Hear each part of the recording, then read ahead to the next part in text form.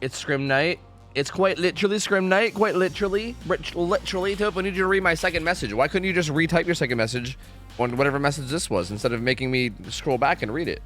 Matter of fact, I'm going to boycott and I'm going to not scroll back and read it. I'm going to demand that you repost it. How about that? Oh, okay, wait, you did. You said Tovi, one of the tabletop games I played that got released at GetCon. What is GetCon? It's my first credit. I don't know what GetCon is, but I keep hearing about it. What the hell is GetCon? Am I dumb? I should know what that is, but I don't. I don't know.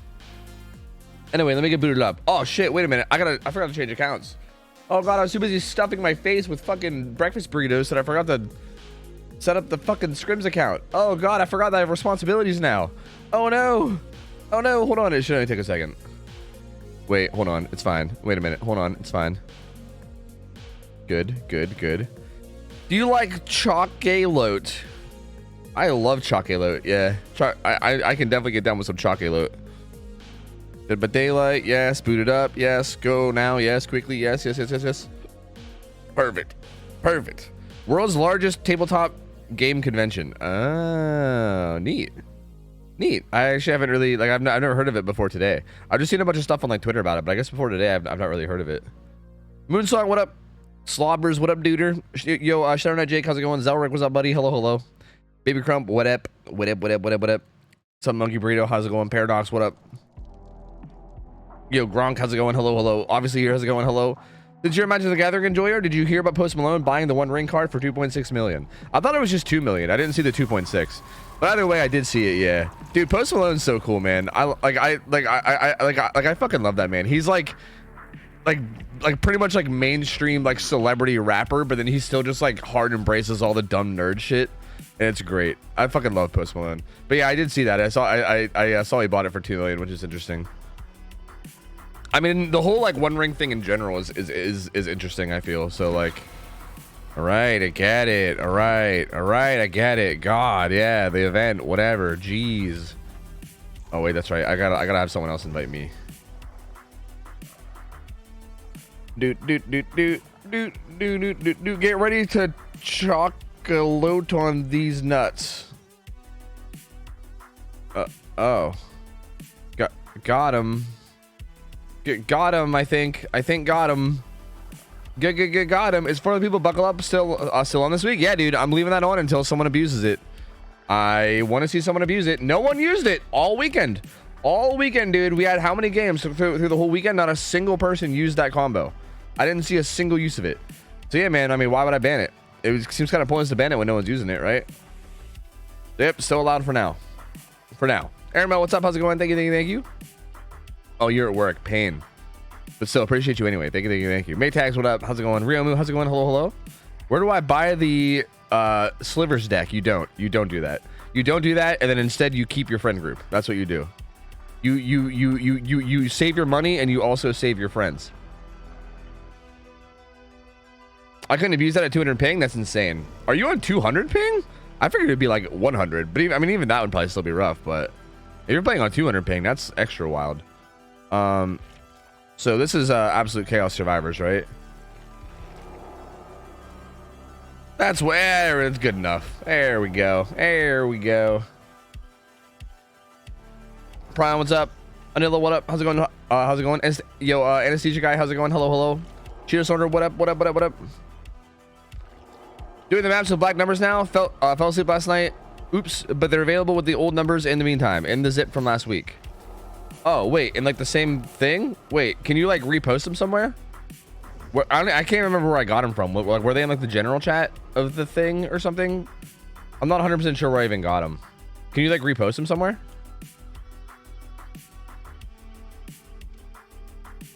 In episode 2 of the latest season of RuPaul's Drag Race, Down Under, one of the bottom queens fainted when called the lip sync, and they had to postpone it to the next episode. Wait, RuPaul's Drag Race Down Under? Is that like Australian, or is that just like a joke about being bottoms? Or is it like Australian drag queens?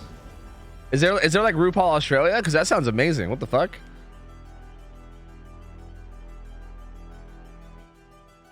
Aussie, New Zealand have their own series now? Oh shit, I didn't even know that. That's pretty cool.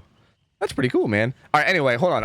Hold on. I'll, we'll do this more later. I gotta get us up to speed with what's going on now. The first set tonight is Effigy versus Absolute Chaos. We got Artist, Wraith, and Onryo. Onryo, you know what? Onryo is actually the killer that I was like the most interested in seeing in terms of like how it plays out in scrims. And look at the schedule, dude. We only have one guaranteed set of Onryo, which is the very final set of the entire scrim night. So like the final game on Sunday is a guaranteed Onryo game of Rats of RPD versus Gas Station Slayers. And then the first two sets today have a chance of one if there's like a tiebreaker. But it's only like a chance. It's not even a guarantee. So I don't know if we're gonna be able to. We honestly might not see Onryo. Like we really might not, which is a bummer. Like all day today. Like I feel like no one wanted to play her apparently. Yeah, I guess no one likes facing her. So I guess everyone just like avoided picking her and probably banned her as well. So interesting. But we definitely have Artist and then Wraith to start. Artist is a killer that's played on Groaning Storehouse. Deadman Switch is banned on her, so she can't run Deadman Switch on top of all the other global bans or whatever that are around. So pretty standard stuff. Just Artists on Groaning, no Deadman Switch. We can make a prediction if you guys want. We should probably do that real quick. Hold on, I'll hit you guys with a prediction before this game starts. Hold up.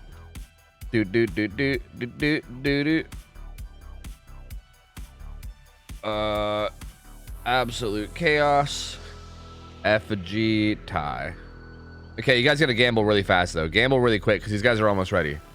These guys were almost ready, so yeah, you better gamble quick. Is there no Bubbas at all? Actually, wait, are you right about that? Holy shit, you're right. There's not a single Bubba on any. Wow, that's actually surprising. Wait, is there a killer that's in every single set? Artist? Yeah, Artist. No, Artist isn't in the final set.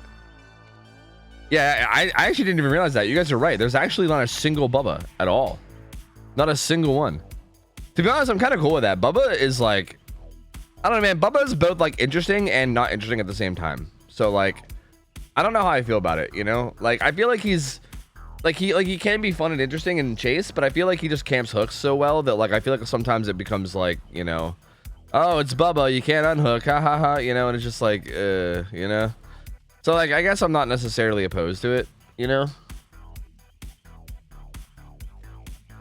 I don't know, man. I don't know, I don't fucking know. All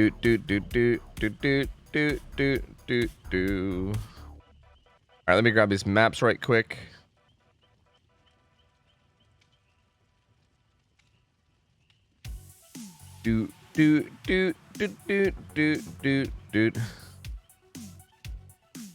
Okay. All right.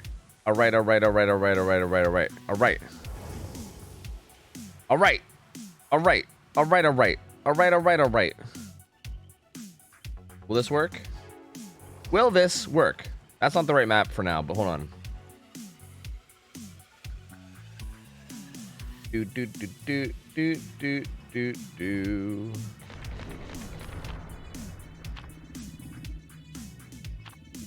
There we go. There we go. That's a map. There we go. Fuck the Fog Whisperer logo. Get that shit out of here. That's a map. Fucking poggers, dude. There we go. That's the business. With hook grabs going away, I can see why. Yeah. Yeah. Billy's 100% the more interesting mechanically. I actually don't know if I agree with that. I think like chase-wise, like Bubba's actually kind of interesting with how he can use his chainsaw and chase. I don't think Billy's actually that much more interesting. Like he just does like curves and shit. Bubba can do all kinds of wild shit. I think his chase is fun. I just think his ability to camp hooks is kind of insane. What would be your biggest general tip for baby killers wanting to improve in chase? Try stuff. Literally just try stuff. Try stuff. Figure out what works. Figure out what doesn't work. Learn Survivor. Like learn how to play Survivor too, because then it'll kind of like show you what their tendencies are and kind of like. I think like the easiest way to know what a Survivor is going to do as killer is to play Survivor yourself, so that way you know what the right play is, right? But I don't know. I think just trying stuff is probably the best thing you can do.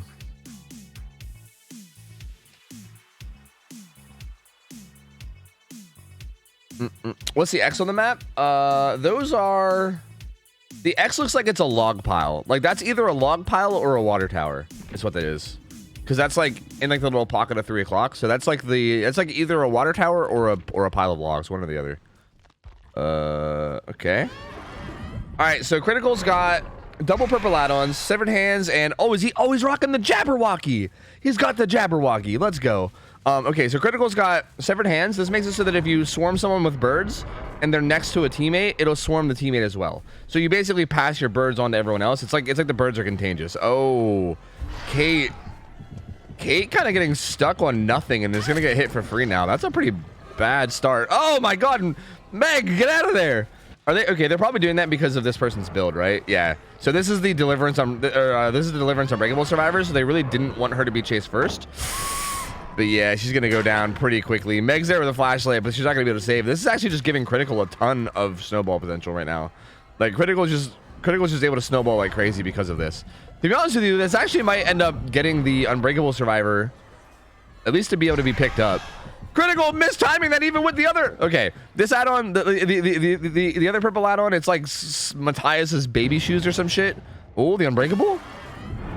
Okay, did buy time for Unbreakable, but probably no. Kate, stop running into things. Oh.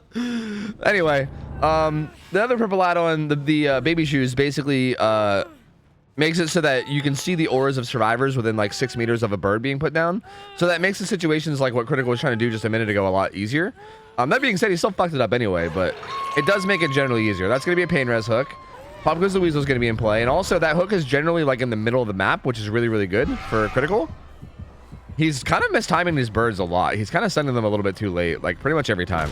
He could have swarmed, he definitely could have swarmed sitting there and then had her in a really bad spot and had her potentially in trouble of dying, but instead he doesn't get the swarm, so she gets away. His build is also pretty, I like his build a lot. His build's really good. I mean, Corrupt is, I think Corrupt is like the obvious choice, but he's got Agitation, which helps him make sure he can get out of those like pockets. Ooh, Pop Goes the Weasel getting a ton of value on that gen. So I mean, Pop and Pain Res are basically like the best regression perks, right? They can give a ton of regression. And Agi helps him make sure that he can get to his Scourge hooks, as well as making sure that he can get hooks that are more central of the map as opposed to like deep in these pockets. He's gonna unhook and he's gonna go after Kate. Kate's gonna run deep into this 3 o'clock pocket down here. Just okay. So again, like the goal of this Kate at this point is probably just gonna be to die as far away from her team as possible. I thought that's what her goal was, but she's actually running back into the map now. Oh, Critical ankles shattered. What is happening? Not like this. Kate getting cocky. She's like, wait, if I can spin him once, hold on, what's gonna stop me from, hold on a minute, but it doesn't work, so she's gonna go down. And Critical gonna carry her again, gonna try to carry her probably to like the center map, because if you put someone on the center map like this, you can kind of like protect their hook while also pressuring like the general map as well. So Critical gonna try to put that about center map so that they can hopefully keep an eye on it while pressuring everything else. Somebody's here and they know. Okay, there it is. It's Mimi. They get the unhook almost immediately. So Critical is going to be able to go back and take this chase again. But that also stops his Pop Goes the Weasel. He doesn't get to use his Pop Goes to... He doesn't get to use his Pop on anything because they unhooked so quickly. So that should maybe buy them some time to get some crucial gens done. The thing about this, though, is that like if you're going to do that, if you're going to like fast unhook like this... Because, okay, fast unhooking like this basically means that this survivor's getting tunneled out faster. Like, she literally died quicker right now than if you would have just left her on hook. If you would have left her on hook and literally not even unhooked her at all, she would have literally died slower than she died right now. So, like, that's why fast unhooking can be risky, because you're kind of, like, speeding up the process of killing somebody, you know? So, if you're gonna fast unhook like that, you kind of need to trade it for, like, a really important gem. Like, it does deny Pop Goes the Weasel, you know what I mean? So like it can be useful. Like it kind of like keeps the killer in check in terms of like forcing them to not pressure gens and stuff and like leave the rest of your team alone. But I would say that like unless you're getting a really important objective done, it's probably not worth it. And they really didn't have anything close to being done. So I really don't like the way they played around that hook. Oh, Zarina having birds on her back forever. No, running into no, absolutely. Oh, what the fuck is happening? What is going on? Dude, this team's name is Absolute Chaos, and it like I swear it fits this so well. It fits this so fucking well. What is going on? Like the survivors keep running into walls. So like that was like the third, fourth time that a survivor has like just ran into a wall and gone nowhere. But then also they keep spinning critical too. Critical keeps getting spun. So like I don't know what the fuck is happening. Like I think absolute chaos is a pretty good way to describe what the fuck is going on right now. Does it say absolute chads? I think it says absolute chaos. I think the O just looks like a D. Okay, so critical finding Sin gets a scourge hook onto artist. So that's going to regress a good bit, whatever gen. I think there was a gen that had like 80%, so that one probably regressed a lot. Sin gets hit, and she's going to be running into like the deep 6 pocket here. They do manage to pop another gen, though, at least. Considering how dire things are looking right now, every gen that gets done right now is going to be important, because things are looking pretty dire. Oh, critical kind of getting stuck on the locker. Sin trying to take off the birds, but might get sniped. Oh, good snipe from critical. Good job. Good shit. So Sin's gonna go down in this like deep 6 pocket. This could also be another scourge hook if there's one around. But we'll see. Gonna take this hook, and it is not a scourge hook. Okay, so not a scourge hook. So that's not gonna affect these guys doubled up on this gen. But Pop Goes the Weasel is up, so he can come over here with Pop and regress it a bit if he wants to. And I'm assuming he will. But both survivors were there, and if critical, I don't know if critical saw that or not. I wasn't watching his point of view, so that was actually my bad. I'm a terrible caster. But if he saw where both of them were, like if he has the information of knowing where everyone is, that could be potentially huge. He seems to think that someone's getting the save right now. He's actually setting up a snipe that's going to do damage, so this might actually be huge. I want to watch this. Oh, the second bird missed by a little bit. So critical was like trying to set up a stagger of birds, where like the first bird infects them and then the second bird like does damage, but it didn't quite happen correctly. I mean, I think he lined it up correctly. I think they just did a good job of juking it and getting out of the way. But he is going to stay on Sin. That blind did nothing because critical is literally Lee Sin.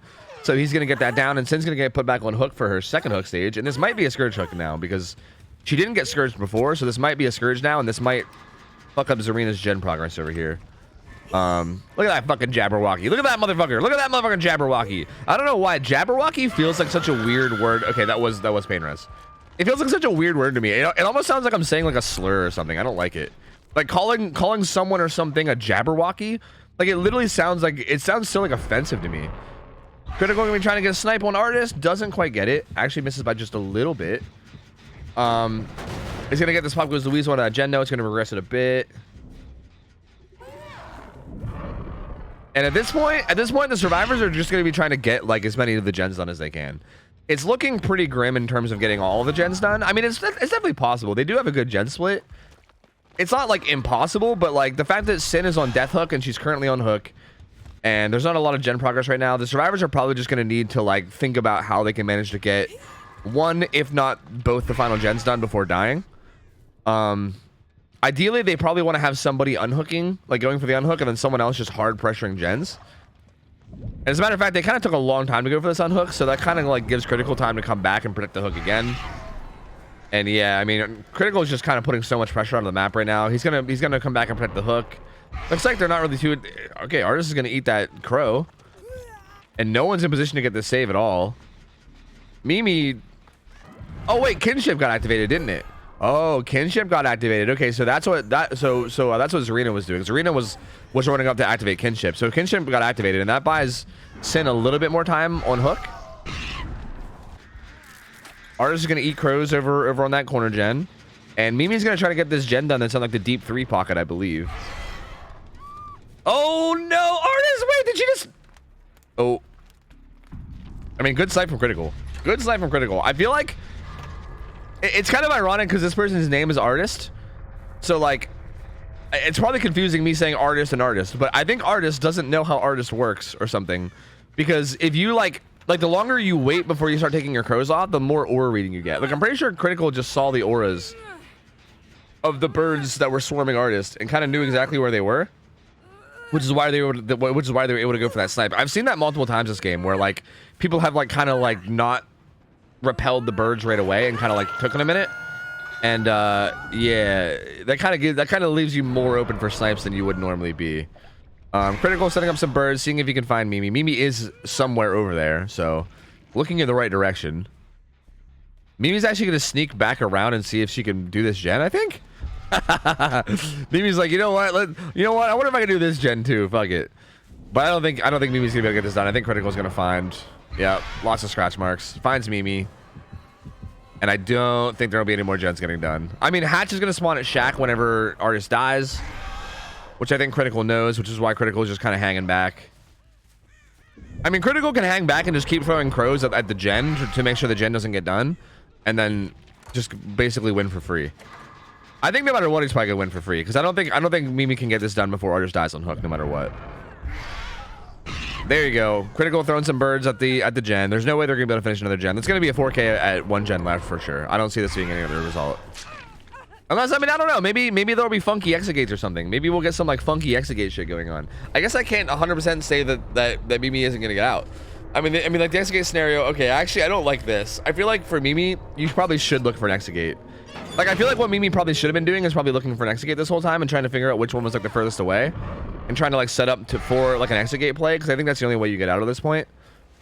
But she didn't, and she kind of ran towards Hatch, which kind of just shows the artist where you are. So that's gonna definitely be a 4K now. Like, there's no way at this point Critical's just gonna run her down, and there's unless he like the only way this isn't a 4K now is if Critical like somehow loses her, and like completely loses track of her. But I don't see that happening. This should pretty much lock it down.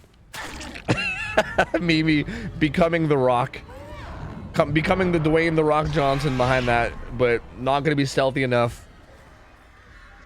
And yeah, this one's over. That's a pretty good result, though. I'd say from Critical that was a pretty good result. Absolute Chaos, their name kind of fit them pretty well this game. You know, I gotta say it was pretty fucking. This was a pretty chaotic match, especially the start. I feel like the start of this match was wild. I feel like the Kate like running into the walls, and then the killer getting spun, and then the Meg being there with the flashlight, and it was just like it was actually absolute chaos at the beginning of this match. Like, that was fucking wild. But I do gotta say, I think the big place that I think Absolute Chaos played this incorrectly was, I think, the way that they played around the hooks were not like. For instance, they got a ton of value out of Sin sitting on that hook with Kinship, right? So like, I'm kind of surprised that they didn't do that with Kate, right? Did they have reassurance on somebody? They actually didn't have reassurance on anybody. Oh no, they actually did. It was on Zarina.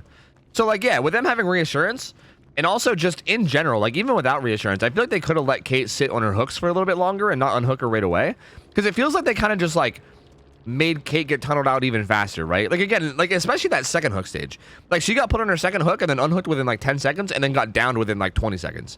Like, and it could have been like a 60-second hook stage, and instead it was like a 30-second hook stage, right?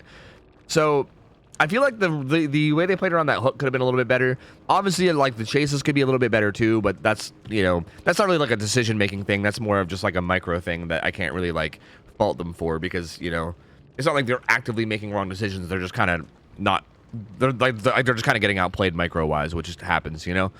But yeah, I think that definitely could have been done better, and that could have bought them more time to get some more progress. Because again, ideally, when someone's getting tunneled out, when someone's getting like camped and tunneled out, you want to like trade that survivor for like really important gens, right? Like if they could have like tried to buy as much time and try to be as optimal as possible about like how long they keep Kate alive, then they could have maybe traded her life for like some of those like inner gens that were that they were working on. Like for instance, that gen that Mimi was trying to do right at the very end, that was on like that hill. That's like one of those gens that they could have like hard committed to while Kate was dying on hook, and tried to like get a lot of progress and maybe get it done in exchange for her life, which could have been really, really valuable. So yeah, kind of, I think a little bit of misplays there, and I think that was probably the biggest misplay that they had, and I think that's probably the biggest thing that they should probably work on. But other than that, I mean, still decently good salvage, I guess I'll say. Like they kind of what's the word? Damage controlled it. They kind of damage controlled it pretty well, which I'd say is pretty good. I mean, they did manage to get 4 gens done, so it's not like impossible now for them to like win this. It's I would say their killer's definitely in a tough spot now. Like, I think Effigy's in a pretty good spot survivor-wise to get this win, but it's definitely not impossible. That's for sure. And yeah, well played from Critical. I mean, I think Critical played that very, very well. I don't really have much to say. I mean, he did get spun a couple times, but again, I don't really want to comment on like getting spun and stuff, because I feel like it's not like a decision-making thing that you're doing, right? Like, you're not making a wrong decision. You're just kind of getting spun. It happens. But I think other than that, I think his decision-making was really solid. I liked his build. I liked like where he carried his hooks. I liked the way he handled pretty much every hook scenario. I think he just played it really well. I think Critical played it. I don't want to say flawlessly, because I don't think anyone ever plays flawlessly, but he played it pretty much as good as I would expect anyone to play from like, you know, our scrim nights that doesn't already have like a bajillion hours. Like he played it pretty much the way I'd probably play it. You know what I mean? Like he played it pretty much as good as I would. So yeah, I mean that he played that very, very well. Black number maps done. Oh, okay. Is it like a separate thing?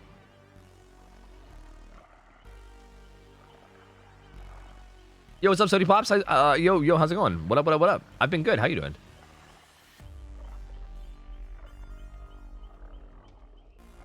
If you turn your head to the side a little, the map layout is a jellyfish. Oh yeah, that's kind of cute, actually. You're right, huh? That's kind of adorable. Wow, I think I like Guarding Storehouse even more now. That's kind of cute. I like jellyfish. Okay, I see it, Jade Endos. I see it. Yeah, let me see if I can. Yeah. Let me see if I can get this one. Hold on.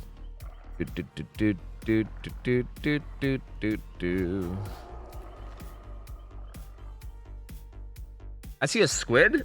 Squid, jellyfish, whatever. They're like close to the same thing, right? They're pretty similar. Have you talked about why dying deep 3 and 6 is so good on groaning? I talked about it a little bit in game, but yeah, it is probably something that's worth mentioning. Like as Survivor, it is really good. Like for instance, and you know what? That's actually something that's I think definitely worth saying, because I thought Kate was doing that at one point and then she didn't, which was kind of weird. But yeah, like a big thing about this map too, especially this map in particular, this map is so good with like in terms of like teaching people that like dying in like XYZ spot is good. This is probably like the best. Okay, thank you, Critical. This is probably like the best map for that, right? For like learning that dying in certain spots is good. Because if you look at the map overlay, like if you look at the map overlay for this map, you have these like, hold on, let me see if I can replace it with the other map overlay with the darker numbers so that you guys can see a little bit better. There we go. There we go. Yeah, like if you look at the map layout, like there's like those deep pockets at like 3 o'clock and 6 o'clock, right? That like extend really far away from like the main building, right? So like if you have gens say at like 8 o'clock or like 1 o'clock or like 10 o'clock or even like 7 or like inner 5 or 4 o'clock, right? Like kind of towards main. Like if you have gens that are like there or like really anywhere on the map, there's typically the way the gens spawn on this map is typically there will be one gen deep 6, one gen deep 3, and then all the other 5 gens will be kind of like around main, right? In like a circle around main. So basically, if you're getting chased, if you can just run deep into one of those pockets, like if you can hug the very bottom wall of 6 or the very right side wall of 3, then essentially what you're doing is you're taking the killer as far away as possible from all the generators that your team is trying to get done, and you can make them waste so much time. Even if you just run to the corner and just die, right? Even if you run there and just crouch in the corner and let yourself die, you're still taking the killer far away from all the gens that are like currently being worked on, and you can buy your team so much time to like crank them out and force the killer to, and also you can sometimes like deny the killer even getting a hook in like the middle of the map. You can sometimes force the killer to even hook into one of those pockets, which makes it even harder for him to like defend the hook and also patrol the map. It kind of just keeps the killer away from like center map, which is where all the action is. Because ideally that's what you want. If the killer can just kind of stay middle map, and if he can get all of his hooks middle map, if he can like patrol around middle map and just like and like pressure gens while camping the hook at the same time, it's just gonna be so much free pressure for him. So yeah, like dying, like if you can make it a point to make sure that you die in those deep pockets, so valuable, so valuable. Especially like if you know you're being targeted and you're like being tunneled, it can be really good to go in there and then make trades for like, because again, like ideally you should be trading people's lives for important gens. Like if somebody's dying, you want to like have them run to a place positionally where you can get certain gens done in order for them to die, or sorry, in exchange for them dying, basically. Which I think is something that really needed to happen last game and it didn't. Which I think was a big crucial reason why they weren't able to like salvage it and get a win, right? Like I think had they like done a better job of trading Kate's life for a gen, for like an important gen or two, then I think they probably could have got some survivors out. But anyway, this game we got Dino on Killer, and we got Critical, Yolas, Insane Zombie, and Skin on Survivor. So for this game, the win condition for Killer is going to be 4King with 2 gens left, which is kind of a hard thing to do. And then for the survivors, the win condition is just going to be finishing all 5 gens. That's it, just finishing all 5 gens. They don't even really have to get anybody out, they just got to finish all 5 gens. If they do 4 gens, then it's a tie. But if they finish all 5 gens, it's a win for survivors. If they don't, basically if they die before they get 4 gens done, then yeah, win for Killer. You show tonight's schedule, yes. So this is the first set, Effigy versus Absolute Chaos. After this one's done, we got Chads versus OhTofu's Waifus. That should be a really good set. I think that one should be really close. And then we got Academy of Overheated versus GG or versus DC on first down. That one will be interesting because we saw Academy of Overheated for the first time yesterday, right? And sorry, not yesterday, last week. And I can't remember who they played, but I think they played pretty solidly. But again, DC on first down has been a really, really solid team for a long time now. So like that one will be an interesting set. It's like, is that going to be close or is that going to be like rough? I don't know. I'm not sure, but I think that one will probably end up being pretty close too. But yeah, I think we have some pretty good sets today. And then also on Sunday, we have great sets too. I mean, Power Struggle Rangers versus Overcome should be a great set. Cruelty versus Overheated. We saw that set last week and it was amazing. So like, I'm excited for that one too. Cruelty is fucking disgusting. And I hope Overheated can show up a little bit better than last week. But Cruelty has been playing out of their minds. And then Rats of IBD versus Gas Station Slayers is also going to be a good set. So yeah, we have a lot of good sets over the weekend. This should be a very good weekend for games, I think. All right, so here we go. Here we go. Skin's got the Unbreakable Deliverance, Reassurance Kinship onto Eolus with some other altruism perks. Critical, he actually brought this outfit into game. I thought he was just wearing this in lobby. What a fucking troll. He's got Dead Hard DS, so he's got like a pretty good build for being chased and tunneled. And then Zombies kind of got an objective build. Not kind of, he does. He's got Prove Thyself, Deja Vu, and a toolbox. So he's like the very heavily objective survivor. It looks like we got the... No, not the same build. Okay, so almost the same build on Dino, except instead of Agitation, it's Eruption, which is okay. I think that's fine. I mean, this is just riskier because if these survivors do a good job of dying in the deep pockets, then this will be worse. Because Agitation will make it so it's harder to actually, like, get back into the map, right? Critical, not throwing that pallet. I actually don't hate this play from Critical. I don't love it, but I don't hate it either. He's kind of just accepting that he's going to take damage, and he's just going to run away and save that pallet for later, and he's going to stay to this corner. Trying to make sure he doesn't die here. Good try from Dino getting that bird, but not quite. Oh, but he's gonna die. That was still a pretty fast down. So good job from Dino. Critical does make it a point to die. He's dying in like the deep 3 pocket right now.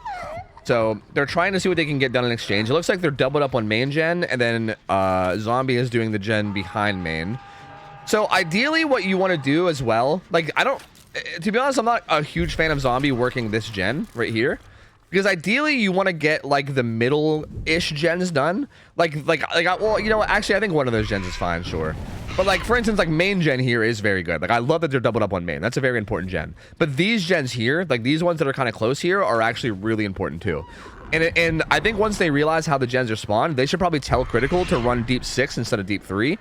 And they should try to, like, you know, get that gen done that's kind of on the inside here. Dino actually not playing around the hook at all. It's completely leaving. And is now chasing Eolus literally to the opposite corner. Like, she is on the complete opposite corner of the hook.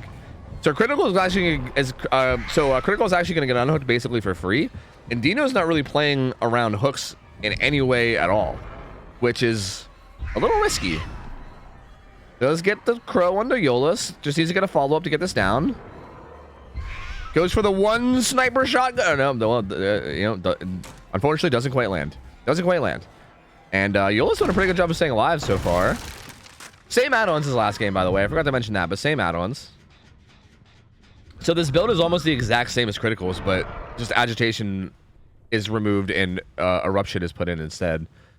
Eolus, again, running to this deep pocket to die, which, again, this is really smart. I think they're doing a really good job of this right now. And again, this kind of makes it so that the killer can't really protect the hook and pressure the map, right? And Dino is opting to not protect the hook at all, and instead it's just pressuring the map. So, like, this is really good. Like, again, I'm assuming that if Dino was able to get these hooks, like, middle map, I'm assuming that Dino would probably, like, you know, run around, pressure the gens, and then still make it a point to come back and chase the person off hook afterwards, you know, as well. But she can't do that because of where these hooks are. At least I think. I mean, it also seems like Dino might just be not interested at all. But it's hard to say. But yeah, these kind of inner gens here, like this gen right here, as well as the gen off to like behind, that's at like 1 o'clock.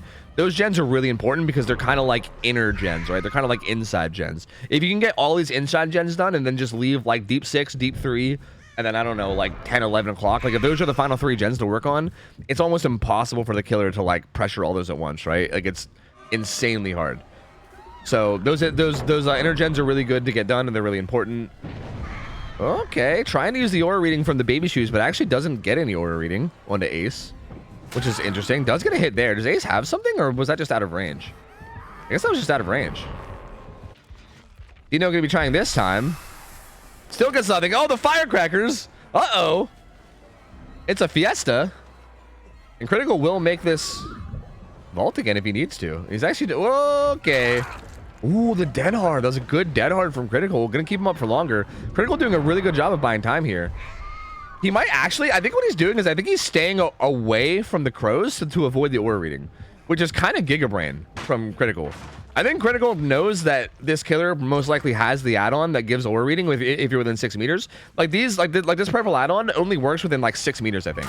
So like what Critical was doing is that Critical was like playing kind of around the outside of like he wasn't really hugging the wall close. Like he was kind of playing away from the wall so that the aura reading didn't kick in, which was actually kind of massive. Like that was really smart. So that bought their team a lot of time. Critical played that chase really well. Dino did what she could. She still did get the down eventually, but I think Critical just really showing some good like game knowledge there and playing that really smart. Yeah, they're not doing main. They kind of gave up on main for some reason, like midway through. It seems like this gen is really important. It's gonna get hit by pop. It's also gonna put eruption down on it.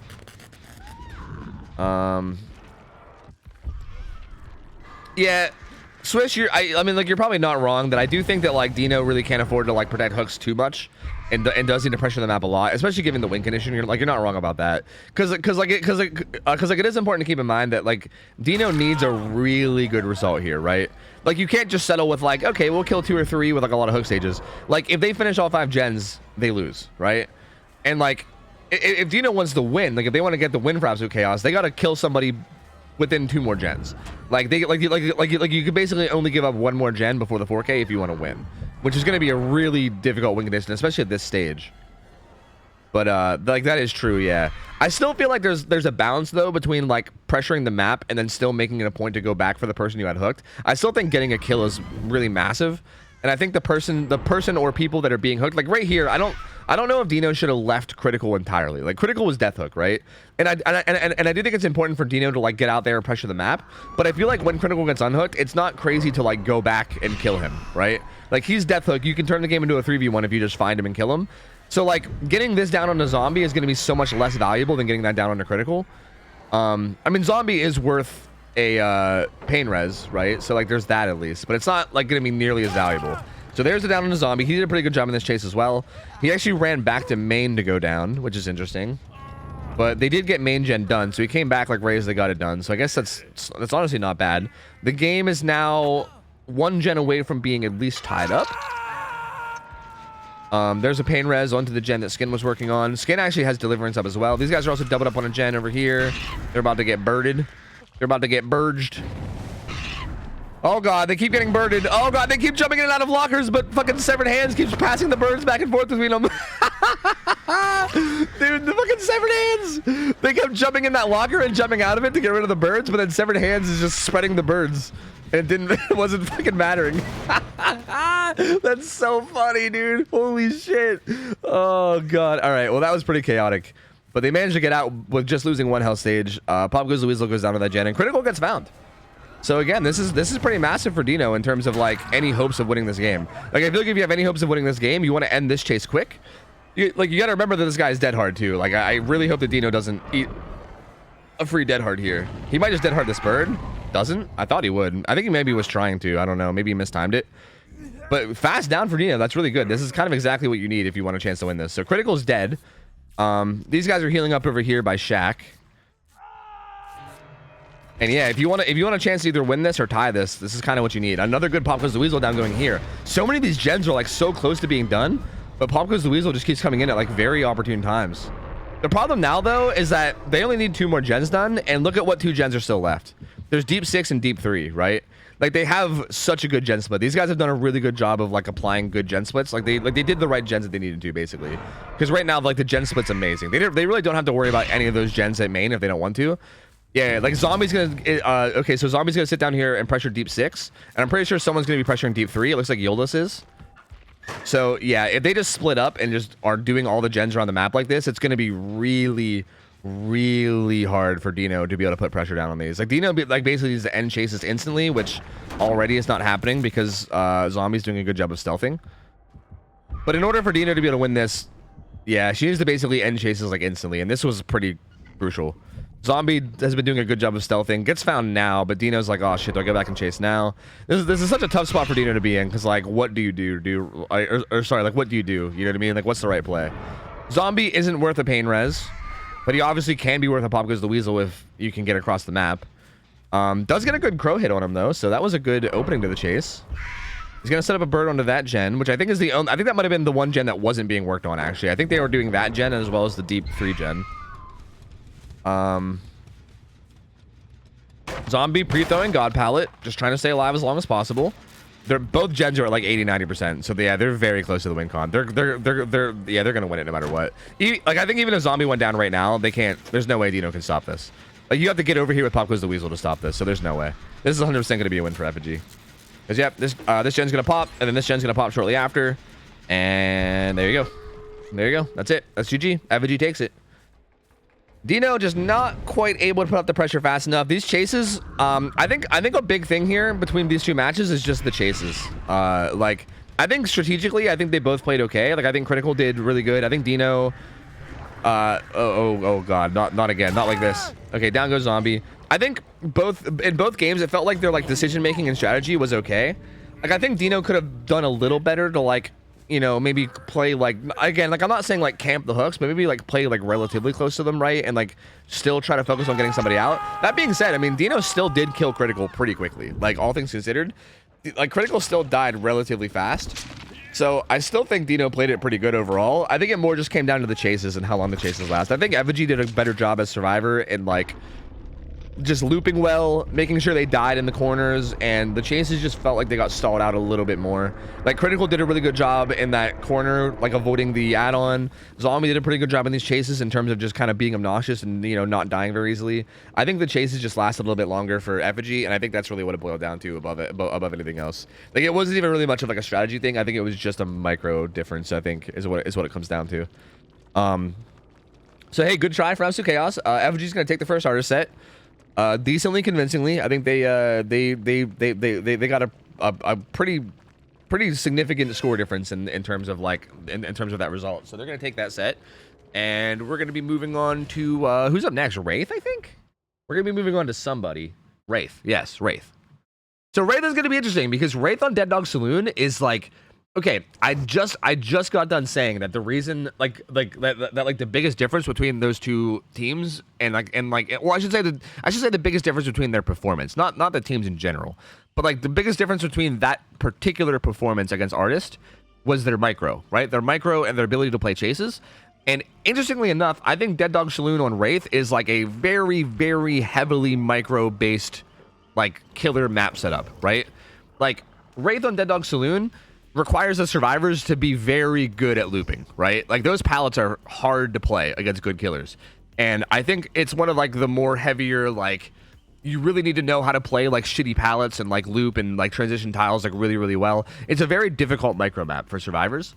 So the survivors that were already struggling at that might struggle even more so now, and I think it's going to be even more important going into this, right? Like above all else, like even above all strategy and everything, if you're not able to stay alive and chase for like any significant amount of time, then like nothing else is really going to matter. So we'll see how this plays out, but it definitely could be a little dangerous. Looks like we're gonna have Sin as Wraith first for Absolute Chaos, and then we're gonna have the survivors for Effigy come in, which I'm definitely gonna invite.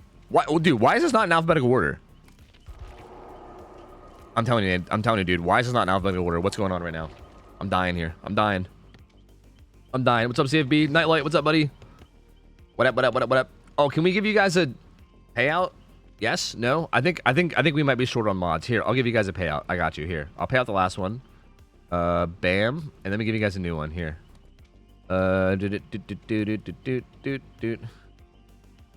Wraith. Okay. There you go. Gamba it up. Gamba it the fuck up. Go get your Gamba on. Because that first chase with Critical took so long. The first chase with Critical was actually not that long. Like Critical did a good job of running to the corner and dying, but the chase wasn't like super long, to be honest with you. He kind of just ran deep 3 and died. Like he did okay, but it was kind of just every chase. It felt like every chase for Effigy just lasted. Like, they did a good job of just not dying super fast, basically. Like, I feel like there's really no other way for me to word this. I feel like Absolute Chaos died really quickly in Chase. Like, it felt like they just like would get hit and then they wouldn't even manage to like transition to like another tile. They would kind of just like stay at the tile they were at a lot of the times. Like, I mean like they kept getting stuck on walls and stuff, right? Like, they would get hit and then use their entire speed boost getting stuck on a wall and then just like die, right? Like, it'd be like one hit and then like 10 seconds later, like not even 10 seconds, like 5 seconds later, the second hit, you know? Like, it was really fast. Whereas like Effigy, like instead of dying in like 5-10 seconds, they would die in like 30-40 seconds, right? Which doesn't seem massive, but I mean that's still that's like 3 times as long, you know what I mean? So I think just almost every chase for Effigy was just a little better, and they just gave their team a little bit more time to just work the gens that they needed to work. And at the end of the day, that's what DBD is all about, right? I mean, even like I think no matter like whether you're playing scrims or pub matches or whatever, at the end of the day, it's always coming down to that, right? Like if your chase is lasting a long time, your team's gonna be able to get gens done. If your chases aren't lasting a long time, then your team's gonna have to get off gens to save you, you know? Like I think no matter what level of DBD you're playing, the same thing applies. So that was just kind of like the big difference maker there, I think. And again, that's what needs to be different this game. Like that really needs to be different this game because yeah, like this is a tough map for Chase with Wraith. And he's also so mobile. Like Wraith is so fucking mobile. He's so fast and he can get around the map so easily that like if you're being like lax about your chases and stuff, you're gonna suffer for it. You're gonna suffer. Like it's gonna be hard. It's gonna be very, very tough because he's gonna be able to down you, then immediately like bolt across the map with his fucking fast ass cloak speed, and then like kick gens with pop and shit. Like it could get out of hand really, really quickly. So I gotta change the map layout. Oh, I forgot that I have jobs to do now. Oh no. Okay, there we go. Yo, by the way, Jan Endos, thank you for these map layouts, by the way. These are actually really sick. I like these a lot, so thank you. Thank you. This is something that I've been wanting to do, but I'm just like too lazy / don't have the time to like set up the map overlays myself.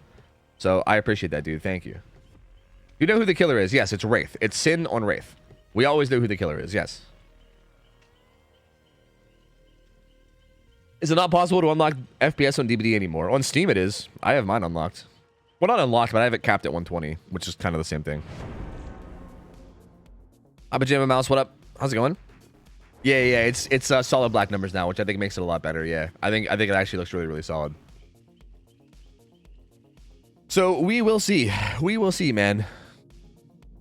Unless you're playing solo queue and after that 10-minute chase, there's still 5 gens left. Yeah, that's true too. That's a pretty good point. Yeah, there's a lot of times when you play solo queue and you have the longest chase of your life, and then your Meg teammates are all just crouching around the map, scared, like fucking sitting behind rocks. That's a pretty good point. Maybe I shouldn't say every match of DBD, because yeah, I guess it's not technically every match, huh?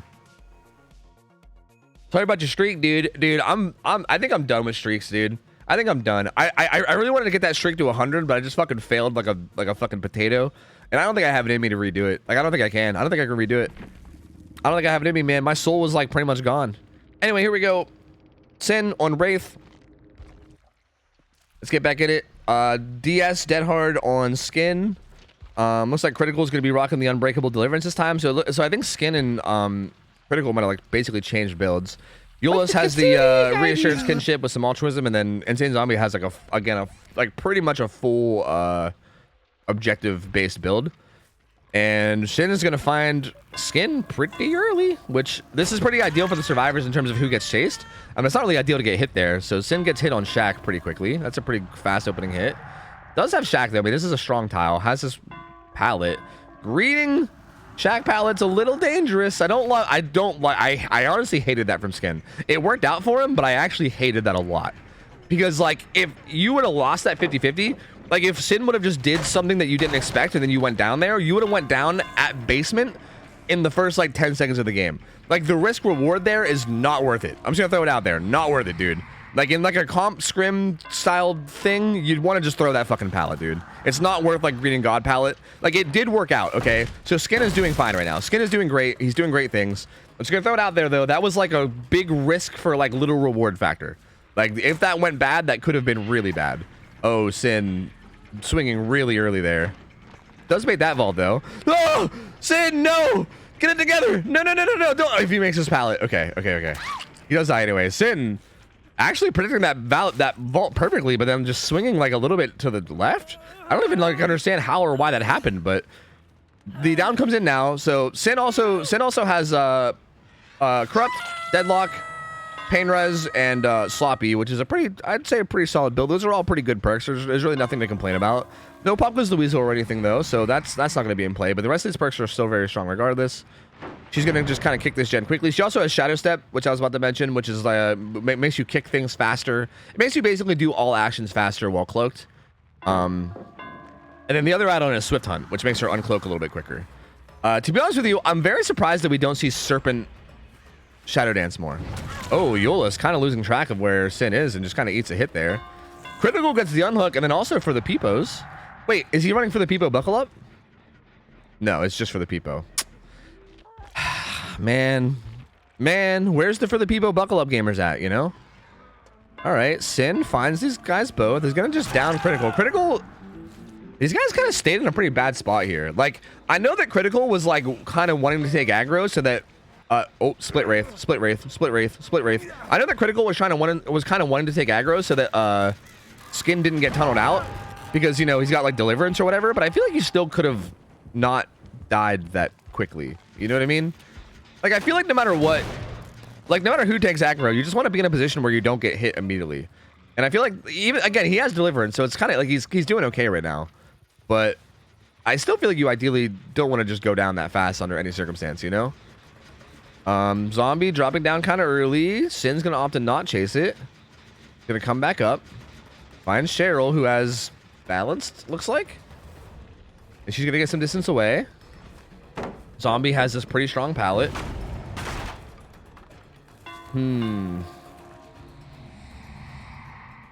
All right. The unhook, or the unhook happens when, well, the unhook as in the self unhook with deliverance. The critical is gonna be gone now. He's actually working this gen down here. And he gets found by Sin again immediately. So this is actually kind of getting in danger of him dying. Another fast down onto critical. Again, not a big fan of the positioning here. I feel like if you're injured against Wraith, and especially if nobody knows where, like if he's not currently occupied, like again, this is where like comms and stuff is important too. Like if he's not currently occupied by something, like if he's not currently chasing somebody or doing something, I don't know about just like hopping on a gen injured right in the middle of a giant dead zone at the top of the map. Like that's a little risky. They do pop Gallows gen, which is a really important gen to get done. So that's good for Effigy. This really shitty pallet. Skin's doing an okay job right now, but he's gonna get hit. He's gonna have to leave. This pallet got kicked earlier, right? So I don't think Skin has much to work with here. Sin's just gonna catch up, has Swift Hunt, does have this bad pallet. Sin is trying to get in front of body block, but can't quite make it. Just gonna let it get thrown, gonna kick it with Swift Hunt, and then, yeah, or sorry, not Swift Hunt, Shadow Dance, and then Swift Hunt, Uncloak, and that should be a pretty fast down. But down goes Sin, or Skin. Okay, they need to unhook critical while this hook is happening. Like if Sin is gonna pick up here, which to be honest with you, I think Sin could have justified not picking up there, leaving him on the ground and going right back to hook. But if Sin is going to pick up right there, they need to unhook critical immediately and then try to get him to safety, which they kind of did. They were like a little bit slow on it, but they kind of did it. But yeah, critical is he's in a pretty critical state right now. He's kind of on death hook and injured, so you can say he's kind of in a critical state right now. Oh, this was really bad. Oh, this was actually really bad. Sin shouldn't hook here either. Sin should definitely not be hooking here. I hate this pickup. I hate this pickup because this was actually a major throw from them. This is a big thing that a lot of our newer teams keep doing with reassurance, which is really, really bad. And I think Sin is actually kind of, you know what? It's kind of working out because they're not really taking advantage of it. But if Sin wanted to, Sin could have like literally just left that guy on the ground, even like picked him up and carried him to the hook and then dropped him. Like that would have also been fine. To be honest with you, this kind of works out too because she kind of has them both hooked here and she can kind of patrol back and forth. But going down next to a hook survivor is like really, really, really bad. Like there might not be a worse throw possible in the entire game than going down next to a hook survivor. Looks like they kind of both dive the hooks. Zombie dies for that hook, and Sin is not sure what she wants to do. To be honest, as Wraith, it's pretty reasonable to get this hook as Zombie and then cloak up and follow this trail. Like you can still follow this trail. So yeah, I actually like this from Sin. I think in this scenario where someone's 1-for-1ing like that, I think you can get away with like, because Wraith is so mobile, right? He's so fast. So I think you can actually get away with this where you can like, I don't like this though. I think she should have stayed on Skin. I mean, Critical is also death hook now, so I guess this is fine too. But Skin just got off the hook and they were like injured and they were kind of like a free kill, you know? Oh, the whiffs. The whiffs. We'll get this hit though on 2 criticals. There he goes. Everybody's injured now with Sloppy. Critical's death hook. I believe Skin was death hook too, right? So both of them are kind of in the danger zone. Critical currently being chased. Whoa, what the fuck is happening? I was gonna say this is a really dumb window to try to use for Critical. Like, I don't like that he went there at all. And it was because it's a really bad window. But then also Sin just got like auto aim or something. I don't know what's happening. Oh my god, what is happening? I feel like this should not be happening. The fact that Critical just used that window twice in a row and didn't die for it is insane to me. I'm blown away right now. Runs the main though. Main is actually not that strong against Wraith because like holding W against Wraith isn't nearly as good. And yeah, there you go. That's gonna be the final down on a Critical. He's gonna die. 2 gens left. They do manage to pop a gen and they're also healing up though, so they're managing to recover quite a bit. Like that chase from Critical was actually surprisingly pretty solid, honestly. Like it lasted at least a decently long amount of time.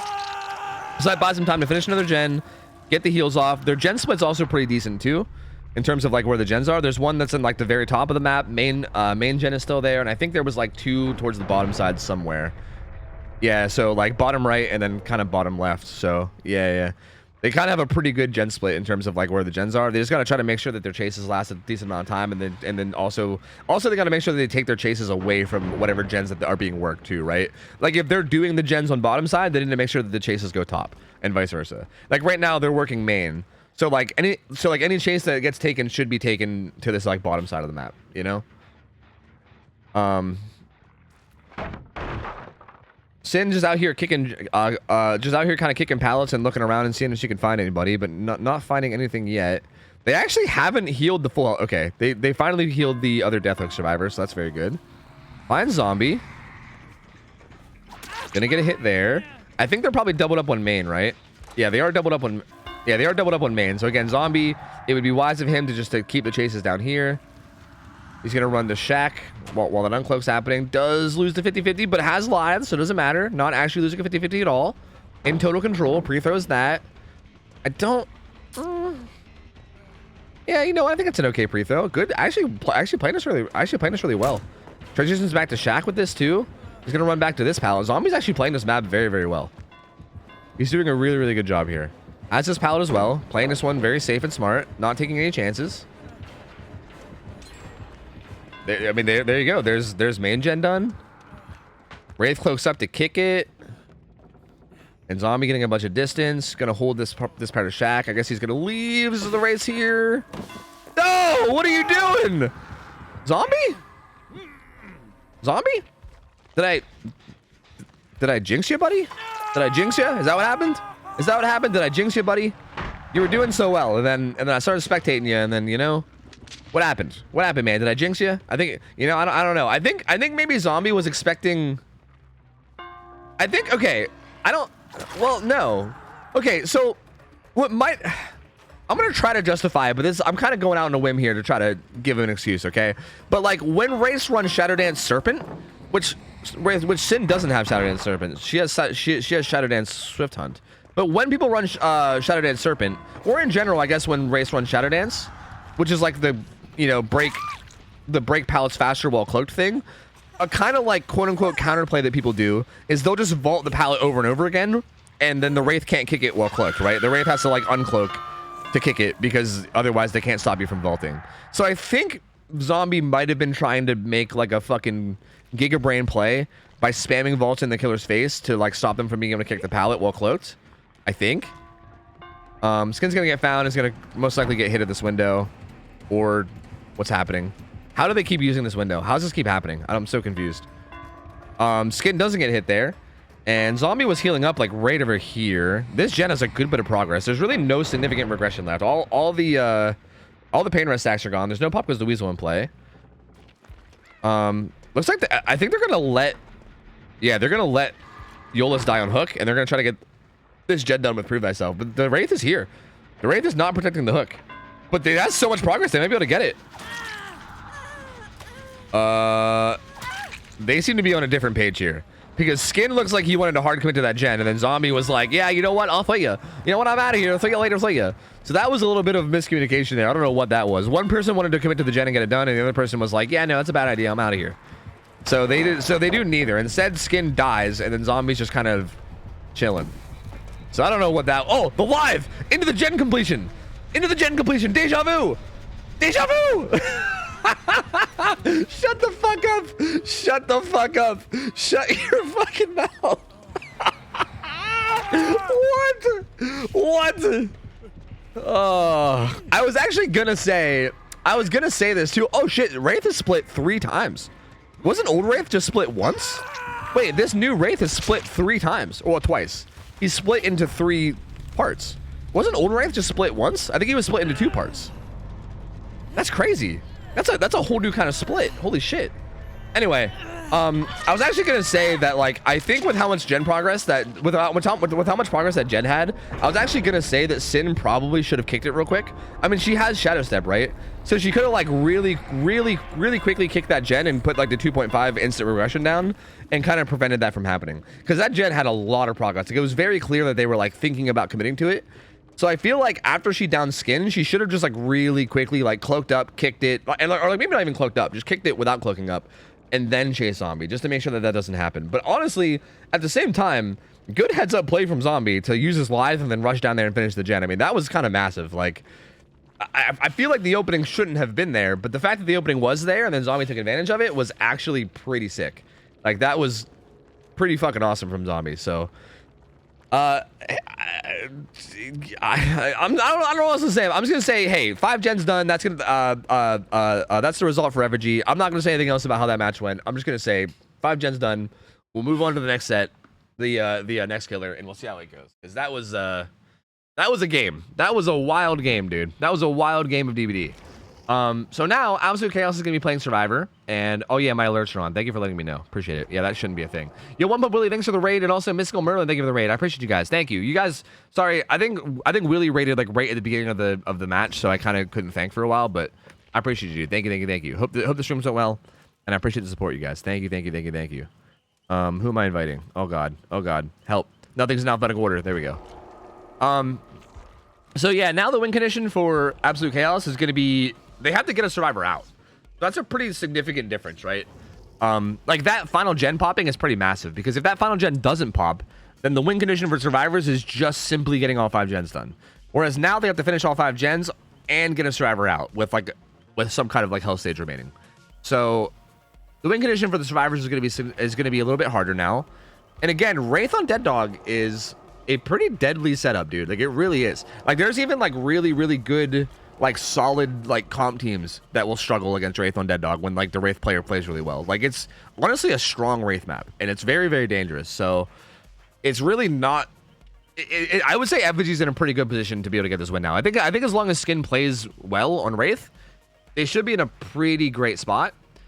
That being said, it's clearly not going to be impossible for Absolute Chaos. I mean, it's definitely possible, especially considering we don't know like how good or bad Skin will play it too, right? It's not like I don't think anyone in here is expecting anyone else to be playing this perfectly. So I feel like anything could definitely happen. But I think like the general expected result here for me is probably going to be not getting Survivors out, I would assume, based on like this map and how it's played, especially with Wraith. But we'll see. We will see. Is that a Nancy player? It is. No ponytail, no ponytail, but also not grandma either. So kind of just a neutral Nancy. Yo, Yabba, what up? How's it going? Teacher saying, what up? Is there somewhere we can see all these maps? Are they on Discord? Maybe. You mean like the map layouts? I don't think they are, but maybe. I don't know. Jananos might eventually post them in Discord, maybe. But for now, I don't think they are. Because I'm pretty sure right now Jananos is like making the maps as they come up. Like, Jananos sent me the 5 maps for today. So like I feel like as time goes on and we get more and more maps done, then maybe they'll all be in there. Yeah, I think right now Jananos is kind of just making them as we go. Like, Jananos sent me the maps that we're going to be using for like today's scrims, but like that's it. Like, there's still a lot of other maps that aren't made. So I'm pretty sure as time goes on, he'll make more and more, and then eventually we might have like a full set of them in Discord somewhere. But I'll say, have a good night, Jananos. Yo, I appreciate you hanging out, dude. And yo, thank you again for the maps. I appreciate it, dude. Thank you, man. Take care, my guy. Take care. All right. Well, here we go. Here we go, dude. I think at this point, it's going to be pretty tough. The Survivors need to have some really good chases. And I mean, Sin also, I should say Skin also needs to make sure. I'm getting confused because the fucking killer for Absolute Chaos was Sin, and now the killer for Effigy is Skin. Sin and Skin. That's so stupid. God, that's so dumb. Skin needs to make sure that they get a better result than Sin, and definitely needs to make sure that he plays as well too. Because again, like, you know, I say that Wraith should be getting a good result here, but that also implies that the Wraith plays it really solidly, and you never know, right? So Skin needs to make sure he plays this in a good, solid way. But the survivors also, I think there was more pressure on the survivors to make sure that they actually play these kind of like difficult loops well, because I think that's kind of the major pain point of this map is these like weird loops that are not very safe, and you got to kind of play them differently than most loops. You know what I mean? And if they don't really know how to properly play them, then it could cause trouble. So we will see. Thank you, Maiden. Appreciate it, dude. Thank you. All the maps are in Hen's Discord, I think. Oh, well then there you go. I think there's a bunch of different Discords that probably have all the maps. I think pretty much every like team Discord will have a channel with maps too, right? Like I think you can find them in like a lot of different places, but I would like to have them somewhere in like the Scrim Discord, you know? And so we'll probably get on that eventually, you know, at some point. I don't think we're gonna rush it. Like I'm not gonna rush because like, currently Jadendos is just doing it for free for me. Anyway. Let's look around. Mimi's got objective build, deja. Well, actually, not really objective build, just deja vu and kind of like a mix. Dino's got DS Dead Hard, kind of like a little bit of a tunnel build. Artist has got reassurance, and 6 Miles North has the unbreakable deliverance. So Kate needs to definitely be careful not to get found first. Actually, Skin. Did Skin see a crow here or something? Kate was right there. Okay, never mind. Skin finds him. Okay, so again. This is the same thing that happened on the Growing Storehouse game where Kate got found right away. Kate on the Growing Storehouse game also had Deliverance Unbreakable and also got found immediately. And same thing happens this game. And Skin actually eating that pallet stun, and it's a massive stun because he was in Cloak. Skin has Windstorm and Shadow Dance, so that's kind of interesting. Windstorm makes you go even faster in Cloak. That it like used to be Wraith's like best add-on, but then they buffed Wraith's default move speed in Cloak, and now it's not really like as needed anymore. It's still okay, but I wouldn't really say it's as needed. And like I said, these pallets, this is exactly what I was talking about. These pallets and how they're not very strong and they're played a bit differently. And this Kate, that's exactly what I mean about the chases. That's exactly what I mean. That down was like basically instant, and that's gonna be a pain res. I don't know if that pain res even hit anything. Okay, it did. Pain res comes in. They're currently split on 3 different gens. But yeah, that Kate gets put on hook pretty quickly. Skin's gonna come up and find Mimi and gets that down. Skin's build is interesting. I personally don't think Jolt is a good pick in any kind of competitive setting, to be honest with you. So I like the build other than Jolt, and you know what, the add-ons as well. I don't think Windstorm is worth it too. So like if I'm being a bit critical, which I'm gonna be because I don't know, that's the whole point of this is to try to give feedback, I guess. In terms of build, I think like top 3 perks are good, like Corrupt, Sloppy, Pain Res, all clearly good perks. Jolt is one of those perks. I mean, this map is kind of small, so it's not terrible on this map. But I would say the majority of the time, if the survivors are playing correctly, they're usually going to be running away from the gens that have progress, right? Like it should be pretty rare for you to get into situations where you're downing people near the gens that have progress, right? Because ideally the survivors are going to be like running away from that, which is what I think Kate's doing right now. Like she's running really far bottom side and dying down here, which is nowhere, again, like no jolt value right here, right? Like all the gens that are being worked on are down here. Like this is the complete opposite corner for Dino. This is not really the opposite corner. This is like 11 o'clock where she went down like 1 o'clock. But still, like still no jolt. Like still basically, as long as the survivors are smart and run away from where the gens are being worked, you will probably get like basically no jolt value. So yeah, not a big fan of jolt in pretty much any comp setting. I mean obviously that's if the survivors play correctly, which I know that a lot of these teams that we have are kind of like in like the grassroots learning phase, so they might not play perfectly.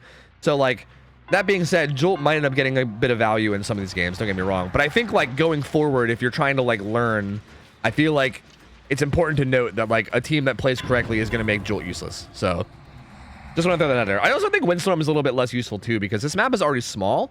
Like I feel like Wraith is already mobile and this map is already pretty small. I don't think you really need the extra mobility. I think this add-on slot could have been used for something a lot more valuable.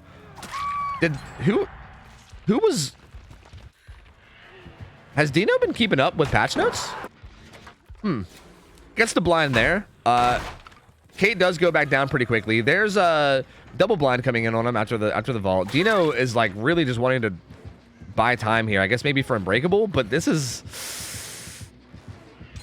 That's not worth it. There's no way that's worth it. Even if the Unbreakable comes in, that's... No, what are you doing? Oh my god, it's so worth it. What are you doing? Why would you pick her up? What are you doing? It was so worth it. Okay, never mind. It wasn't worth it. Kate went nowhere. Okay. Oh my god. I'm losing my mind right now. I'm losing my mind. I'm fucking losing it. I'm actually surprised that Kate managed to go nowhere, but Kate does go back down, and she's gonna die anyway. So it actually does end up being worth it. But they do get 3 gens done. They do get 3 gens done. So what Dino was trying to do was buy time so that the Unbreakable survivor can use her Unbreakable and then get away because she was on Death Hook. Like, I get what she was trying to do, but I don't think it's worth it in that stage of, like, I mean, maybe. You know what? Like, I don't think it's worth it, but I think it was like a risky play. And I think it was one of those things where, like, I think it generally is like very high very high risk and not worth doing. But because they need such a good result, maybe that was kind of the idea, right? Ooh, good body block there by Skin. But also, oh my god. Oh, god, Skin, what are you doing? Oh my, I'm gonna fucking lose it. I'm gonna lose it, dude. Oh my god, my heart rate is rising. Dude, I'm gonna have a fucking heart attack. Jesus Christ. Guess it's down into artist. This might be another pain res.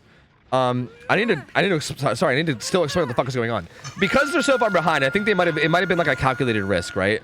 Because like if Kate dies there, which she did, now they're in a tough spot where it's like a 3v1 and they still need to get 2 gens done and get somebody out, which is a really tough spot, right? So I think what they were trying to do is I think they were just trying to like desperation keep Kate alive just to try to secure like the result that they need. Hey, more jolt value, like I said. But yeah, like I feel like it was like one of those desperation plays where they just really wanted to like not have someone die at like 2 or 3 gens left.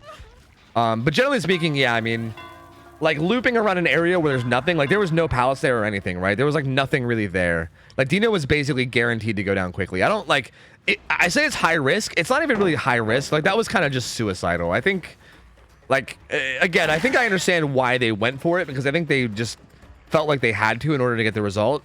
But that was basically suicidal. I mean, just looping around, like there's no palace, no windows. You're kind of just running around a rock near a down survivor, hoping that you could buy enough time for Unbreakable, which is almost never going to work, you know? And that's going to be the 4K secured by Skin with 2 gens left. So that's going to be Evg taking the race set as well. So there you go. I mean, yeah, I don't know what else much to say about it. I feel like both of these... I think both of these games kind of opened the same way with like a really, really fast down. I mean, it's really unfortunate for Absolute Chaos that their Unbreakable Deliverance survivor got found early both matches. But yeah, like kind of what happened was both matches, Kate got found early and then also kind of didn't have the best chases and went down really quickly. And then like it got the tunnel started like really fast, right? Like if you can get the first hook before there's like almost any gen progress, that's pretty massive, right? And then the tunnel just kind of happened with like 2 or 3 gens left, and then at that stage it's so hard to like make a comeback. And yeah, kind of happened in both sets, in both the artist set and the race set. And it was just a little bit too much to come back from, and that's gonna be it. That's gonna be the full 4K. Waifus currently have somebody using, or sorry, waifus have somebody running a bit behind, or with them playing out the third if the teams are down. We could also just do a show match. Yeah, I'm down for either one. If they want to play out the third, I'm down. But if they like aren't wanting to do the third because of like time, or if they're just not feeling it because they're having rough matches or something, I'm down to yeah, I'm down for either or. We can do a show match or a third match for these guys. I'm down with either one. But yeah, well played from Effigy. I think they did a good job. Again, I feel like, yeah, it's kind of funny because he actually got jolt value towards the end here, but I still want to say, just because I think it's important to say for future learning, that I think Skin would have did a million times better here build wise. Well, I shouldn't say did a million times better, but like, I mean, obviously he did great. But I think like if the match would have been closer, like if Absolute Chaos would have like been closer to winning, it might have ended up mattering because Jolt would have probably been doing not really much of anything. And I think if you put like Pop Goes the Weasel there or something instead, because again, like Pop Goes the Weasel and Wraith, I'm surprised we saw Pop in neither one of the games. Pop on Wraith is really good. Like Pop is an insane amount of regression. It's like the most regression you can get out of any perk in the game, pretty much. After every hook, you get like 30%. It's nuts. It's so much regression. And the only downside of it is that you have to like lose a little bit of progress, right? Like you have to take some time and like lose a bit of distance and chase to like kick the gen. But Wraith is probably like the killer that uses it the best, because you can just kick a gen while cloaked or cloak up afterwards, and like the distance that you lose almost doesn't matter. So like it's so strong on this killer, and I feel like you can just replace Jolt with Pop, and this build becomes like 1,000 times better just immediately with that change.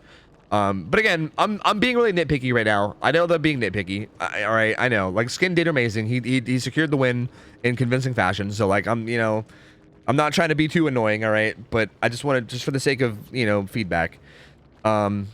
But yeah, I mean, overall, again, Effigy played this great. I think both on Survivor and Killer, I think they kind of just executed and did exactly what they needed to do, and I think they just kind of really showed up today. I think they really showed up and did a really good job. They definitely seem to be firing on all cylinders and just playing a little bit above the level of absolute chaos all around. So, solid 2-0. They're down to do the third match. Oh, sick. And that's Onryo, right? Oh, well, this is going to be interesting as Onryo, because I feel like... All right, you know what? I'm not even going to say anything. I'll just say cool. It's going to be Onryo. And that's on what? Cool Tower? So, all right, I'm down. I'm down. I am diggity down. I can definitely pick up what's being put down. That's for sure.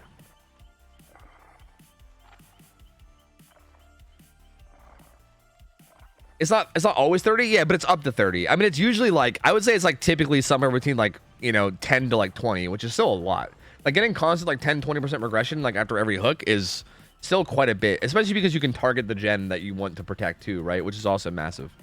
Like, it's pretty insane. Could you put down what's being picked up though? Maybe. Okay, but can you pick it up? Are you becoming like a fucking ska gamer? Is that what's happening right now? Here, let me change the map. Hold on. So who's playing first? I guess Effigy would be playing Killer first, right? I think it should be Effigy's Killer first, and then Absolute Chaos Survivors, and then we flippity floppity, I think. Can you give us Legacy Billy clickbait? I actually can't because I'm not on my main account right now. I'm on my Scrim account, so I actually cannot. I don't have Legacy here. So unfortunately, no Legacy clickbait. You hate to see it. You absolutely hate to see it.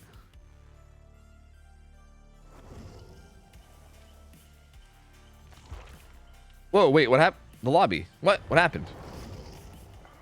Pay out New Gamba? Yeah. Here, I'll hook you guys up. Bam. Spiggity bam. Let me give you guys another one too.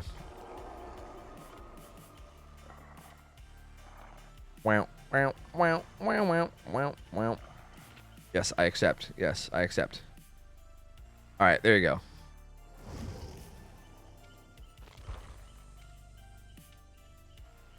Wait. Huh? Oh. Is it because I don't have Yolis added? Did Yolis try to add me and I'm a dick and I didn't accept? Is that what's going on? That might be what's going on. No. Yes? No. I don't know. Is it here? No. It's fine. It's cool. We got it. It's fine. Fine. Oh, wait. It's on me, right? That's right. It's on me. I forgot. Bang. Perfect. Yo, Relic Souls, what's up, buddy? How's it going, dude? What up?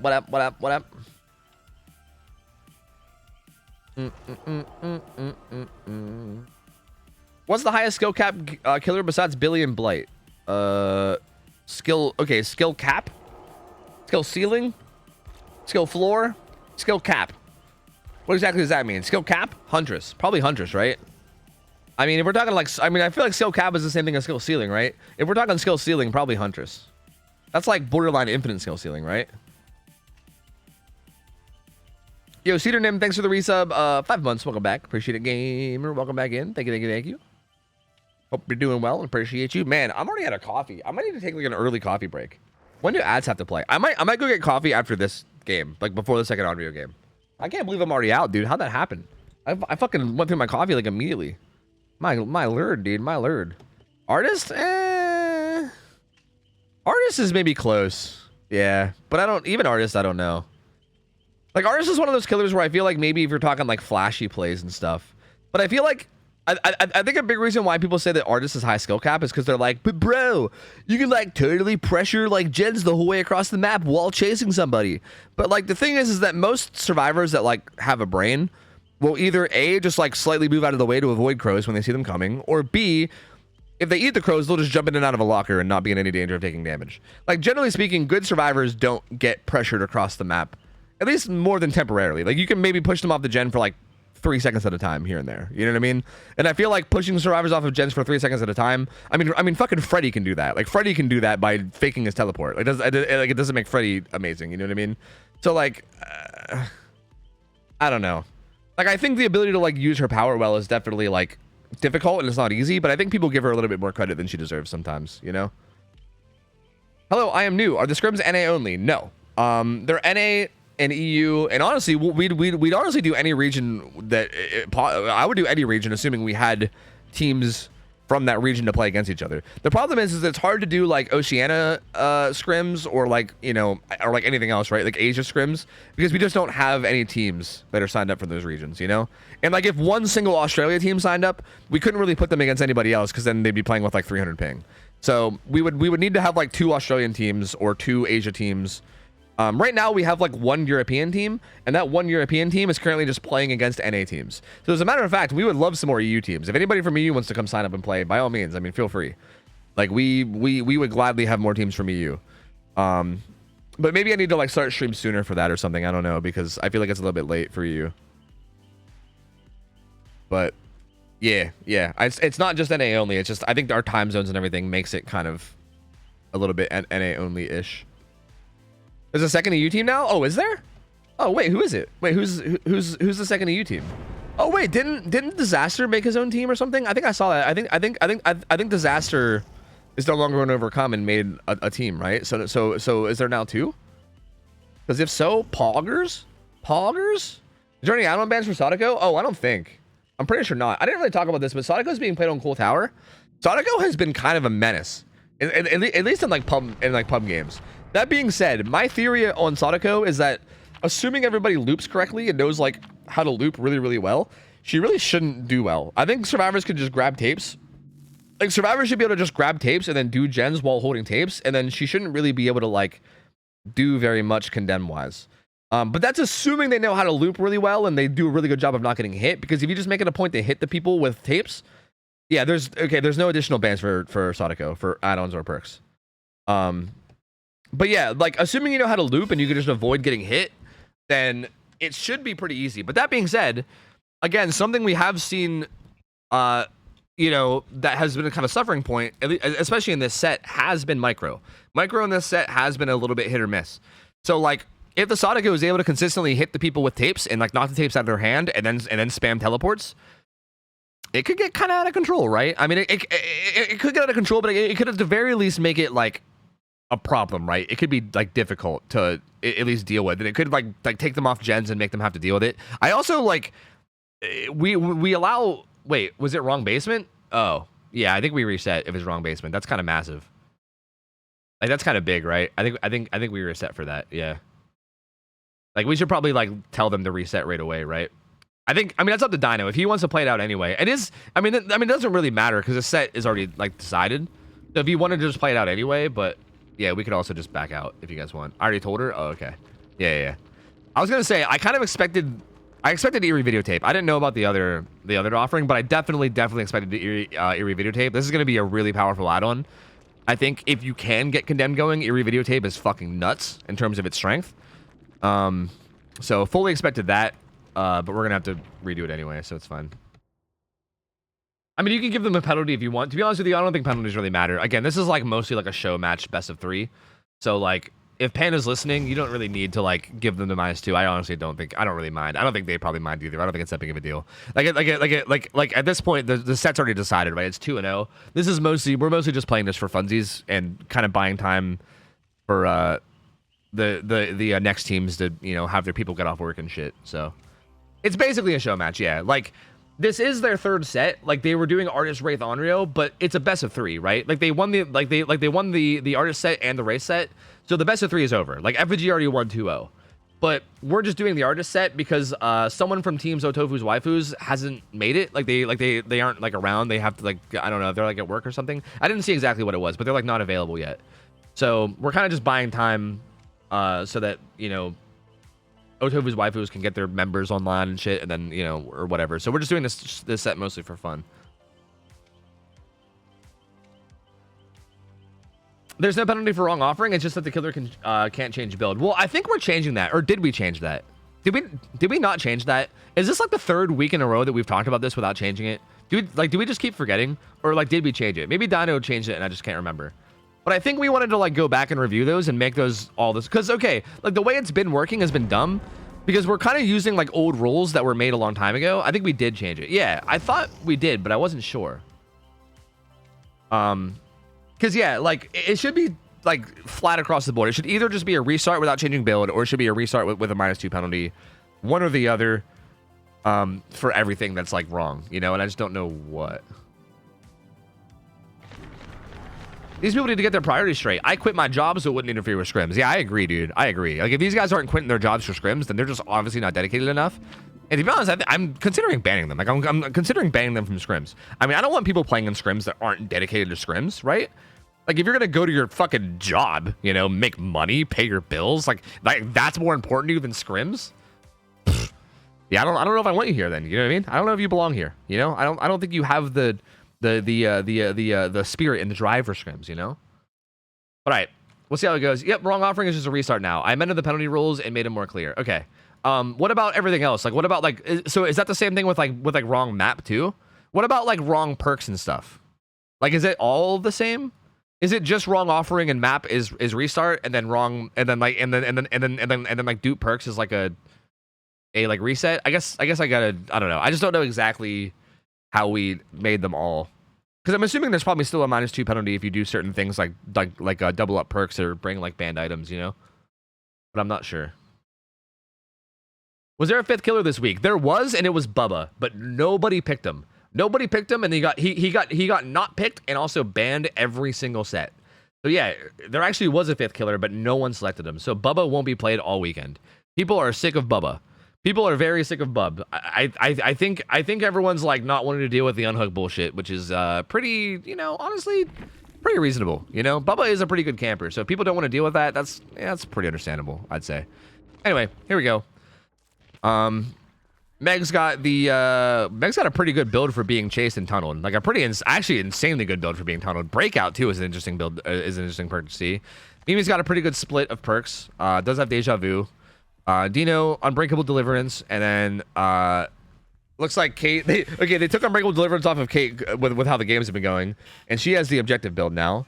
Eolus rocking obviously Corrupt Intervention, Pain Res, Sloppy Butcher, and Bamboozle was an interesting choice. Bamboozle is kind of odd because I feel like, I guess the idea behind Bamboozle is I think maybe Eolus wants to be able to get hits more for the sake of tapes, but I feel like Bamboozle on a killer like Sadako is a bit odd to see.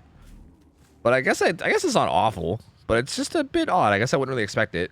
But build solid. I mean, again, the add-ons are ring drawing and Eerie Videotape. Eerie Videotape makes it so that if you grab... Okay, so normally how this works, I know that Sadako recently got changed, so people might be a little bit confused. Did they all grab tapes? 1, 2. Everyone except for the person that's being chased right now grab tapes, I think, which is good. Right? Or does this person have a tape? Who is this? No, this is Sin who does have a tape. So yeah, Sin's gonna get hit, and then it's gonna destroy that tape and then give 2 stacks immediately.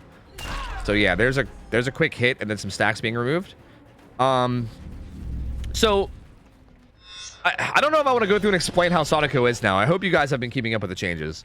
But basically, they're most likely just going to be wanting to grab tapes and then sit on gens with the tapes. That way, when Sadako spams or teleports, you're not getting, you know, you're not building up stacks. So right now, all the other 3 survivors have tapes. So this is really smart of them so far. Sin did get hit, so that knocks the tape out of her hand and gives her 2 stacks immediately. And now she's gaining stacks every time Eolus teleports. So it can get a little bit scary, right? Like if Eolus is hypothetically just spamming teleports while chasing Sin, she will be building up stacks. But also like if Eolus tries to just get a kill by doing that, it's gonna take so long that it shouldn't really be that big of a deal. Eerie Videotape makes it so that when you grab a tape, normally without Eerie Videotape, you can just take the tape to any TV. Like you can grab it from this TV and then carry it to like the TV right to your, you know, like fucking 5 feet away from you, and then like lose stacks. With Eerie Videotape, you have to take it to a very specific TV, and I think it's usually the one that's the furthest away from whichever one you grabbed. But there's the first down. There's a Pain Res. No gen gets done yet. That's a pretty dry kick. Oh, Dino trying to crouch in the corner. It gets the instant unhook as well. Does Dino have Deliverance Unbreakable? Okay, that makes that a little bit of a more okay play. I still don't love that, but that's at least a slightly more okay play. Breakdown kicks in on that hook, so that hook's gonna be gone for like 3 minutes. Dino's going to be hooked up on this hill, but she's going to have deliverance up, so she's going to be able to unhook herself. But that was another pretty fast down. No scourge hook, though. Oh, the scourge hook got breakdown, so no scourge hook. Sin is going to... I don't know if these are accurate, by the way. These are, like, bugged out a lot of the time, so I don't actually know if these are accurate. But Sin is going to have to deal with that condemn at some point, because I know she definitely has some built up. And I think she's doing that now. I think this is the TV that she needs, yeah. Oh, no! She's not dealing with that now. Yolas didn't manage to land the hit, but the deliverance comes in. So the deliverance comes in behind, but if Yolas can get this hit on the Sin, that's going to be 2 more stacks. That could put her at max condemned. As a matter of fact, I think it will, which is why she jumped in a locker. Or also she can DS, so this DS might actually help her too. Oh. No, it's okay. She did it because she was close to being max stacks. That's why. Look, she missed that on purpose because she was close to max stacks. That's what it was. All right? All right, it's fine. It was on purpose, guys. She was close to max stacks. Mimi getting hit there, losing her tape. Is gonna be running away now. A lot of these hits that are just happening on gens for free like that are kind of rough, man. Like, that's rough to see. I feel like you really shouldn't just be getting smacked on gens like that.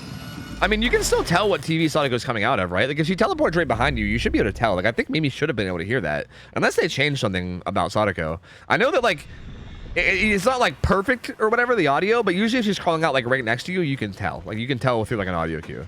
So I feel like that hit on Mimi felt like it probably shouldn't have happened. Sadako coming back over here to come back to Sin. Sin does have kinship, so if they can just at least activate kinship here, that will be pretty big. So I think that's what Kate's coming to do. Even if Kate gets hit, she can just run close up. She can basically just run close enough, which is 16 meters. I think she did it right there.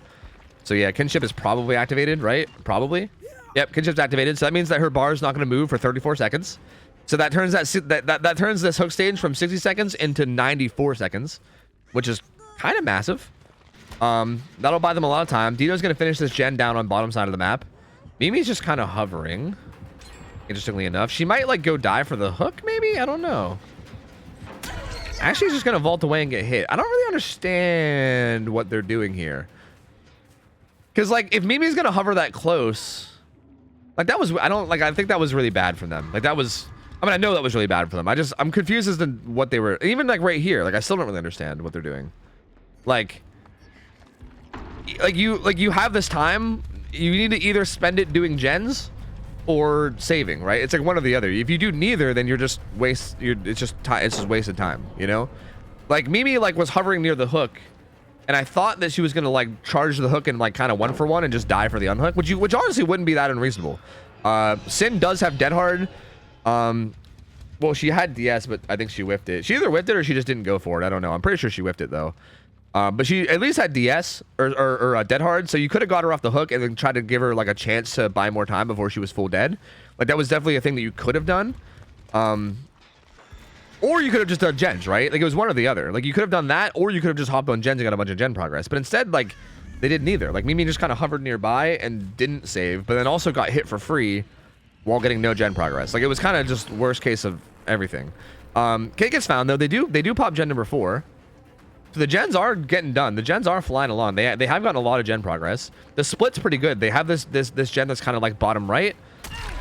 Okay, Kate though, max condemned. They've not been watching their condemn apparently. I'm actually surprised. I don't think Kate has gotten hit before this, right? Or has she? I must have missed something. I don't know how Kate has built up so much condemned, because I thought that she grabbed the tape right away. Oh, I think she slow voted that, and then Yolas predicted it. Oh, that's gonna be pretty massive. If they can at least finish this final gen while he's getting stared at. Yeah. Oh, that's weird. So yeah, Kate's full dead. Oh, our overlay is bugged now on her, right? No, okay, it's good. It's good. It's good. Whew. So that's an immediate three hook stages gone. But they do manage to pop the final gen, so that's actually pretty solid for them. They do manage to pop the final gen, and as long as they play safe and smart here, they can probably at least get one survivor out. Like if they split and both go for opposite gates, and as long as they don't die in like a half a second, which it looks like Mimi. Who is this? Yeah, Mimi might. Really smart to double back, I think. No, it's actually Dino. Has this decent pallet here. Well played. Played that pallet really well.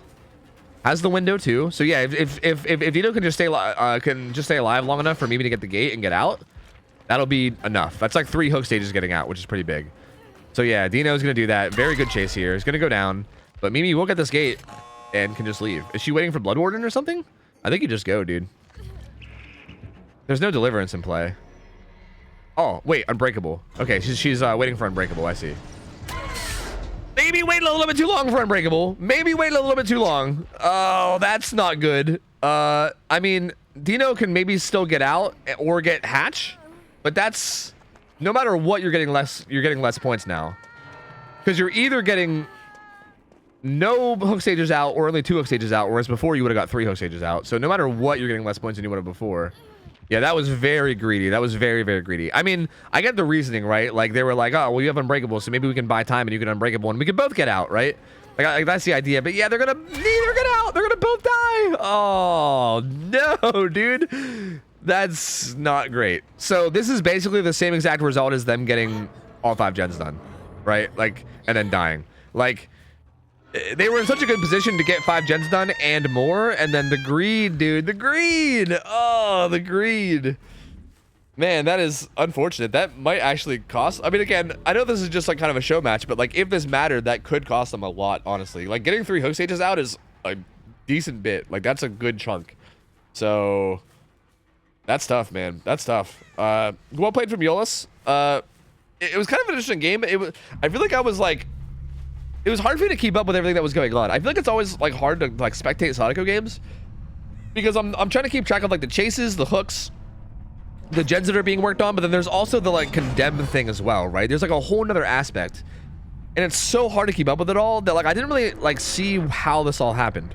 Like Sin was very clearly like close to max stacks, which is why she jumped in that locker, right? I think either that or she wanted to force a DS. But I think she was close. She should have been pretty close. Like, I believe Sin was, like, very, very close to max stacks, which is why she jumped in the locker and got herself pulled out instead of getting hit, to basically avoid, you know, going down and then instantly being max stacks, which is a really smart heads-up play from Sin, by the way. And then, again, I didn't really see what happened to Kate. Like, I don't really understand how she got the max stacks, because I don't remember her even taking that many hits of damage. Like, I think she did take a hit here or there, but I'm not even really sure how it happened. But yeah, I mean, she got the max stacks apparently. And again, that's kind of the power of your videotape too, I think, is that it just made it really hard for them to like reset their stacks at any point, right? Like if at any point in the match you need to reset your condemned stacks, you gotta like grab a tape and then run the whole way across the map and then put the tape away and then get back on gens. It's like a huge time waste. Sometimes the TV might be right on top of the hook. Like for instance, Sin had her TV right on top of the hook that Dino was on. Like Dino was on the hook with Deliverance, and Sin had to deliver her tape to that hook, which is like what, right? Like most likely the killer's gonna be there, right? So it's very tough. I mean that add-on makes it very, very difficult sometimes to deal with the condemned.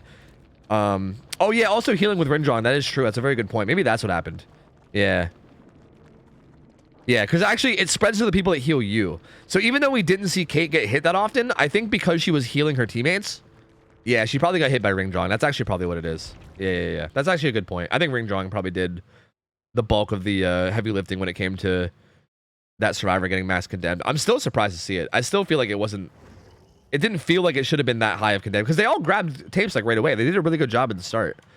So I don't know, man. I don't know. I mean, again, I've not that was my first ever scrim of new Sadako like spectating. I've not seen her played at all in like a scrim like setting. So it's kind of interesting to see from the bird's eye point of view. And I'm curious to see how this one goes because yeah, I mean that worked out pretty well, man. Those add-ons worked pretty well. I think that seems like a really good add-on combo to run. So we'll see if Dino goes with the same one and maybe uses like a similar strategy. I need to get coffee though. I need to get coffee, guys. I am completely out of my fucking gamer fuel, my gamer juice. My fucking lifeblood, my nectar is gone. So I'm gonna put up the stupid fucking thing. Hold on, where is it? Where's the stupid fucking thing? There's the stupid fucking thing. I'm gonna put up the stupid fucking thing and I'm gonna go grab some coffee. And I'm gonna play some ads too. So you guys might get hit by ads. If you do, just hang in there. I'm gonna be gone for like 3 minutes-ish. And 3 minutes of ads will play. And then when I get back, hopefully the lobby will be just about ready. Oh, I should hold this hostage actually. Alright, I'll be back, guys. BRB. BRB, 1 sec. I will be back in a minute. Also, Mr. Blue, thank you for the raid. Did I already thank you? I don't know. Thank you again for the raid, dude. Appreciate it, buddy. I'll be back in a sec. BRB, guys. BRB, uno momento.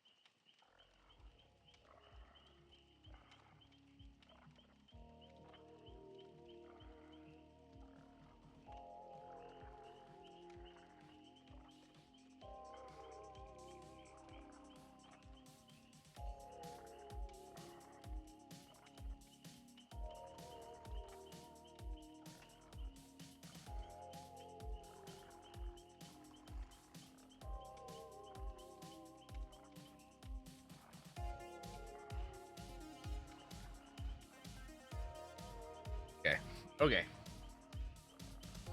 Okay. All right. I am shreddy. I am shreddy if they are shreddy. Yes. All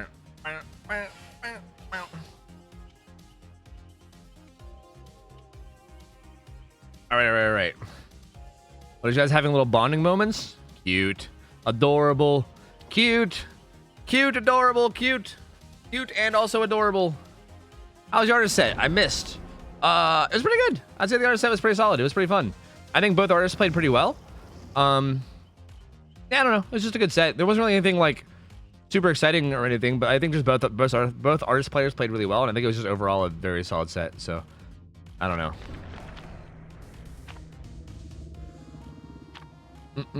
Gotta go ahead and ban that guy for like 3 days.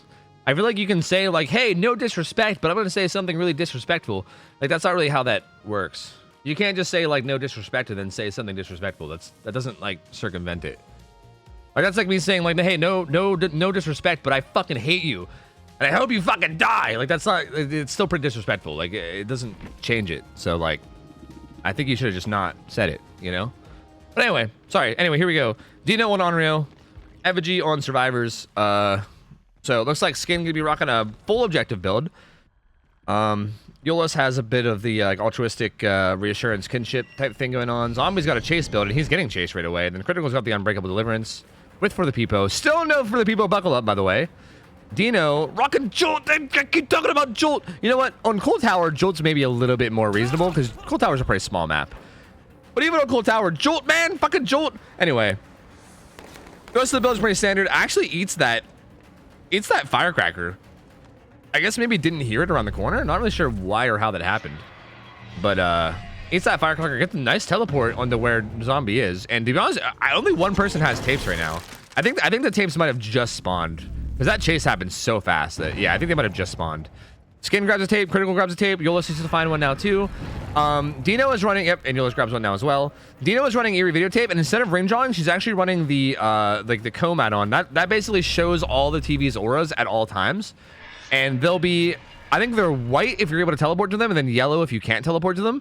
And it kind of like, it also gives you an explosion sound when a survivor turns off a TV. So if a survivor either grabs a tape or puts a tape away, then you get like an explosion sound that like tells you where they did it from. Now, I actually don't like this add-on in like a scrim setting like this. I feel like this add-on is really good like in like pub games when people don't know what they're doing. But again, in these scenarios, they're all just kind of like, you know, actually, it could be good. You know what? Actually, this could be good. But I feel like it's risky. Like, I think ring drawing, like the other add-on, was just kind of consistently, like that one was good because it just consistently spread stacks, right? Like, you're just consistently giving stacks to people all the time. Critical gets found, and he's in a little bit of danger. He does have Shack Pally. He should be okay. But almost mispositioned a little bit there on Shack. I think the idea behind this is that, like, Dino should maybe do, like, gets this down to the Critical. I don't know. This is interesting because I feel like if you get somebody that's like, if you know that somebody is kind of high condemned, like for instance, she just smacked that tape out of Critical's hand. So Critical guaranteed has like two stacks and some change now. He's got like probably close to like 3 stacks on condemned, and 7's the max, right? So like, if you know somebody is getting high up there in like condemned, I guess you can use this add-on to kind of like keep an eye on where they grab tapes from, so that you can like, you know, chase them down and try to get them to max. But I feel like it's risky because it requires you to get into that position, and also I think it requires more of like a hit and run strat too, right? Like I think ideally she should have maybe left Critical alone there and let him grab another tape and then tried to hit him once you grabbed another tape, you know? Like I feel like this add-on is best used with like hit and run instead of like hooking people. Whereas I feel like ring drawing is more useful if you're actually just getting hooks and playing like in a more traditional way. She does teleport away though, finds Zombie who has balance landing, and he runs away. Hook completely unattended at the moment. Gonna kick that. She might teleport back, but I don't know. Doesn't look like it. No, he's gonna leave him alone. Something that's interesting about Onryo is you can kind of like if you're interested in just tunneling a survivor but not camping them, it's not entirely unreasonable, especially if everybody already has tapes, to like hook a survivor next to a TV and then just teleport back, right? And like again, that's kind of what she did here. Like kind of. It was a little bit late, but like they were still healing here anyway. But yeah, it does make it back. Finds Critical again. It's gonna be chasing him again. He vaults in. She kind of close up right as he does it. Okay, is she trying to give specifically critical stacks now? I wish that this was accurate. I'm pretty sure this is not actually accurate to the real. So she's grabbing a tape, and again, that will tell her where they grabbed the tape. Oh, it did, and it's right here. He's gonna go down with that tape. Ooh, that's gonna be a lot of condemned. So yeah, okay, that's gonna be a lot of condemned, but he's now gonna be on death hook, so now it doesn't really matter, right? Which is again why I feel like this build is kind of weird. Like I feel like this build and this add-on specifically works really well with like a hit and run style, but like if you're gonna be hooking the people that you're hitting, then like again this does nothing because now critical doesn't have to worry. Like he doesn't. It does not matter to him whether he goes to max condemn or not. Like he's dead on hook anyway. Like who cares? Like whether he gets killed through a hook or gets killed through an eyeball, it doesn't really matter to him, right? He's dead. So like he can just kind of ignore it now and not really give a shit because he's death hook. Whereas it's more of something that you should be building up on someone who's not death hook. Like hence the whole hit and run thing. That being said, I still think Dino is doing a good job of just like, if we ignore the condemn and just kind of look at this as like the traditional like tunneling someone out as fast as you can thing, Dino did do a really good job. I mean, critical died at 3 gens left, so nice. The jaw, the old wiggly jaw, the old wiggly jaw. These guys are gonna get this gen done. Wait, were those 2 different gens? No, they were all together on that gen, weren't they? Yeah. So they're actually gonna get gen number 3 done. Oh, this gen, actually, wait, they were separate gens. Okay, so gen number 3 gets done, and then gen number 4 has a lot of progress in that corner. Dino teleports into Shack, catches Cheryl off guard here. Deadlock's gonna go away on that gen, and there's again. Imagine if there was Pop Goes the Weasel here instead of Jolt, dude. I feel like I hate seeing Jolt in these builds. I don't think Jolt is good in a scrim setting at all, man. I really want to push people away from running Jolt. I don't think it's a good perk. Like Pop here would have been so valuable in that gen. It would have did so much. Or even like Pain Res could have done a lot. Like I think any other regression perk could have done a lot here. Ooh, good vault from Skin though. The new fast vaults are apparently insane. Gets away with that one too. Still not blocked either. Gen number 4 gets done. They only need one more gen done now at this point. The split's really good. They have a gen at Shack and they also have a gen in main. There's the hit on the Skin. That's gonna make her drop her tape. And the other 2 will most likely just double up on a gen on the other side of the map. Maybe? It seems like there might be 2 down here at main. Oh no, the other one's blocked. Okay, so there's actually 2. There's 2 up on the top side of the map at main and then 1 at Shack. So pretty good split. And yeah, I'm assuming that the other 2 survivors will probably just double up on main gen or one of them close. Yep, they're currently doubled up on main. And Skin just gonna be trying to survive long enough here. Again, if Skin can stay alive long enough that these guys can get that gen done, then it should be a pretty easy win for Effigy. And so far, Skin doing a really good job. And again, this is the thing about Onryo, is Onryo is a relatively loopable killer. So like this is where she struggles, and Skin actually doing a pretty good job of showcasing that by just playing these loops really well. Again, I think like the micro and chases have been a little bit sloppy in this set overall.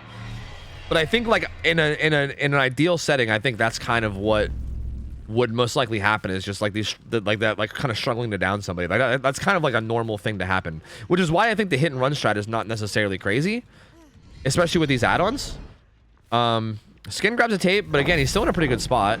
Onryo can't be sunned while demanifested, so she kind of just stands there and eats that pallet and doesn't give a fuck. But the final gen is gonna pop. As a matter of fact, Zombie's already on his way to a gate and/or for a flashlight save. There's a down. He might actually be in a position to. He's pretty far away. He maybe could have got that. He was like close enough and had a flash. No, he doesn't have a flash. Oh, wait, no, that's not a flashlight. That's a tape. Why did I think he had a flashlight? He held that flashlight he held that tape like you hold a flashlight. I literally thought he had a fucking beamer, but he didn't. I'm dumb. Dino's gonna get this hook. That's not the Deliverance survivor, but yeah, that's pretty much all that they have at this point. So I think Dino's just gonna accept this 2K and just accept the hook stages. Because yeah, that chase from Skin was really good. That was a really good clutch final save. Euless reassuring and then running away after getting hit, which I don't really understand the point of. Maybe Euless just wanted to use the perk. I don't know. Are they gonna heal up and go for this? Because they could. But also, you didn't really need to reassure for this. I feel like you could have done this without reassurance. It's kind of the same thing. Because now you're just spending the time you spent reassuring. Actually, as a matter of fact, if Dino sees them healing, Dino can go break up the heal, and this actually could prevent the save. So if anything, that kind of put them in a worse spot for the save. But Dino doesn't see them, so they're not going to break up the save. But, okay, yeah, so now we're right back to where we were. Yeah, I think that reassurance was just kind of weird. It was kind of silly, though. It didn't really do anything. It kind of just put you in like a worse spot to save, I'd say. Oh, the good body block from Dino. Blinding. Oh.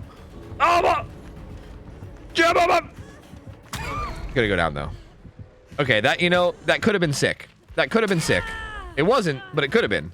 Definitely could have been. So all that's gonna happen now is they're gonna lose one additional hook stage that they wouldn't have lost otherwise. Basically, is gonna be it.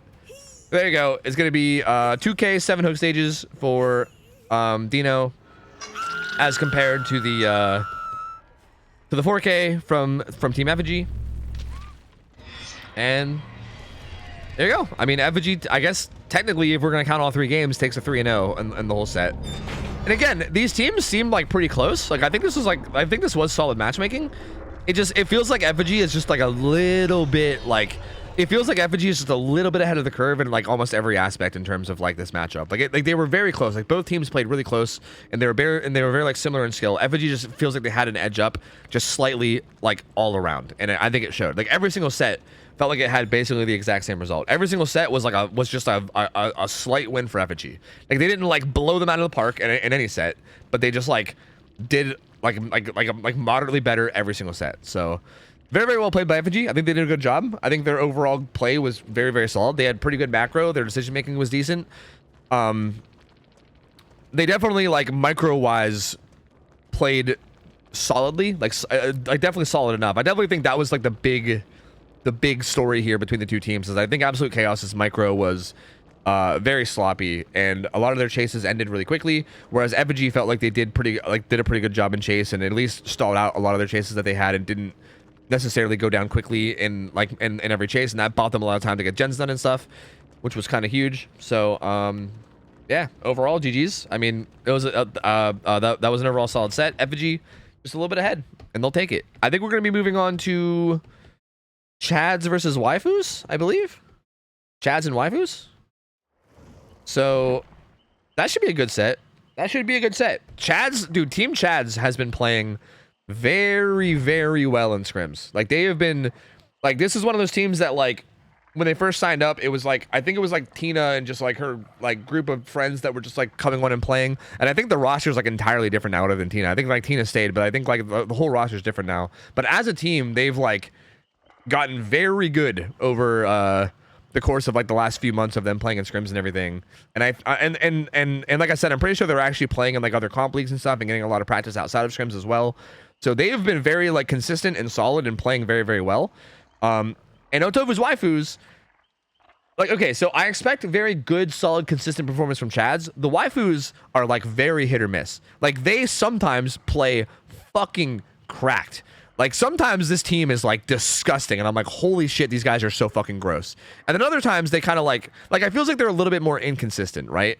But like I feel like if it's one of their good days in terms of how good they're playing, they could absolutely beat Chads. Like absolutely. Like it feels like Chads is the more consistent good team, whereas like Waifus, bro, I don't know. Like they're a fucking wild card. They could come out here and play fucking insane, or they could just kind of like potato over and die. Like I don't know, but they definitely have it in them to play very, very well. Like we've seen the Waifus have some fucking crazy matches in scrim nights. So curious to see which Waifus we'll see today. And I think regardless it'll be a good set. I think even if it's a bad day for Waifus, I still think it'll be a good set regardless. So either way, I'm excited for it. And actually, who do we have? Who do we have for killers? Demogorgon. Okay, we're opening up with Demogorgon and then Artist, and then if we need to go to the tiebreaker, it'll be Onryo. And that's if we need to. We might not need to, but we're at least gonna guaranteed see Demogorgon and Artist no matter what. So that's pretty sick. This is our first demo game of scrims in like a very long time, I think. Wait, who's it? Chads? Okay, so I'm inviting all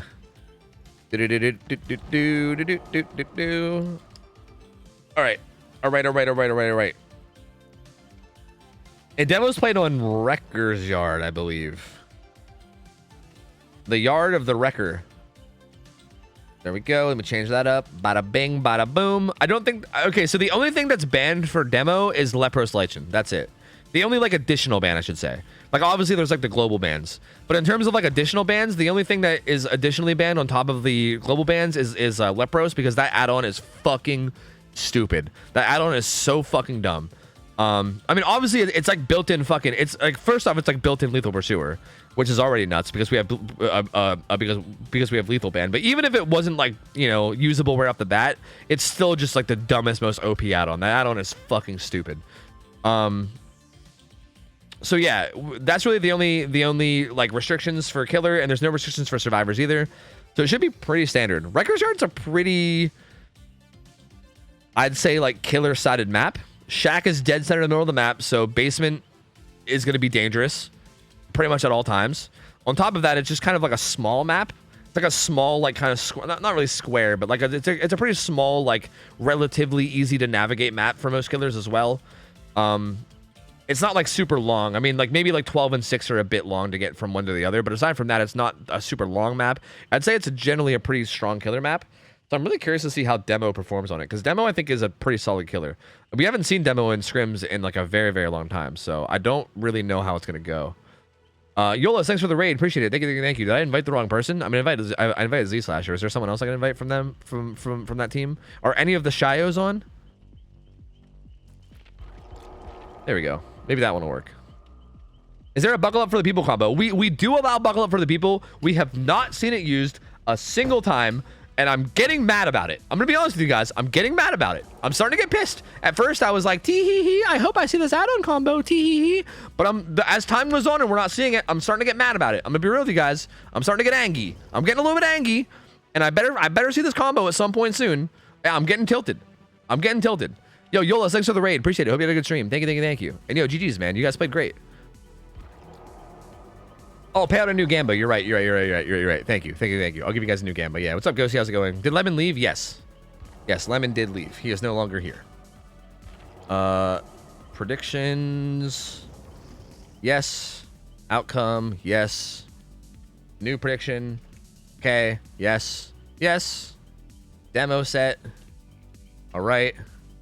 Chads. OhTofu's waifus. Hi. Okay. Gambit up. So this is Demo, Wrecker's Yard. Feel free to get your Gamba on. Get your damn Gamba on. Someone use buckle up for the people already. Yeah, I'm telling you, dude. Like, I feel like, especially in a scrim setting, like, where, like, I feel like if you know that someone's gonna get tunneled, right? Like, especially when you know that someone's gonna is like gonna get tunneled out, I feel like it's so powerful, dude. It's so strong. Like, you can literally let them go down, pick them up, and then they get a free hit where they can just run away and continue being chased. It's almost like just giving them an additional like insta heal or something. Like, it's nuts. I mean, not quite an insta heal, but like, I don't know. It's just, it feels so potentially strong. What would happen if the killer brought Lepros, wrong offering, and Noah and Haunted Ground lethal? I would probably just DQ them, dude. Like, that feels like that's like fucking. Like, I feel like that's like calculated, you know what I mean? Like, it's one thing to make a mistake, but at that point, you're just trolling, dude. I'd probably just DQ you. Be like, all right, set's over. We're moving on to the next killer. See ya. Like, come on. Like, what the fuck is that? Please. Buckle up, bro. I'm turning this car around. That's right. I will turn this car around, I swear. But if the deadly gamer gets found first, it will most likely not get value. Wait, are you talking about a different... I can't tell if you're talking about a different, like... Are you still talking about for the people buckle up? Because I'm not even necessarily saying that for the people should be on the deliverance driver. Like, I mean, I think it is like a viable... Okay, here's the thing. If you have for the people on the deliverance driver, then I think it makes sense to have sprint burst instead. Because sprint burst is really good in that build. So, like, maybe that's why we haven't seen it. Because I think people maybe have come to the conclusion that for the people is more valuable with the deliverance driver than going for... Because, like, that really might be the reason. Because that build, like, deliverance... Deliverance, Unbreakable, for the people, Sprint Burst, like, that's a really, really, really strong build. And I feel like it might be understandable if you didn't want to take for the people off that build and put it on somebody else, you know? Because that is a really good build. You can, like, basically, like, if the killer gives any room at all, you can Sprint Burst up, unhook for the people real quick, and then the person that's being tunneled is suddenly in an amazing spot, right? They have, like, 2 whole house stages, and, yeah, like, it's just a really good, especially if, like, the person has like off the record or something too, then it's even more insane. Like, you can get some insane value out of it, and I could definitely understand why people wouldn't want to break up that build. But I still feel like you could just take for the people off that build and then have somebody else with for the people buckle up, and then have the fucking deliverance survivor unhook them, and then have the other person maybe like buckle, like fucking hit him with the buckle up, you know? So they can run We'll Make It on Deli and like DHDS buckle up for the people on Chase. Yeah, exactly. Yep. And then that way, if you use it and then they switch to you, then you're good, right? Honestly, I don't even think you should have it on Chase Survivor, because like Chase Survivor is like likely, like if you're playing correctly, that's who you want to be chased, right? I feel like it should be on like maybe the Reassurance Survivor, you know, like the altruism type Survivor. Like I just feel like it can be slapped on anybody.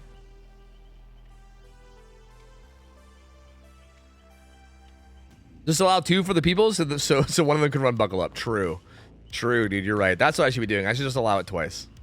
That's the obvious solution here. You figured it out. You cracked the code. Are you DQing for using Nicolas Cage skin? Is that a jab at the DBD community cups? Because yeah, haha, how dare they? How dare they? Justice for Team Eternal or something. I don't know, man. Look, I don't really have any strong feelings about that. Like I feel like the community cups have the rules set in a very like blanket way to be like simple. They just say, hey, don't use any new content for like the first like 3 weeks after it comes out or something. So yeah, like it is unfortunate that Eternal got DQ'd for that, but like at the same time, I feel like it's a pretty reasonable thing. Like I don't know, I don't think it was like a crazy rule or anything. Like I don't think like the community cup people were like super out of line by doing it, you know? Like I think it was fine.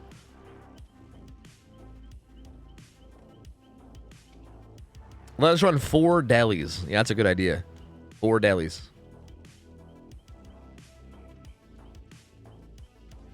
Yeah, skin equals skill. True. That's how it works in every game, dude. That's why everyone buys all those skins, right? That's why people spend all this money on skins. Like all those like fucking $1,000 skins on like CS:GO. That's because it's for skill, right? Like if you're running around with a really fancy knife, then you obviously just kill people better. Clearly. Otherwise, why would they spend so much money on them? I mean, that's clearly what they're worth. Right? They had to be worth something. They're definitely not just colored pixels. I mean, people wouldn't be spending thousands of dollars on just some colored pixels in a video game, right? Because that would be really fucking stupid if they did that. Like, that would be super fucking stupid. So clearly, they must have some kind of like an effect in game that makes them better, you know? Clearly. Otherwise, it would make no sense. Topher, are you an AI? Yes.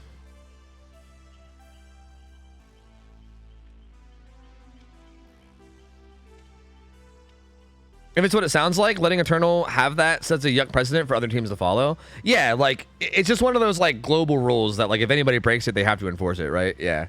Like, even though Eternal's Eternal, like, you have to...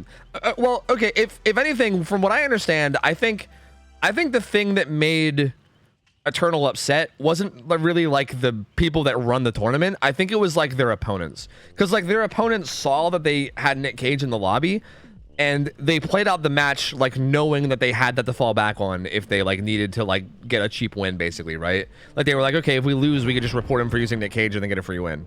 Like they could have just told them like, hey, by the way, don't use Nick Cage because that's not like it's against the rules. Like they could have just like fixed it, or they could have even just not reported it, right? Like they also could have just not reported it because realistically speaking, if you're a good sports, if you're like being sportsman-like, realistically, you should know that doesn't matter, right? Like, if 2 teams were playing against each other and they were both just being good sports, you wouldn't fucking report that and try to get them DQ'd for something that you know doesn't matter, right?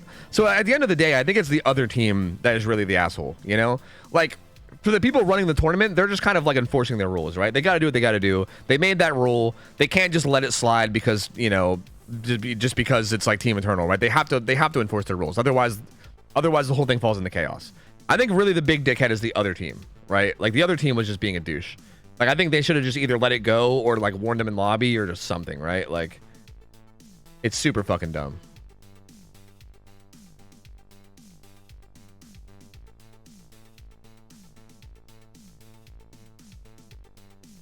That said, I also think whoever's hosting the tourney should have caught it from the start. Well, that tourney isn't really like, they don't have a spectator in the matches.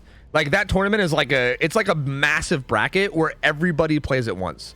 Like every single first round match is playing at the exact same time. Like they'll have like 20 matches going at the exact same time. So they can't really like spectate every match. It's kind of like one of those like it's kind of like old like game battles. If you guys like remember like game, dude, I'm probably dating myself by saying this. But it's like old game battle shit where it's on you to play it on your own and then you like report the result, right? Like you report the result with like a screenshot or a clip or something that shows the result to like prove that, you know, you're not lying, and then you just like report the result. There's no like admin sitting in the lobby watching the games, you know. Anyway, sorry, here we go. Demogorgon, we got Dino and Demogorgon versus waifus. Looks like DS dead hard with kinship and deliverance on Happy Shayo. So Happy Shayo very hard committed to having a build being unchased. These Slasher's got the unbreakable deliverance. For the people, buckle up, baby, on Angry Shayo. Let's go. Outcast Andrew has Deja Vu, Medkit, Windows of Opportunity, interestingly enough, Reassurance. So pretty good split of everything, I guess. Dino's got Agi, which is going to make basement very scary. He's got Agi, he's got Barb's Glasses, and I believe that's Blackheart. So if I'm not mistaken, feel free to correct me if I'm wrong, but I know that Barb's Glasses makes it so that when you kick pallets, or sorry, when you break pallets with your power, it like does it faster. It's like Brutal Strength, but for your power as demo. And then I think this add-on is, I think it's the heart, and I think that makes it so that your shred cooldown is less. So like if you hit somebody with your shred, it's like having like built-in 2 stacks of Stabiful for like your shred, essentially. There's Barb's Glasses, gonna break that really quickly. So Happy Shayo gets found first, which is probably ideally what the waifus want based on the builds. Throws that pallet too, just playing safe, sacrificing pallets, trying not to get hit. Does get hit there though, because Demo's a fun killer. Good lunge from Dino. Again, Blackheart should make that cooldown a little bit less. Has Noed, also has Pain Res. So this is kind of interesting because the agitation makes it so that Dino pretty fast. There it is, baby! There it is! Let's go! Let's fucking go, baby! The waifus! Hell yeah, dude! Let's get it! Look at that! That's so good! Look at how much longer he stays alive now. Look at how much this did! For the people, buckle up, baby! It's so good! It's so good! Yo, he did it against Dino, dude. He did it against the head admin of the whole thing. This is 100% the only time you'll ever see this, guys. This is getting banned next week for sure. This is banned next week for sure. I'm just letting you know. It happened. It finally happened, but it happened against the head admin of Scrims. That shit is fucking banned, dude. That shit is fucking banned. It is gonzo, all right? It is gonzo. It was nice knowing you. Angry Shayo is actually still here. Is injured from For the People. Needs to be kind of careful. Uh-oh, might get slugged. Actually in kind of danger right now. Yeah, he's gonna go down. So that's actually kind of unfortunate. Now, see, now everyone's gonna quote this as a reason why this perk combo is not good. But I think Angry Shayo probably should have just gotten like to better. Like I don't think that Angry Shayo should have stayed in a place that was like dangerous, and or maybe Happy Shayo shouldn't have taken the chase this way. It was one or the other. That was some kind of a miscommunication. Like either way, the chase should not have been taken towards the injured survivor under any circumstance. Whether it was, I don't know who miscommunicated. It was either like one of them, like either Angry Shayo maybe didn't understand that they were near where the chase was going, or maybe Happy Shayo didn't communicate where the chase was going. Something happened there, but like that was definitely bad. Going down next to like where like the person just went down, or being where the next person was down while you're injured is really, really bad. Because Dino now has a ton of pressure. He gets that hook, and now he can kind of keep an eye on this hook and the slug guy at the same time. So this is like half the team right now. Like 2 out of the 4 survivors are not able to do anything, right? Like 2 out of the 4 survivors are kind of just out of commission and not really being able to do much of anything. No sprint burst on the Deliverance survivor. Actually has Lithe instead. So he won't, like, again, if he had sprint burst, he probably could have pulled it up there and got that unhook like immediately. Dino blocking. Oh, but gets blinded. That's going to make it harder to continue to block. Oh, yep. Gets the space open there. Z-Slasher's going to grab the unhook. And as he does, Outcast Andrew gets to pick up over on the side too, which is really good. That was really well timed.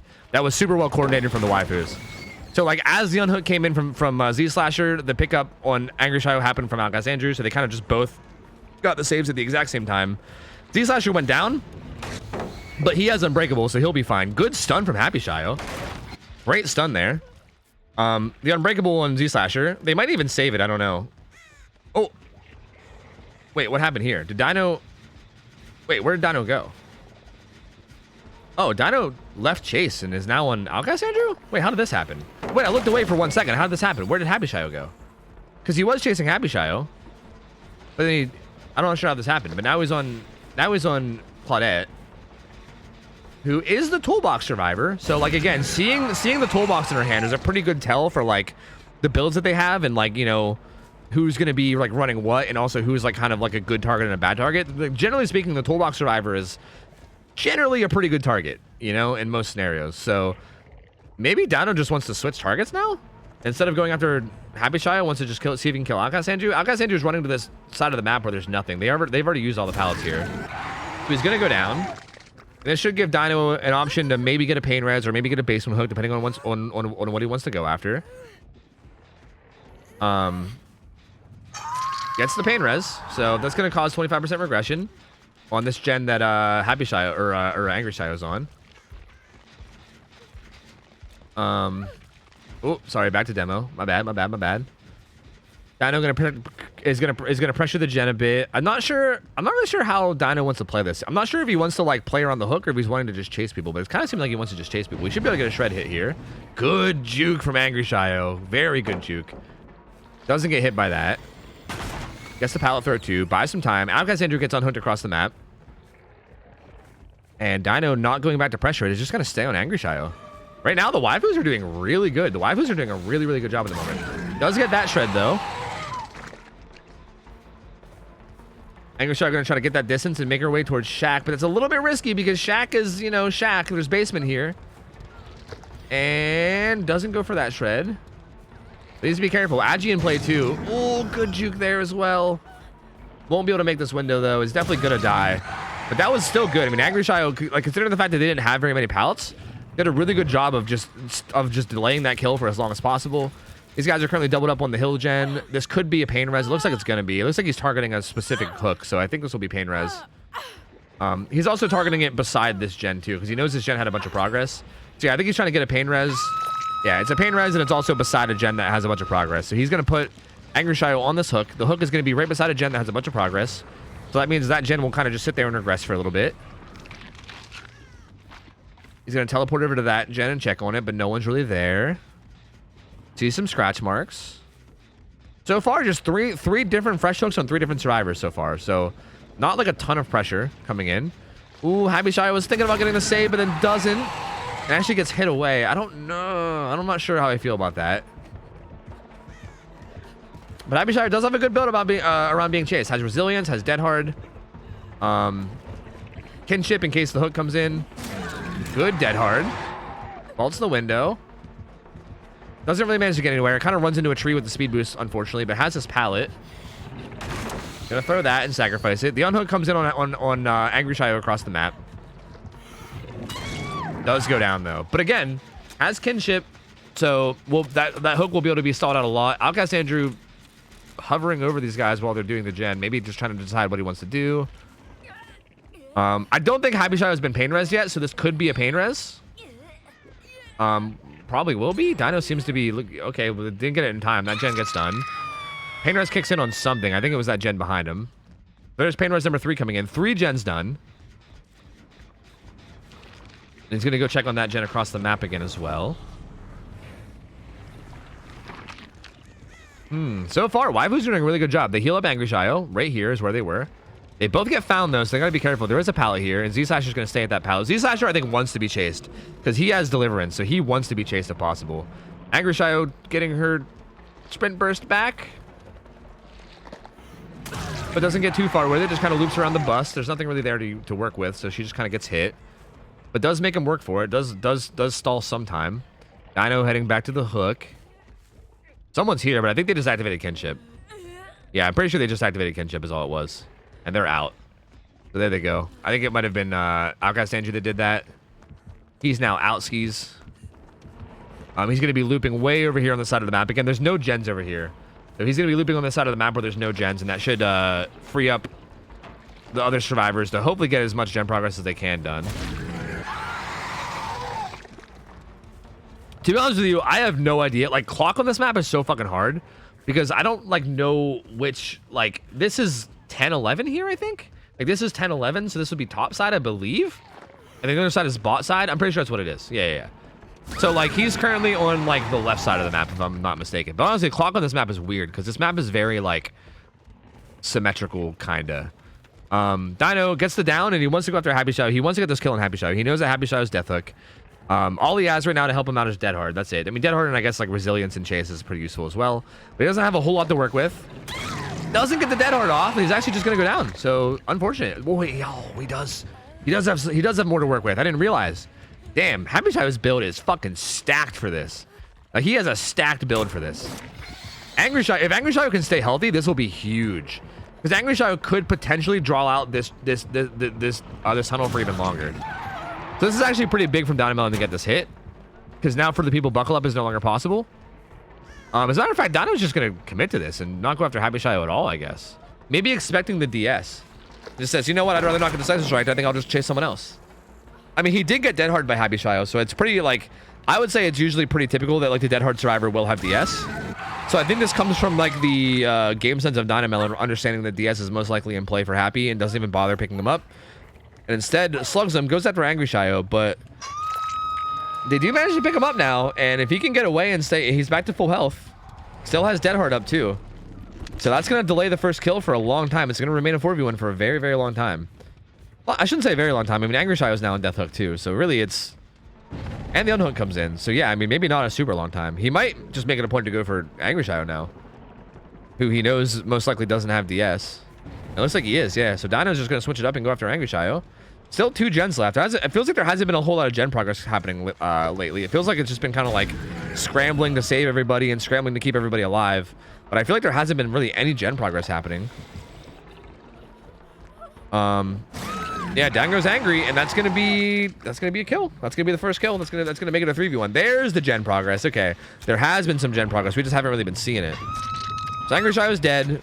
That gen will get done. 1 gen left. There's a pretty decent split of gens too.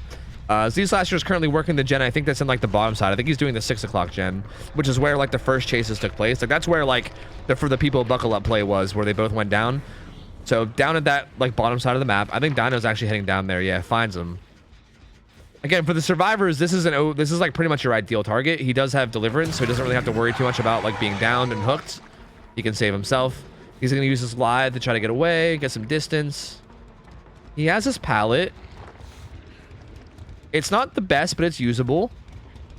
But it's also a little dangerous because of that long straightaway. He's gonna not throw that, and he's gonna be in some danger here. And he's good stun. Good stun from Z-Slasher. Doesn't go down. And I'm assuming the others, yeah, the others are doubled up on a gen across the map. As a matter of fact, Dino will figure that out if he goes for a shred. If he goes for a shred at any point, he'll get the killer instinct, and he'll probably realize that they're there. Well, don't think he held it enough there to figure it out, and he also hit the tire, which is unfortunate. But doesn't get that hit. Z-Slasher doing a really good job of staying alive right now. And I think he's just running to the corner? Yeah, he's running to the corner. And yeah, they're probably going to get this gen done. He's just going to die in the corner and let them get that gen done. He's going to loop this rock as long as he can. Again, just stalling out his death as long as possible. These guys are doubled up on this gen. And unless Dino checks it, yeah, I was going to say maybe pain res though? Pain res maybe? Nope, no pain res. Nope, it's going to pop. Yep, it's going to pop. But now Noah's in play, so... That was really good job by the waifus to get all 5 gens done. Deliverance is going to be in play for Z-Slasher, so he can pull himself off hook. But Noed's also in play, so they got to be careful here. Currently, they're both not working on gates. They're both currently just like sitting in the map and waiting and watching. Algai's Andrew's playing close to one of the gates. Happy Shayo probably doesn't know about Noed yet. Is going to find out.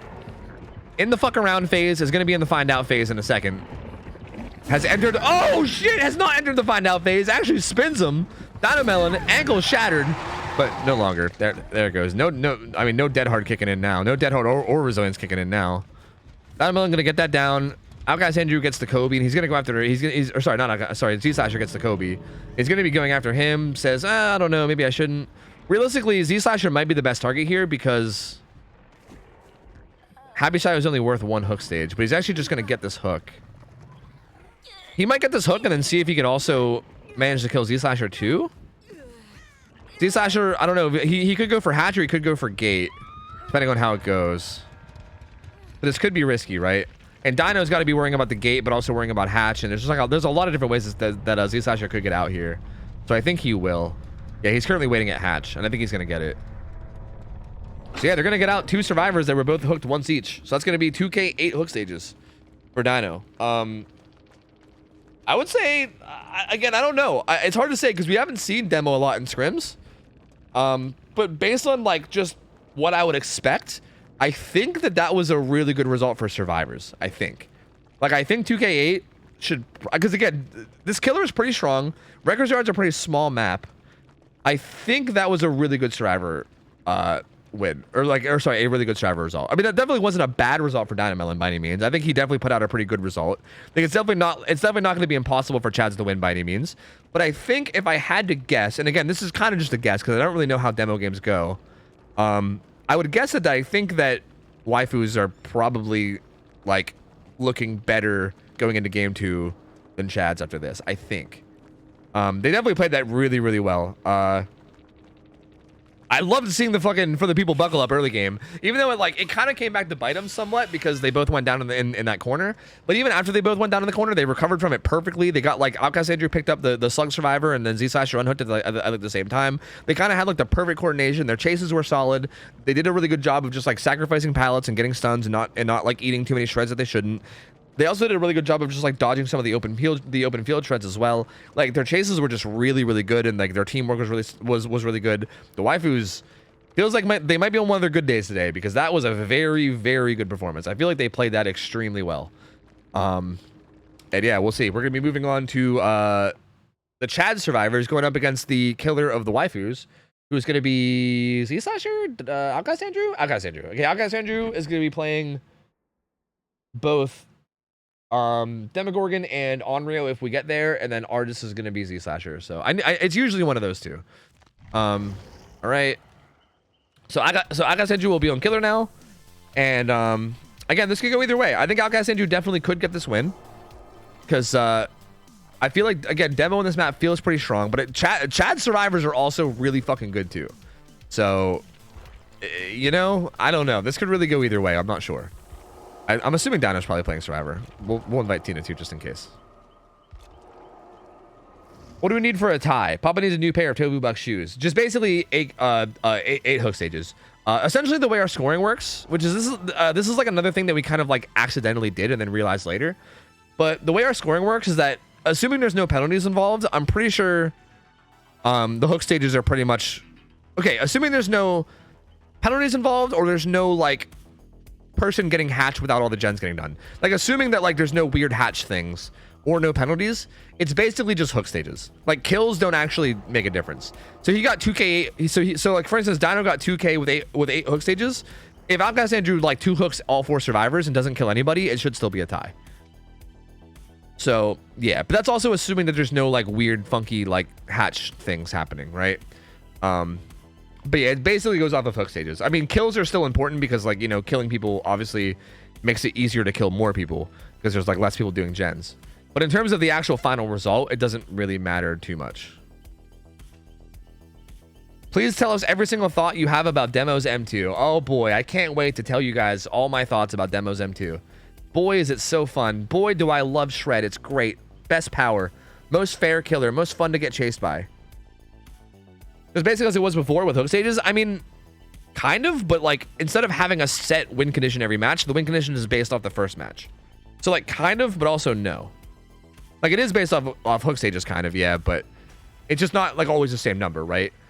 And I mean, sometimes it's not hook stages. Like sometimes it's gens being done, right? Like if the killer 4Ks at 2 gens, then hook stages don't matter. Then what matters is the amount of gens that get done. But I mean, yeah, I mean, it's kind of similar in the sense that like hook stages are the main thing that matters, assuming you don't get a 4K.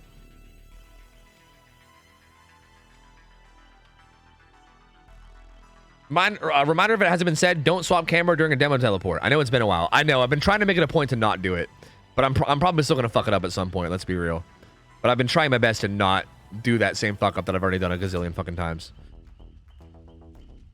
Is DC on first down playing this weekend? I think they're playing.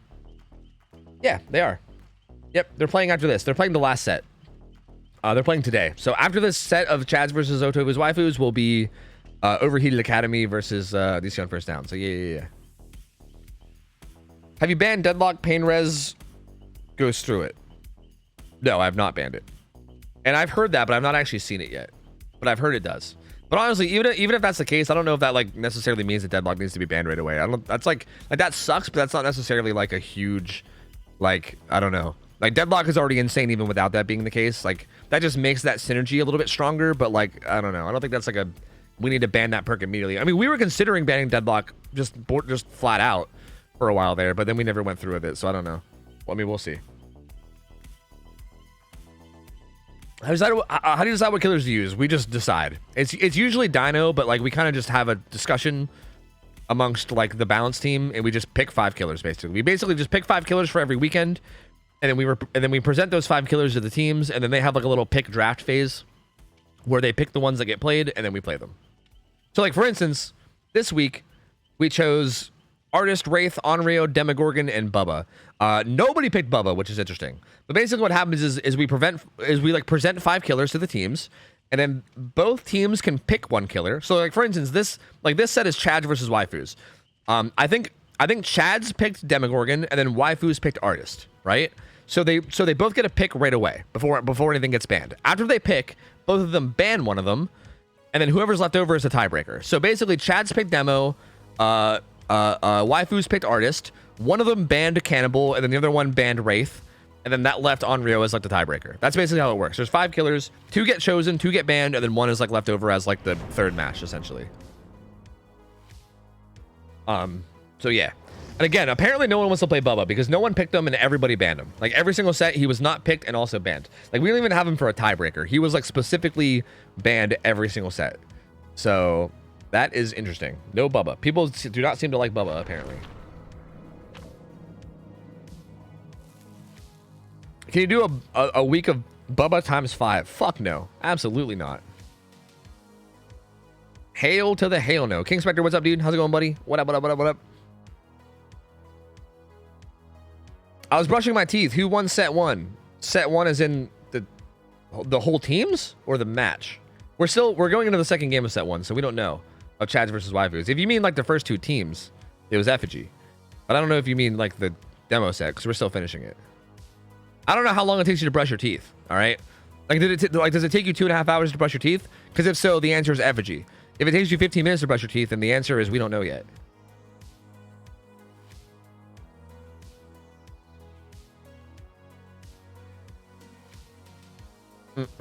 I'm good. Yourself? How's Scrims been? Pretty good, man. Pretty good. We've had good games. Can we see some Oni soon? We've actually seen Oni more than pretty much every other killer. I think we've seen Oni like maybe 3 times, maybe only twice. It's either been twice or 3 times so far. We've seen Oni a ton, so I would not expect to see Oni again for a while because we've already seen him so much. Flopper's got Deliverance Unbreakable. Resurgence is interesting. He's got a pretty split build. Does have some objectives, some objective stuff. Dame's got a pretty good build for being chased. A very good build for being chased. Pretty much the same thing that Happy Shadow had, except instead of Kinship has Adrenaline. Dino's got For the People Buckle Up, baby. He's like, yeah, do it to my demo. We'll see how you feel, fucker. So he's running the For the People Buckle Up build now. I've got Citrus build is interesting. Corrupt Intervention, Pop Goes the Weasel, Pain Res. I mean, Pain Res, Pop Goes the Weasel is like a really good like that's super good for regression, right? Those are both like the strongest regression perks in the game, pretty much. No Way Out is always interesting. I feel like on killers that are M1 killers, or at least are like standard movement speed, you typically see No It over No Way Out, but I could definitely see why, because I mean Shred is obviously like a big power part of demo, so I think No Way Out's maybe not crazy. The add-ons are Bob's Glasses, and you guys might have to help me out with this one. I think this one is like making portals take longer to be closed. Is that what it is? I think the purple add-on, I think if I'm not mistaken, it makes them take longer to close portals. But I could be wrong. I actually don't know, to be honest. I genuinely am not sure. Oh, very sneaky from Adam. Very important as well, because Adam is the survivor that doesn't want to be chased, and Dame is the survivor that does want to be chased. Outcast Andrew faking quite a bit. Gets the hit. Yes, by 40%. Okay, that's what I thought. Yeah. I thought it made, it makes it like 40% longer to get rid of portals. So I think the idea there is that like, if he just portals up gens, it should be a major pain in the ass for them to like de-portal the gens. Good stun from Dame. Rethrows this pallet, but is not quite sure where the killer is, and he's kind of running around, and no one knows where anyone else is, and I'm getting scared. Baits the vault. Does get the down, so down goes Dame. Oh, was Dino there? He's not there. He's not. That would have been a perfect spot for it, though. Just saying. I think they really want to get this. I mean, dude, Shack gen is important, so this is actually massive. So yeah, that's smart of Chads to do that. Like going for the buckle up play. No, I bugged him out. Fuck. It's okay. He's unbugged. It's fine. Thank God he broke that pallet. Okay, I bugged him out for a second, but it's fine. He got unbugged immediately. Thank God he broke that pallet. Anyway, I was trying to say if a gen spawns in Shack, but then I started the sentence twice with if a gen spawns in Shack. I swear I can speak the English language. I swear. He's gonna get a. Okay, so that wasn't pain res, but he's gonna get a big Pop Goes the Weasel there. That regressed that by a lot. But basically, if a gen spawns in Shack, it's pretty massive. Like, that's dead center of the map. Basement's there. It's really, really easy for the killer to like constantly pressure that. Like, especially with Pop Goes the Weasel, like he can make it back to the middle gen and kick it with Pop constantly throughout the match. So it's actually really huge. Like, in terms of like importance of generator, that was by miles the most important generator for Team Chads. So very important that they got that done. Very disciplined from Dame there to not even use Dead Hard there either. Dame. I'm impressed. I probably would have panicked and Dead Hearted on one of these. On one of these, I would have panicked Dead Hearted. Well, I guess to be fair, they have DS, so I guess they don't really need to. They actually could just let themselves go down. So I guess maybe that's why. Maybe Dame just isn't going to Dead Heart at all, and instead is going to wait for DS. That's probably more like what it is. Either way, though, really good play there, not getting hit by any of those. Gets the DS. Fast vaults back out. Has a pallet into another strong window. So pretty strong spot. Outguys Andrew can't quite get that hit either. Dame doing really good. Throws God pallet. They pop a second gen. And Dame is juicing, brother. Juicing.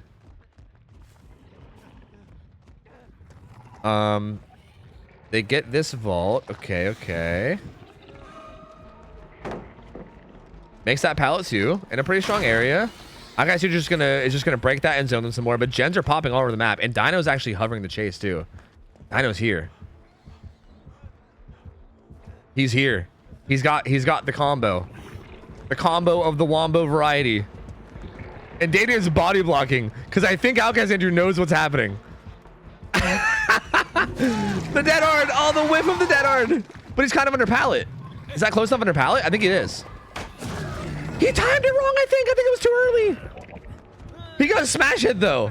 What's happening? I don't know. I don't know what's happening. He doesn't quite get the for the people power or the for the people buckle up play. So it actually doesn't come in. Like I said, who does get the hook. That was a pain res hook. He also has Pop Goes the Weasel up now. Finds Flopper. Finds it on. Did Flopper get the original unhook?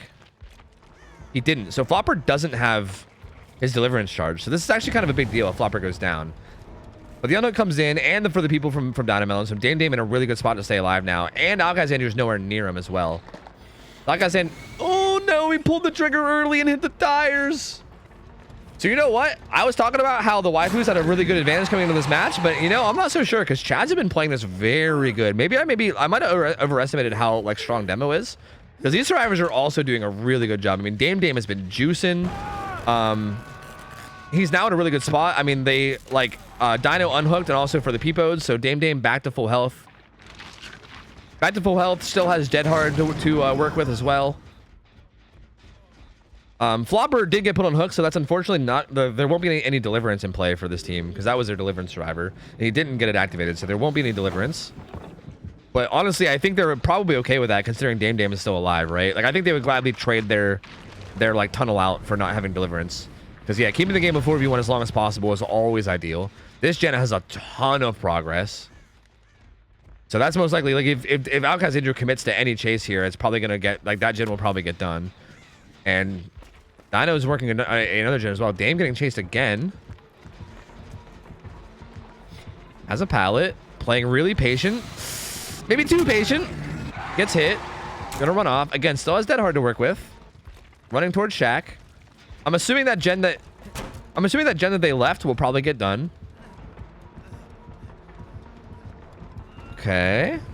Dame's still doing a decent job. Kind of mispositions there a little bit. It's kind of in trouble. Does get the Dead Hard though. That was really good. Is gonna bolt to this corner. Has his pallet up too. It's a pretty good pallet. Also has the window to work with. That guy's just gonna break the pallet, and I think Dame now is just gonna try to buy as much time as possible using this window and whatever else. Good fake. They're just gonna sit. Gonna commit now. The down comes in.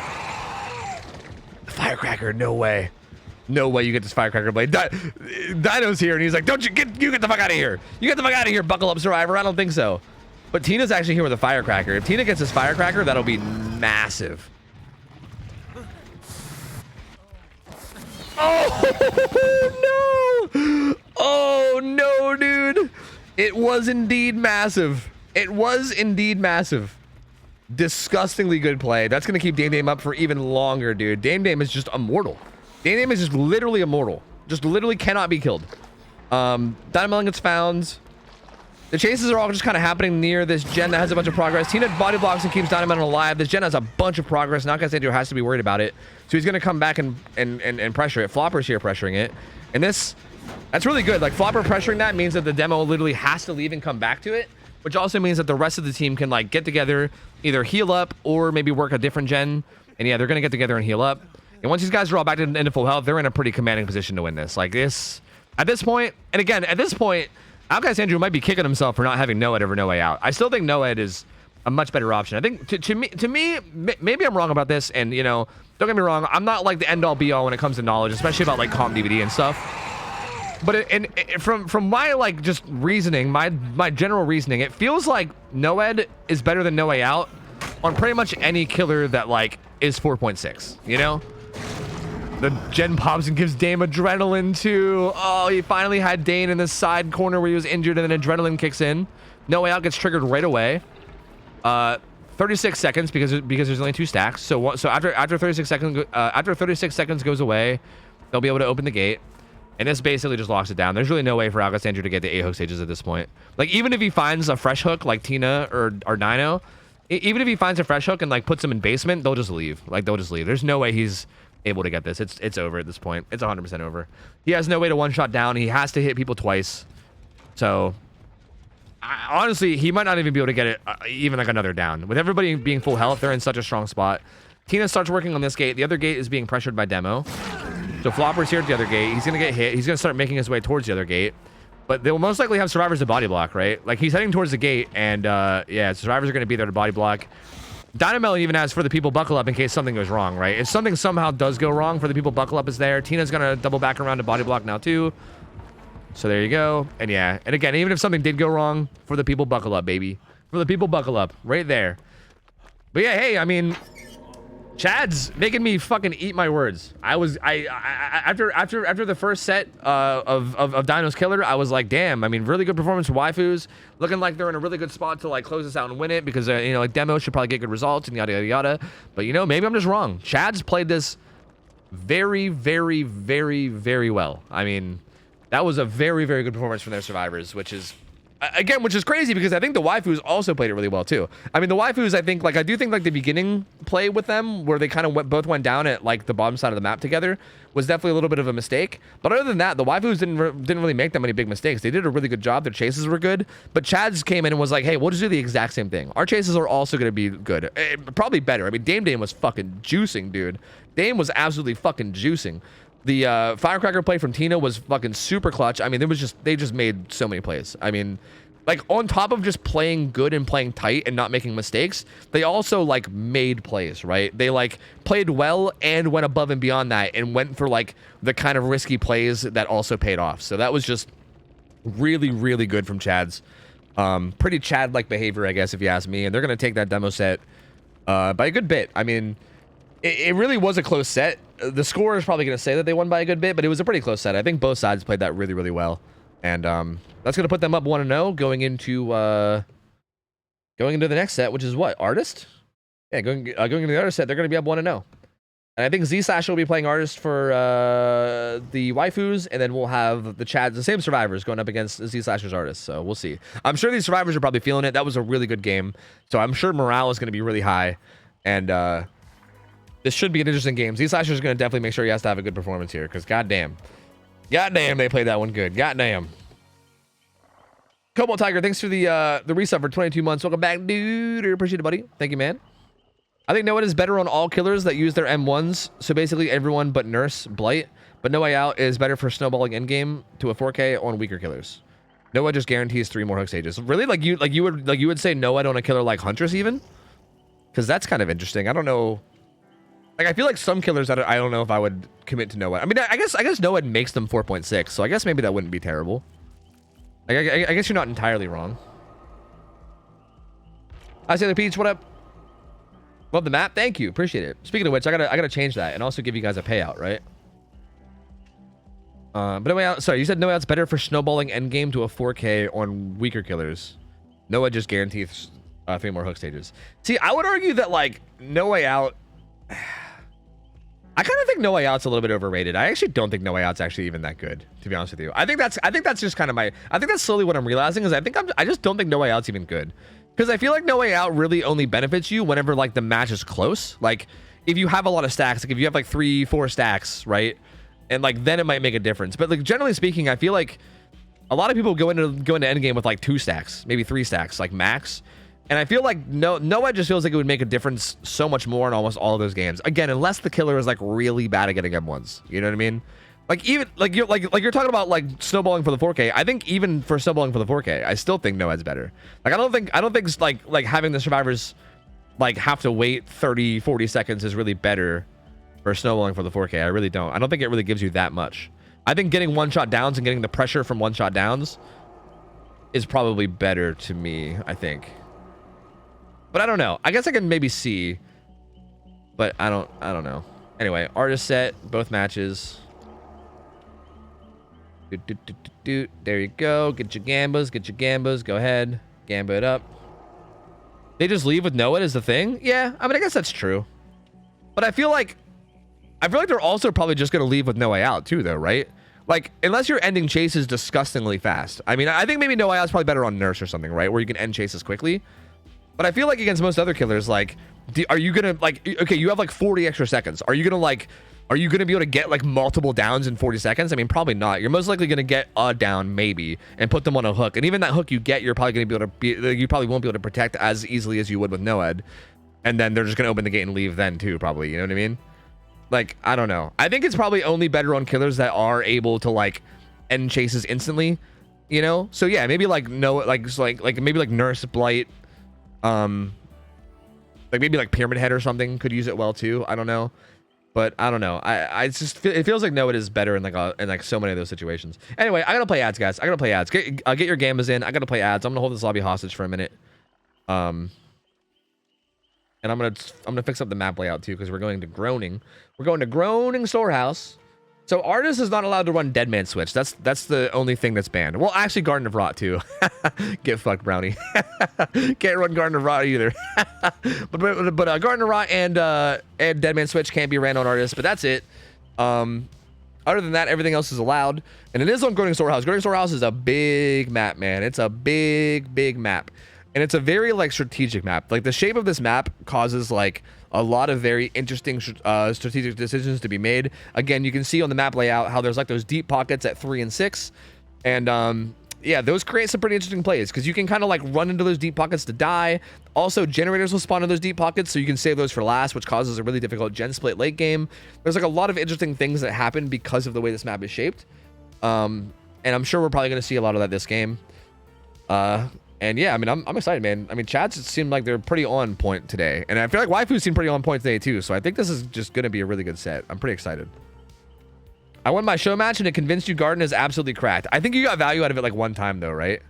I mean, no, you're not wrong. I do think, okay, I do think that the one thing I didn't really calculate when it comes to Garden is I didn't really realize that, like, if they just reset themselves, like if they go to cleanse and then they reset themselves, the fact that you get the ore reading on them, you know what I mean? Because I'm pretty sure that's how you got value that game. Like you chased somebody to like a single pallet tile or something, and then they didn't cleanse because they didn't want to get one shot down. But then that refreshed the like ore reading, and I think I kind of forgot that. So, you know, I will give you credit. Yeah, it's I think I just didn't really calculate that out in my head when I thought about the value, and that's pretty good. Like that's definitely decent. I've always said it's a better thick tar in chase. Yeah. I mean, I guess it's true, right? Because if they were normally gonna cleanse, well, I guess it's not every scenario, but I think there's probably a lot of scenarios where like normally if they're getting ready to cleanse, instead of just making it last an extra half a second, you could make them like reset it entirely, right? But I also feel like if you're just going for like a long distance snipe, it doesn't really help. But yeah, I mean, it is interesting, yeah.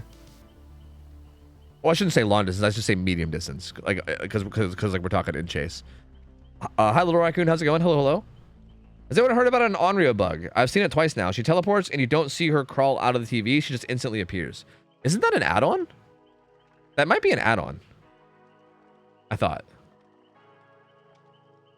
Like, wasn't there an add-on where you like it like doesn't show the?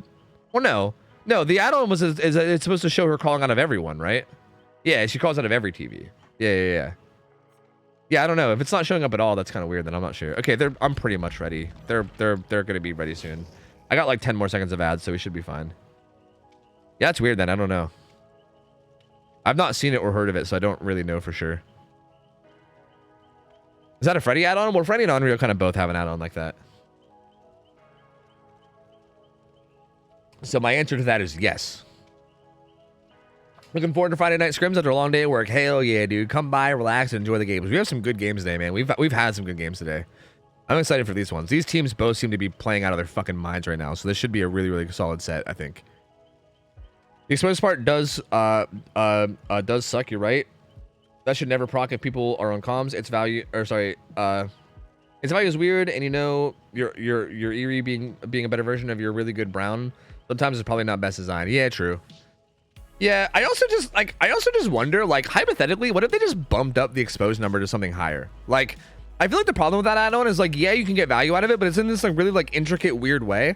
And I feel like with it being an Eerie add-on, it just feels like it should be stronger, you know? Like, don't get me wrong, I do think it's okay, and I think people maybe don't give it the credit that it should get. And I think you've kind of convinced me of that. But I just feel like with it being an ultra rare, it just should be like 10 seconds, you know? Like, I don't think it would be like super OP at 10 seconds. It would be strong, but it wouldn't be like super OP, you know? Maybe it would be. Maybe that would be kind of strong, actually. I don't know.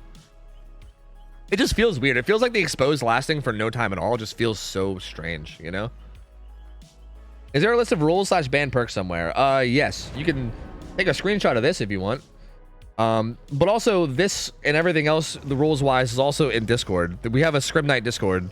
Exclamation point Scrims, I think I'll give you a link to it. We have a Discord like specifically dedicated to Scrim Nights that has all the rules, it has all the teams, it has everything. It has all the forums to sign up, it has all the rules, it has all the things you can ever want. But you can also just take a look at this quickly if you want. I think this has everything, I believe. I'm gonna switch back now, so hopefully you screenshotted it or took a clip or something. But yeah.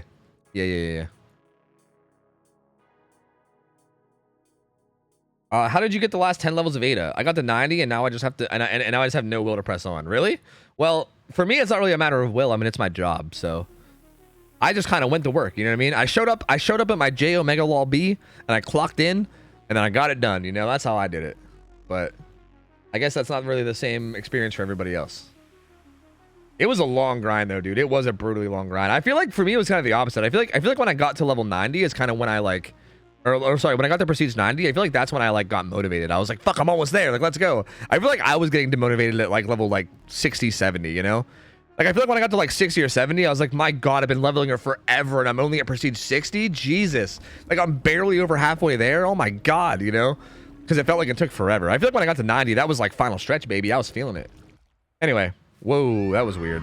So, Severed Hands and, oh God, this is, okay. Artist has like 10 different add-ons that all do like similar things. This one is either like the speed boost is better after using a crow or like the cooldown is better after using a crow. It's one of those like minor effects that just makes it so that following up a crow is a little bit stronger. I don't, there's like 50 effects on, there's like 50 add-ons on artists that do like very similar things. So it's one of those, okay? Severed Hands, the purple add-on, makes it so that when someone is swarmed, if they go near another survivor, it'll swarm them too. We saw that in both of the other games as well. I want to check the survivor builds real quick because I think for the sake of record keeping we want to, and also just because I'm curious to see what they run, so I'm gonna do it. Fuck it. We'll start with Dino. Dino has Unbreakable Deliverance, which is definitely not good for these guys. So him getting chased first is definitely not ideal. Oh, I can't believe that didn't do damage. Doesn't take damage from that. He's gonna be running away. We'll just check through the builds real quick. Bard Time, Deja Vu, Kinship, Adrenaline. This is not really a full committed chase build. I didn't realize that Kurt was in. Dead Hard DS with For the People Buckle Up. Let's go! For the People Buckle Up. Wait, they might be able to save Dynamel with For the People Buckle Up. They probably should. This is actually a time when that's actually kind of might be clutch. We'll see if Dino can. Never mind. He's actually just gonna get away. He's actually gonna drop chase. But this actually could have been a time when Buckle Up for the People would have been really, really good because ideally you don't want your Deliverance driver to be the first one chased. So that actually could have been unironically really, really good here, just from like a strategic point of view. But actually, Kurt ends up getting chased. I didn't even realize Kurt's filling in. Who stepped out? Flopper? Flopper stepped out and Kurt's in. He's gonna get hit. He's currently at like the 5 o'clock, 6 o'clock shack area. He's gonna be running into shack. Needs to be careful not to go down in shack. He's gonna throw this pallet and just get away. They are gonna pop this close gen. So there you go. One of the inside gens gets done. That's a pretty massive. That's a very important gen. Probably like Again, Chads has been doing a really good job of being able to identify like the most important gen basically immediately. Ooh, wait, that did damage to Dino? What the fuck just happened? That crow hit Dino somehow? How? Also, I don't even understand how that missed. But he M1 Dame there. What the fuck happened to Dino a second ago? I think Dino might have been trying to walk into the bird to like take it, I think. Right as Z-Slasher sent it. Like I think Dino was trying to like walk into it and kind of like consume it and, you know, get himself swarmed essentially so that the other people didn't have to deal with it. And I think he sent it right as he did it. I think is what happened. So that was weird, but Dino gets hit and now everybody's injured. So Z-Slasher spreading a lot of damage around is gonna have to get it down though. Tina's gonna go to this to this deep 3 pocket. She kind of played that weird. She like didn't run to the pallet and instead ran to the window. I'm not really sure what happened there. Was there a survivor here? Is that why? No, I'm not really sure why she played it that way. That was kind of odd. So Z-Slasher's build's also interesting too. He's got sloppy. I feel like sloppy on artists is not something you see pretty often, but I don't hate it. I mean, I do feel like you M1 a good bit as artists, so like I don't hate it. Like I don't, it's probably not super common to down somebody with bird strikes for both hits, although I'm sure it does happen. It's just probably not like insanely common. So like sloppy should be probably getting a good bit of value. Pain res is obviously good. Eruption's there as well. And I'm surprised to see eruption over pop, but I mean, there it is. Is gonna zone Kurt out. Really good use of artist here. And basically just zones him out so he has to not turn the corner. And there it is, baby. There it is. 10 seconds. Is he gonna wait out to 10 seconds? Kurt needs to get to a pallet in 10 seconds or a window. He's not gonna make it. Oh, I love scrims. Oh, I love it. Oh, I'm so satisfied. I'm so satisfied. I was so mad that we haven't seen it, and this has been the most satisfying set.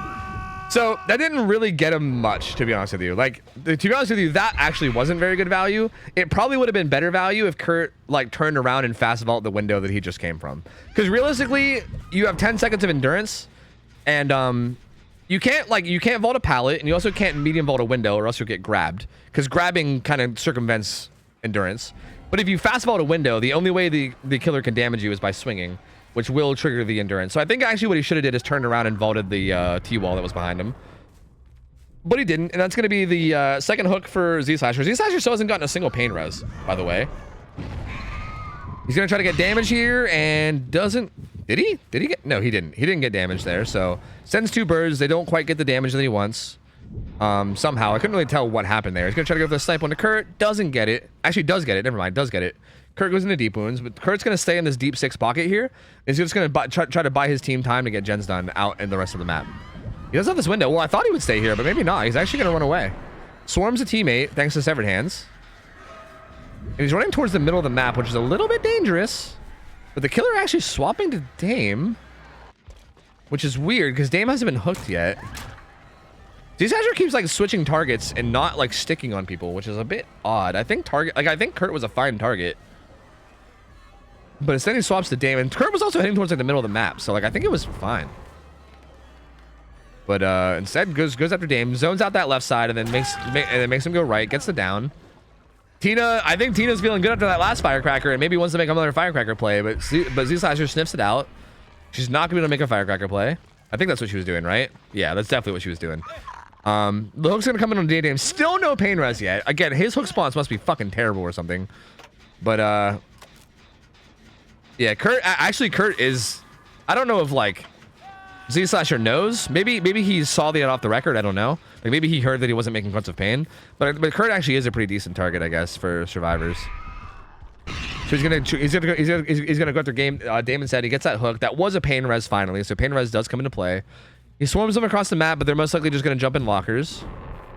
Dino's actually still swarmed, but there he goes. It goes away. He's gonna protect this hook down on this down on this top side of the map.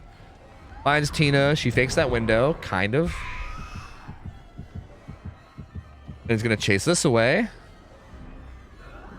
Maybe zone it. Maybe puts down a bird. That's gonna force Tina to leave, and she does. She's gonna go to this T-wall, zoning out that window as well. And there's the M1. That's gonna be Sloppy Butcher applied. Are they gonna be able to sneak this unhook while this is happening? They actually reassured it, which is interesting. Was that... yeah, actually Tina hit him with reassurance, so I think they're actually in no hurry to unhook this.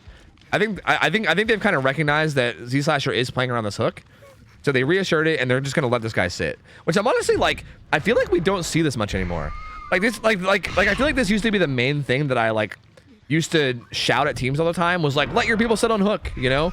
And I feel like we've been seeing a lot of fast on hooks lately, but they actually are going with the whole let him sit for a while thing. Dino's here to unhook, but this is actually a really awkward spot. Oh, he does get it though. He does get it.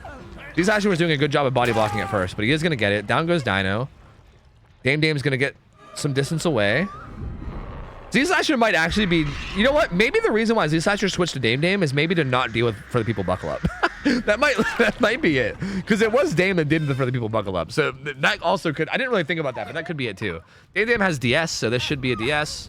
Also has Dead Hard as well, so in a pretty good spot. Dino, I think, was the Unbreakable Deliverance driver, so yeah, he just Unbreakables. He's fine now too. And Chads are in a great spot. Great spot. 2 gens left. Dame still has Dead Hard up. Is taking this chase deep 3. So this is keeping the killer far away from all the gens right now, basically. Not all the gens, but like most of the gens. Like, well, three out of the 4. So yeah, too far to take damage from that. And yeah, Dame just playing the map so well right now. Baits a swing there, doesn't go down.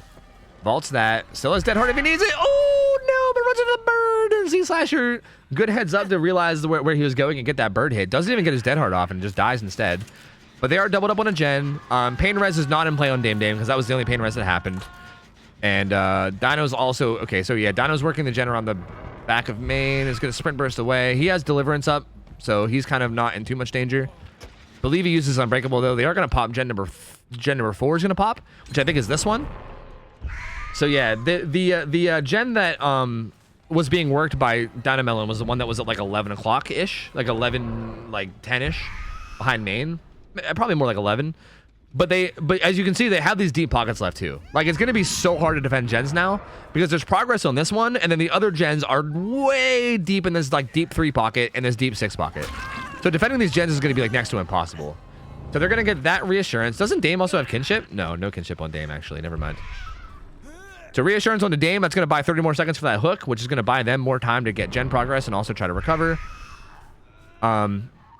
Tino, the only injured survivor. These guys are doubled up on this gen over here. Z Slasher does not want to let him finish it, but also wants to protect the hook at the same time. But also, how could you do all this at once? Because it's so much. How could you juggle all of this? I don't know. Z Slasher's trying.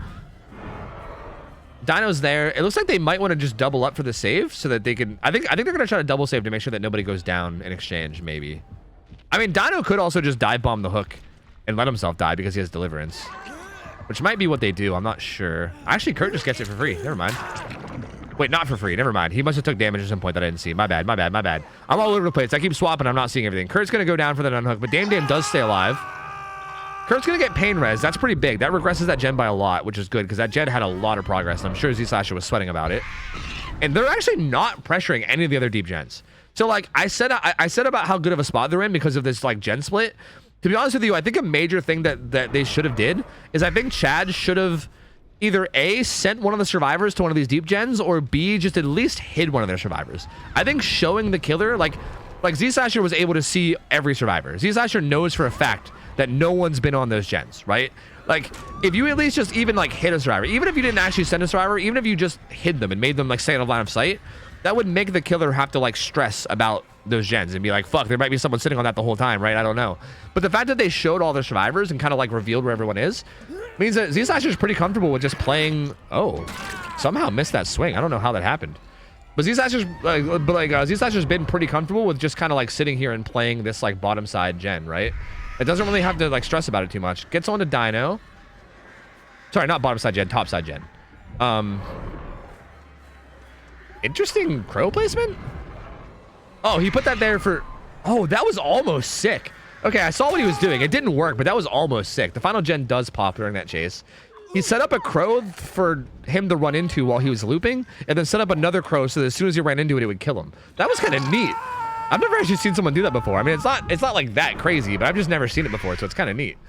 It didn't work, but I saw what he was going for. Dino has Deliverance, so they're actually in a great spot. 6 hook stages. They're going to probably try to go for a gate when they can. I was going to say he might wait. It depends on how far away the killer goes. He's going to Deliverance right away. Gate opens. Both gates open. No endgame perks for Z Slasher to help him out here. Really, I think his best hope here is to find Dino. He's currently sitting on a hill near Shack. So I think what he's trying to do right now is he's trying to protect both gates and also hatch so that Dino can't get out. A crow just flew over there, which I'm not sure if he saw it or not, but a crow just flew right over there, which is most likely Dino. It was. Maybe he did see it. I don't know. But he's looking for Dino. He's looking for Dino. The survivors are most likely going to try to heal themselves up. Oh, nope. Dino slipped out, actually. He slipped out. Never mind. Dino's a sneaky bastard. He actually did manage to get away. I was going to say the survivors might be trying to, like, heal up so they can body block. He's got to be careful with these crows. Oh, but honestly, Dame has for the people buckle up. So even if something goes wrong here. Actually, no. They're actually at different gates. So it would have mattered. That was what? 6? Oh, fuck. How many hook stages? 6? I didn't look right before they left. I think it was 6, right? Or 7. It was either 6 or 7. I think it might have been 6. Dame was death hook. Dino got hooked once. Tina got hooked. Kurt got hooked. What? It was 6, right? I think it was 6 hook stages. Oh shit. Oh shit. 7? Was it 6 or 7? Oh fuck. Like, do I gotta go into the VOD? 6? Okay. So 6 hook stages. Again, really good result from Chads, dude. Very, very good result from Chads. They're really making this hard, man. Like, they're doing a really good job of, like, having the correct targets being chased. Like, Dame getting chased with DS Dead Hard was making life hard. Z Slasher, I feel like, to be honest with you, I feel like if he would have just committed to somebody, like, I feel like we're not really seeing, like, a ton of that happening, which is, I think, maybe kind of detrimental. I think he's, like, trying to, like, switch targets and not deal with things, like, for the people buckle up and stuff. But I feel like he had some pretty good, like I think at one point he, like, dropped a chase with... Well, Kurt, I think, right? I think he dropped a chase with Kurt, who had already had a hook stage gone, to chase Dame, when I feel like he could have just stayed on Kurt. Like, he had Kurt in deep wounds, and then Dame was there too, and he could have just kept chasing Kurt and get her to second, but then he didn't. So clip says 6. Okay, so like Dynamelon's hook was number 6, right? And then he deliverance. I thought that's what it was, but I wasn't sure. But yeah, I feel like even with, like, for the people and everything in play, I feel like Kurt was, like, in a tough spot. Like, he was in deep wounds. He was also running to, like, the center of the map. Like, he was definitely not in a great position to stay alive. But then Z-Slasher, like, swapped targets, and I really wasn't a huge fan of that. I think he should have stayed on to Kurt, even with, you know, for the people buckle up being a thing in play. Because honestly, for the people buckle up really didn't do anything. Like, I feel like Dame used it on Kurt, but they didn't really get very much value out of it. He kind of just waited out the 10 seconds, and it did basically nothing. So, like, I don't know. I feel like it was a little bit of a misplay there from Z-Slasher. That's really my main complaint for it. I think other than that, he played well. Like, he was doing a good job of, like, playing artist in terms of, like, chasing and stuff. Like, there wasn't really any, like, major flaws that I can point out. I think that was probably the main thing that I would say went wrong. And Team Chad just played that really, really well. I mean, they are consistently just able to, like, pressure the right gens at the right times. Their chases are very, very well played. And I like that they're, like, going for plays and shit too, because they're, like, not only are they playing, like, tight and disciplined. I feel like what I'm coming to realize is I think this is kind of like the learning curve for, like, these teams. Is, like, because again, I've been watching so many teams in Scrim Nights that have, like, went from, like, being brand new to Scrim Nights and, like, not knowing anything about comp play at all. And, like, at that stage you have to, like, worry about things like clock callouts and, like, gen macro and, like, where do you, like, take chases to die, and, you know, like, let's make sure we don't do any major throwing plays. Like, if we go down next to the hook or something, that's going to end the game. Like, I feel like at the beginning it's more like, let me try to not throw the game by making a bad decision, right? And that's kind of more what you're worried about and thinking about, is like, okay, let me just, like, we're not going to try to play flashy or extremely good. We're just going to try to not throw, right? Like, that's kind of how it is at first. And I feel like a lot of these teams, as we've seen them grow, like, Chad's is at the point now where it's no longer like, let's try to not throw. It's like, let's play the game that we already know how to play, and then also, like, see what big plays we can make, right? Like, going for, like, for the people buckle up plays, going for firecracker saves. Like, it's cool to see the evolution, right? Like, it's no longer like the bare minimum of let's make sure we don't throw. It's now like play good and make big plays, and that's just, it's so cool to see, man. It's so cool to see. They played that so well.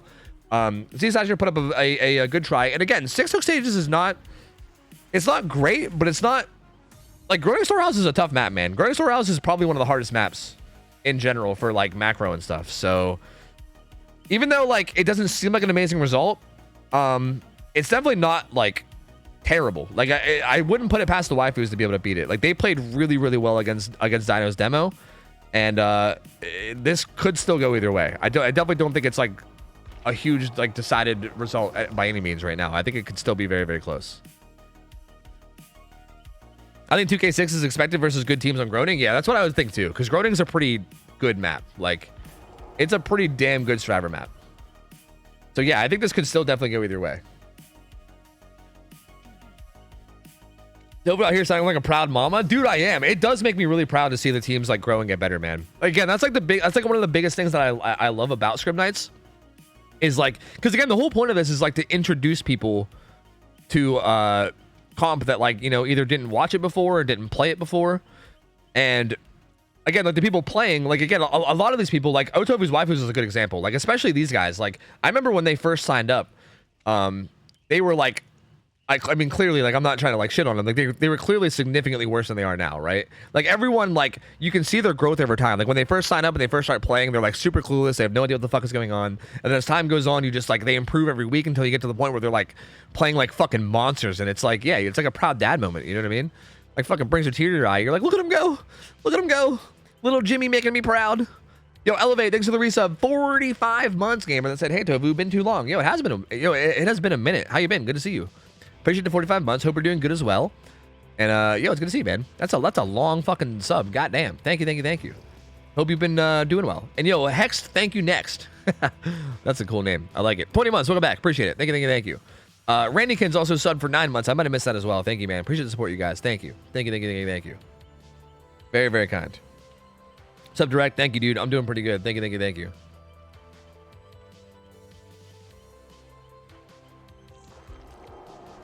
Were those cans always on the floor? No, I think that's like a Nick Cage thing, right? I'm pretty sure that's like a Nick Cage thing, but I could be wrong. I think we can move artists to ARP since we're unbanning that, actually, since people are getting so much better, and I'm proud, especially for artists. Oh yeah, I mean, we'll see. I don't know. I mean, obviously we're gonna, like, every single time that we bring a killer into the map pool, we always discuss maps in the behind the scenes. But yeah, I mean, ARP is gonna be an option that we have now. We are bringing back those maps. We're bringing back like Suffolk Pit especially. I mean, ARP I never really had an issue with, to be honest. Like, ARP has never really been like a banned map. I think ARP is a great map.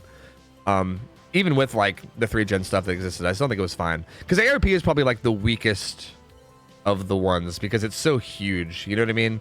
Like, if you can just take your chase into like the other side of ARP, then like there's really no chance of holding a 3-gen at all then, right? Like, in any way, because it's so massive. But yeah, I think the week after this one, we're gonna be seeing those maps again. Like, I think Blight is, I think next week, if I'm not mistaken, we're gonna have Blight and he's on Suffolk Pit, right? I think that was for next week.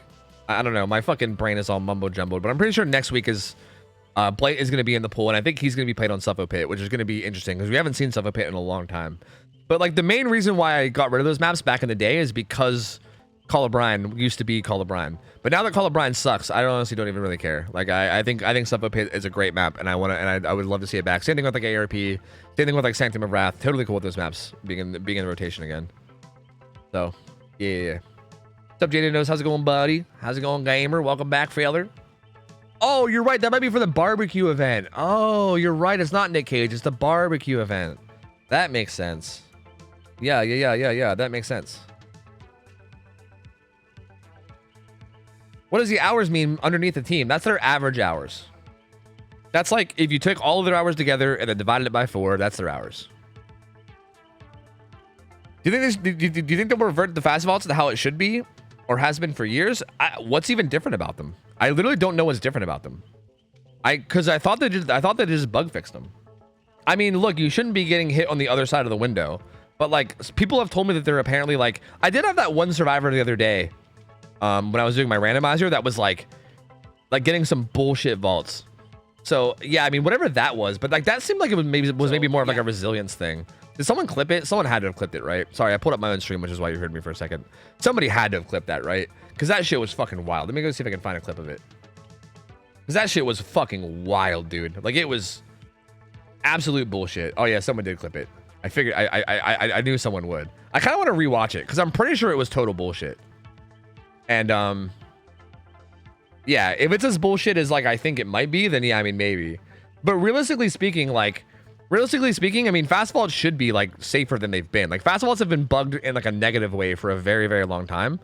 So like, I don't know, like maybe yes, but also maybe no. This is a long clip, isn't it? It's like a pretty big lead up. into. Okay, I think it's like right here. Like, dude, like look at the distance that I have on this guy. This should be an M1, right? Like, just if you're just looking at the distance that I have on this guy on the way to the window, like you can just tell right here. This should be an M1 under like any circumstance, right? Like, what is that, dude? Like, something is wrong there, man. Something is fucking wrong there. I don't know what that is, but something is wrong. Like, I don't know what it is. Like a resilience thing or something? I don't know. I literally don't know what it is. But, like, something is clearly wrong here. Because this obviously should land. You know what I mean? This survivor did have resilience, I'm pretty sure. But, like, what? You know what I mean? Like, hello? Like, what is going on with this?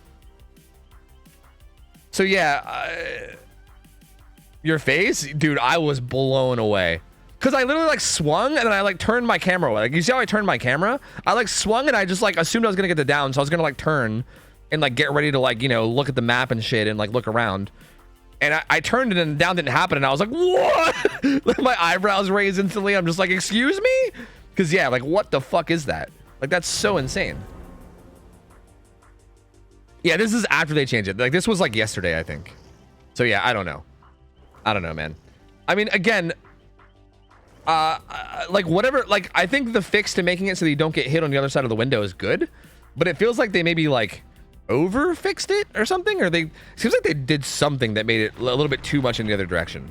Like I don't think fast vaults should go back to the way they were before this patch, because fast vaults were dog shit before this patch, and it was like a major issue where like you would fast vault a window, take like a step away, and then still get hit, right? Like that like would happen a bunch.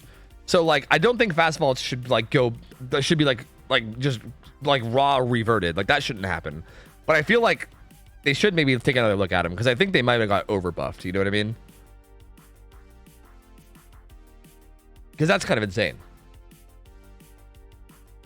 My thinking is that was an actual feature that was meant to be there. The game's been out for 7 years, and fast vaults have never been like that. So no, I don't think. I doubt it. All right, so win condition right now for Dino Melon up against OhTofu's Waifus is going to be 7 hook stages. Spread it however the fuck he wants. Does not matter how it's spread. 7 hook stages will be the win. 6 hook stages will be the tie. And yeah, so the Waifus have a pretty tough win condition here. They got to do all the gens, get survivors out of the exit gates with less than 6 hook stages. I would not be surprised if we saw Noed on Dino's Artist, because I feel like Noed is very good at like securing hook stages in late game. So considering the win condition is like a medium number of hook stages, it would make sense to have something like that. Unbreakable Deliverance on Ace. Again, Happy Shire running the same build that's very, very strong for being chased. There is the Noed, yes. Outcast Andrew's got a pretty massive objective build, without a toolbox though, but pretty good objective build. And then pretty altruistic build for Angry Shio. Lithe for the people, reassurance, buckle up. So Angry Shio, very, very altruistic build. Happy Shio, very chase heavy build. Yeah. Looks like Dino Melon's gonna be running pretty much the same add-ons. This is the other yellow add-on that does some other effect that's kind of good. Again, I don't know the fucking exacts, okay? If artist mates want to yell at me, feel free. I don't know. But like all of them give like cooldown or speed or something. Yeah, this one's apparently cooldown. So after you send your bird, like the cooldown's like a little bit better. Dino actually finds Angry Shio and doesn't go after Happy Shio. Goes against Angry Shio instead. He also has Severed Hands again, which spreads condemned. Sorry, not condemned. Spreads swarms of birds. But good zoning there. Kind of zones out Angry Shio and kind of keeps her from being able to take the straight line that she wanted to take. So that's going to be a pretty fast down. Very, very quick down. And Agitation's going to be carrying her to the middle, closer to the middle of the map. Also might be a pain res. He's just gonna eat that blind. Not a pain res. He's gonna head right over to this gen and pressure it since it has so much on it.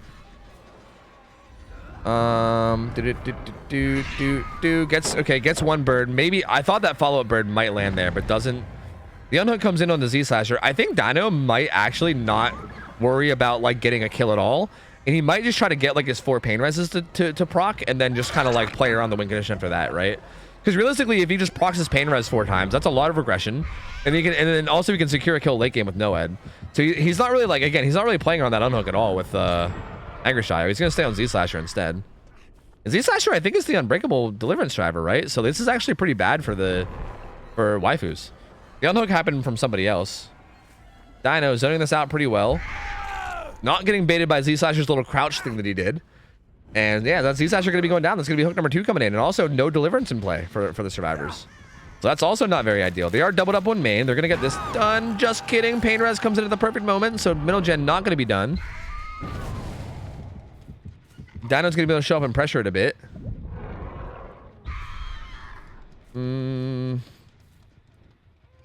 Interesting. He's kind of playing around this hook now. See, like, he completely left the first hook, and now he's, like, not. He knows where everyone is now. He saw there's 2 people there. He also saw Happy Shire running down on the other side of main, so he knows where everybody is right now. So he's just kind of holding down the fort. But, yeah, kind of surprising. Like, why not target Angry Shio, but why target Z-Slasher instead? I don't know. There's the reassurance from Angry Shio, so that's going to buy Z-Slasher some more time on hook. So if he wants to protect this hook, it's a lot less valuable to do so. They finish main gen as well. Goes for a snipe, doesn't get it. Huh. I'm so curious to know, like, the decision making behind some of these, like, decisions. Like it's odd to me that Dino is, like, protecting this hook so hard when he had a hook before this that he wasn't protecting. Because I mean, arguably, I don't know, like, I guess they're both good targets. Like, I think both of those guys are, like, decent targets for this. But, like, Angry Shio has like reassurance, right?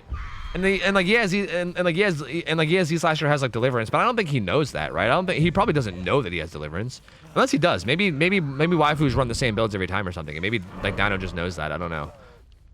But I feel like there must have been some kind of decision here that made him want to do this to Z-Slasher, but not to Angry Shio, and I'm just not really sure what it is. So Z-Slasher's gonna go second. I guess Andrew was doing a little dance on that gen. That was fancy. Angry Shio's here. She's going to get getting chased. Gets hit. Running away. No one's really there for the save. I think Happy Shio is going to run up and try to get the save now. But actually, Donna's going to head back and be like, yeah, you know what? I'm just going to keep forcing damage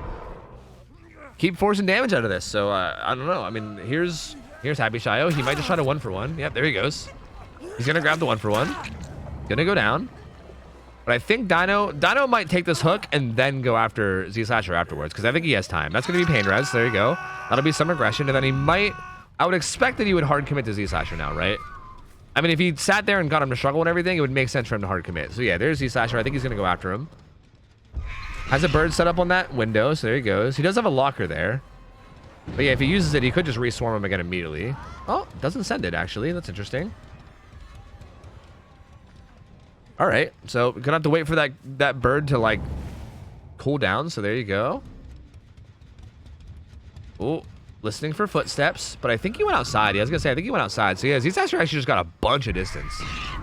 Does get birded though. They pop gen number 3. Currently 4 hook stages. He zones out the right, but he goes left. Z-Slasher actually canceled the bird, so he actually could go for more birds here, but doesn't. He's actually gonna swap to Outcast Andrew. Huh.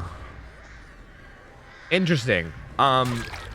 Z-Slasher played that chase really well. I mean, I think he played it so well that Dino just decided he didn't want to chase it anymore, which is interesting because I feel like he committed a lot to getting that like kill and getting him to like death hook. And Z-Slasher actually gets healed. Not only does he leave chase, but he gets healed basically instantly upon leaving chase too. And they heal up Happy Shio as well. So yeah, I think they're triple healing somewhere. And I think Dino found where they were triple healing because yeah, there's a bunch of swarms. Is gonna get the down on Outcast Andrew. Like, tell me how Dino hits that M1, but that clip, that fucking clip from before the match, you know what I mean? Like, come on, brother. Like, what? Like, hello? You know? That's what I'm saying. I think it's a resilience thing. I'm just gonna say I think it's a resilience thing. Just gonna say it. I think resilience might be bugged. If something's bugged, it's probably resilience. Anyway, this is gonna be Pain Res. So this is gonna be hook number 5 and Pain Res. So Dino's still in a really good spot to get this win. I mean, currently 1 hook stage away from getting the tie. I mean, really hypothetically, if Dino wanted to be a really, really play safe, safe, boring, I don't know, you can describe it a bunch of different ways, but if you really want to secure the win right now, he could probably just face camp this hook and then either force a 1-for-1 or just wait for no ed. You know what I mean? He would either force a 1-for-1 or probably get no ed. And either way, he would probably be in a pretty good spot to win. I mean, I guess they could maybe double unhook, but...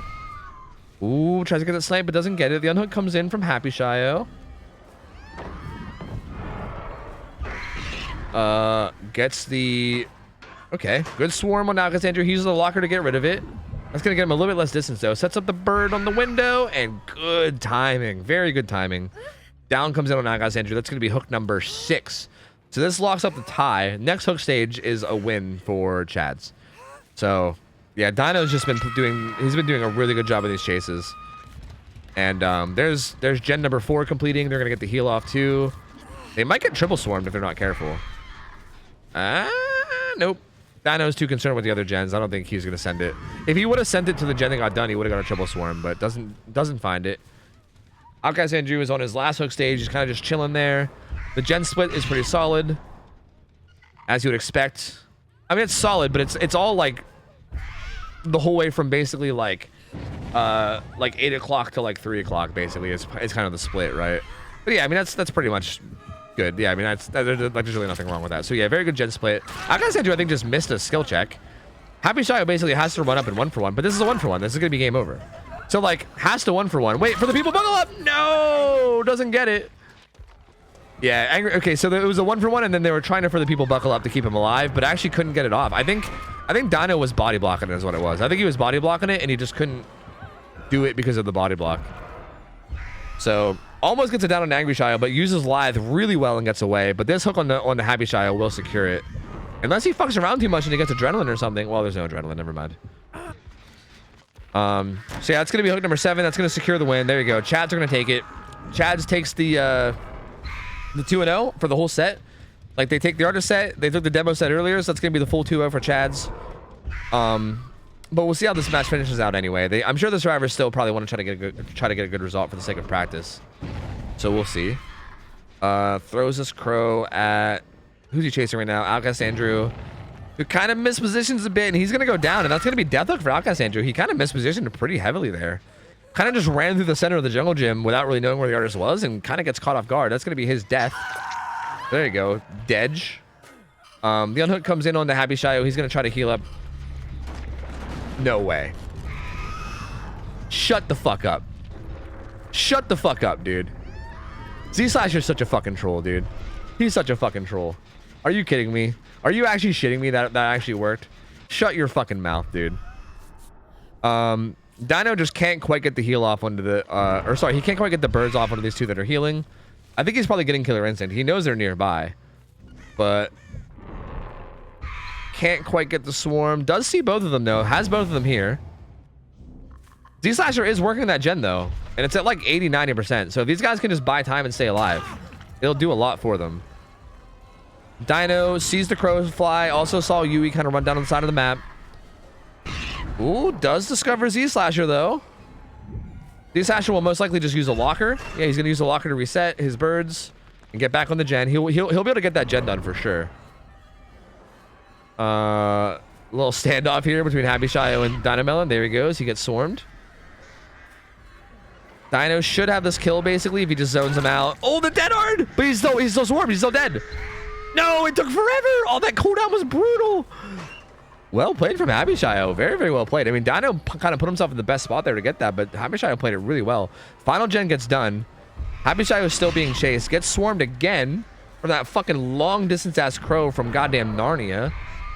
Doesn't quite get that, so like that doesn't connect either. Happy Shio, I think, is going to do a good job of buying his team time to get out here.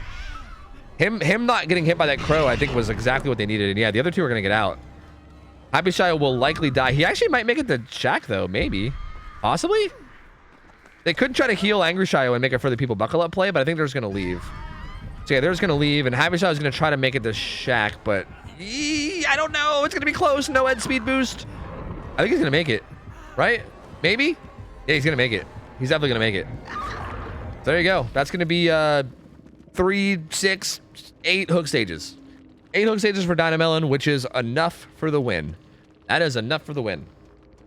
So actually, again, well played by Waifus, man. Like, they played this really, really well. Like, Chads did take this 2-0 on this set, but this was a really, really good setup because I think Waifus were, like, right there with them. Like, they were right there with them every step of the way.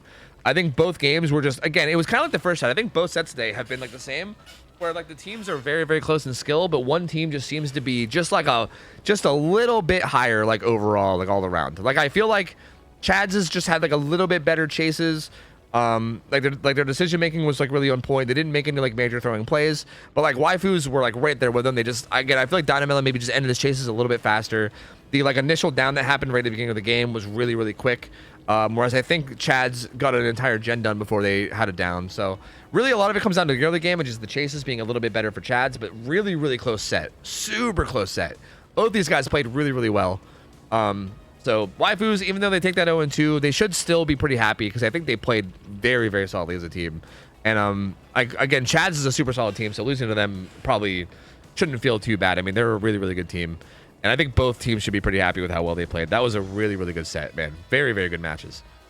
Yeah, it's going to be the 2-0. So we should be moving on, I think, to the final set. Assuming they're ready, right? Assuming they're ready, we should be moving on to the final set of Overheated Academy versus DC on first down, I believe. Unless, like, someone's not ready. Sometimes, like, sometimes when we're ahead of schedule, we sometimes need to, like, delay. But I'm not sure.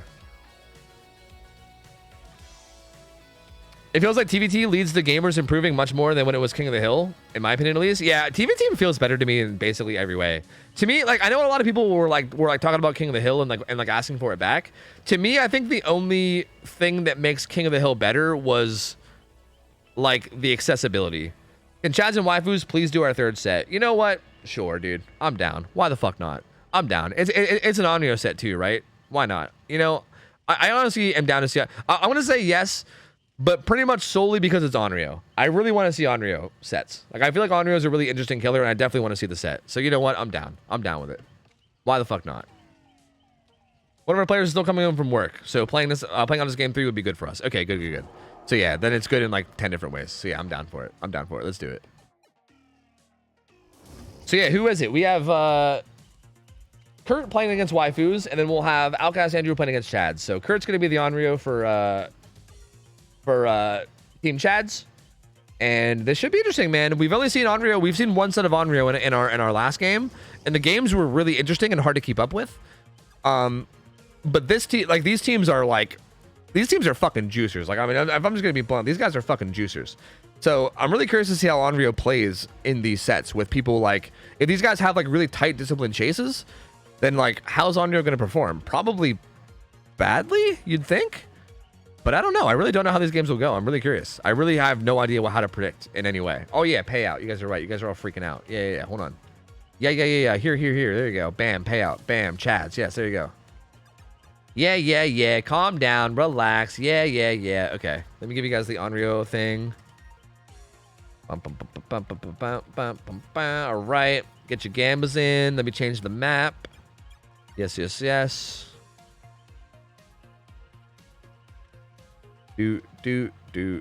there any way to add in Survivor Team comms here and there? Love your commentary, but popped into Outcast Andrew's stream, and it was interesting listening in. You know, we've actually discussed this before. We discussed this way back in like the very beginnings of scrims when it was like still King of the Hill. We talked about the idea of doing like listen-ins on comms and stuff, but then we kind of just ditched the idea. I still don't know, cause like the idea of joining into random people to like people's comms and shit, like, it's cool, but it also sounds a little bit risky. You know what I mean? I don't think anyone's gonna like say anything bad, right? It's not like I'm gonna join into someone's comms and they're gonna start like saying racist shit or something. Like, obviously, like, I don't think anyone would do some fucking dumb shit like that. But like, I don't know. Like, I feel like it could be interesting, but yeah, I don't know. Wouldn't there be a time delay of some sort? No, because we're watching it. I mean, I'm spectating live, so there wouldn't be any delay. But yeah, I mean, we could discuss that as a possibility in the future. Do you like that idea, Mariah? Also, hi, Mariah. Good to see you. Because yeah, I mean, it would be kind of interesting to see what they're saying and how they're calming, right? I guess I would just have to see how the teams feel about it and make sure that teams are comfortable with it. And we could try it. It could be something that we like test run one of these weekends, you know? I'm just saying stuff. Oh, okay. Yeah, it definitely could be something that's like worth test running at the very least, right? Like, whether or not it'll be like a good feature or like it might end up getting like kind of awkward or something. I don't know. But yeah, I could like mute myself on Discord and I could just jump into like a voice chat basically, you know, if I wanted to. and just like get a feel for their comms or something. Like we could do that, especially in like really clutch situations where like I'm not sure what they're thinking. It would be interesting to like hop in, right? Like if we're one of those scenarios where like, oh god, the drivers are in trouble, how are they gonna handle this? Oh god, like it might be interesting to like hop in comms and be like, how are they handling it, you know? So yeah, I'll consider it. I mean, I'm not gonna do it right now, like tonight, because I definitely want to give teams a heads up and make sure that they're cool with it first. And I want to ask them that in private and not like in front of 1,000 people that want to hear comms, because obviously that puts a lot of pressure on them to say yes. But yeah, I'm definitely like open to the idea. I think. I guess we'll see. But yeah, also to finish my previous thought, King of the Hill was cool, and I think the only thing that I miss from King of the Hill is the accessibility. I do think the main thing, like, I think Team v Team is better than King of the Hill in pretty much every single way, except for one, and the only one way that I don't think it's superior is if people want to like try out scrims, especially killers, specifically killer players. If killer players want to like try out scrims and they want to like just like try their hand at it, before they could just sign up as a killer and we would just give them a game, right? Now as a killer, you have to like get a whole team, right? Like you need a whole team of survivors, and then those survivors need to want you as their killer, right? Like they need to want you to be their killer. So you're kind of competing with like a bunch of other killers that also want to play, and it's just kind of like, I don't know. It's kind of a lot, I guess. Like it's a lot harder to like get in, I guess, than it was before. You can listen to the Chad's comms. Sometimes we do get a little unhinged though. Hey, that's fine. That's totally cool. I mean, I saw you say yes. I think Pryon just said yes for DC on first down. I'm not sure if anybody else said yes. Maybe someone else said yes and I just missed it. But so far, it sounds like quite a few teams are down with it. So yeah, maybe we can try that out for like next weekend or something, if you guys want. I'm not opposed to trying it out. Join the voice chat randomly and don't say anything. Just but like without even telling them that I'm doing it. Like I'm not even gonna tell them that I'm doing it and listening. I'm just gonna join in and they're just gonna be like, what the fuck's happening? Easy peasy. Yeah, the main thing is I just want people to know beforehand that it might happen, right? Like if someone randomly joins their channel muted, you know, they'll understand that like, oh, it's probably like they're probably like playing our comms on stream, you know? Instead of me just joining in and then being like, what's happening? Why did an admin join our fucking channel? Like is something wrong, you know? Like I don't know.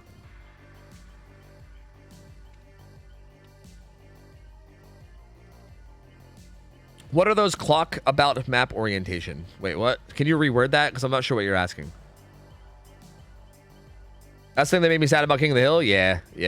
Which is why I think we still might be able to do like, I still think doing like scuffed King of the Hill at some point would be good, right? Like to be honest with you, I might tell Dino one of these weekends to just like take a weekend off or something and then just have us do like scuffed King of the Hill scrims for a weekend. Because I don't like, to be honest, I don't know if I want to do a third night of scrims during a week. Like that's a lot of scrims. I feel like even doing 2 scrim nights a week is feeling like a lot. You know what I mean? I don't want to like burn myself out. So I don't know if I want to do like a 3rd scrim night a week, but I feel like if maybe one of these weekends, maybe I can just like tell Dino to just like take the night off or take the whole weekend off and be like, fuck it. Instead of doing like TV team, we'll just like do scuffed King of the Hill, where I basically just tell teams like, hey, show up on Friday and Sunday. And then we'll just like put killers against you and we'll have some scrims, you know? Because I wouldn't be opposed to that. That sounds fun. And it would give killers a chance to show off and show what they can do and stuff. We could even like make scuffed win conditions on the fly. Cause honestly, I think that's another thing that makes King of the Hill worse is that like the win conditions were weird, right? Like making the win condition 9 hook stages in every circumstance was kind of weird. Cause like Blights almost never lost. Like Blight players like pretty much consistently won because 9 hook stages was pretty easy for them to get. Whereas like some of the other killers would be harder. And I feel like it was really hard to balance around 9 hook stages every single time. So I feel like we could just make dynamic win conditions. Like I could just like pull a killer up, right? Like if a killer's like, hey, I want to play Blight, I'll be like, cool. You'll play on Suffolk Pit and your win condition is like 4K 1 gen left or something, right? I could just give them a fucking win condition and be like, there you go. That's your win condition. Have fun, you know? Or we could just play without a win condition. We could just let them play and just see what kind of result they get even, right? We might not even need, we really might not even need win conditions. I don't know. It really depends. I don't know. By the way, that's stuff we can talk about later. It's fine. It's fine. Well, see, I wouldn't want to do them between the matches because that's too much time. Like, I can't really stream, like, I can't extend the stream like another, like, 2 hours, right? Like, ending at midnight is something that I kind of need to consistently do. I can't really be streaming until, like, 2, 3 a.m. every night, you know? Like, that cuts into, like, a lot of my real-life stuff that I can't really afford to do. So, yeah, like, it is possible to do that, but I think we'd have to schedule less teams if we were going to do that, you know? Like, we'd have to do, like, 2 sets a night instead of 3 or something, you know?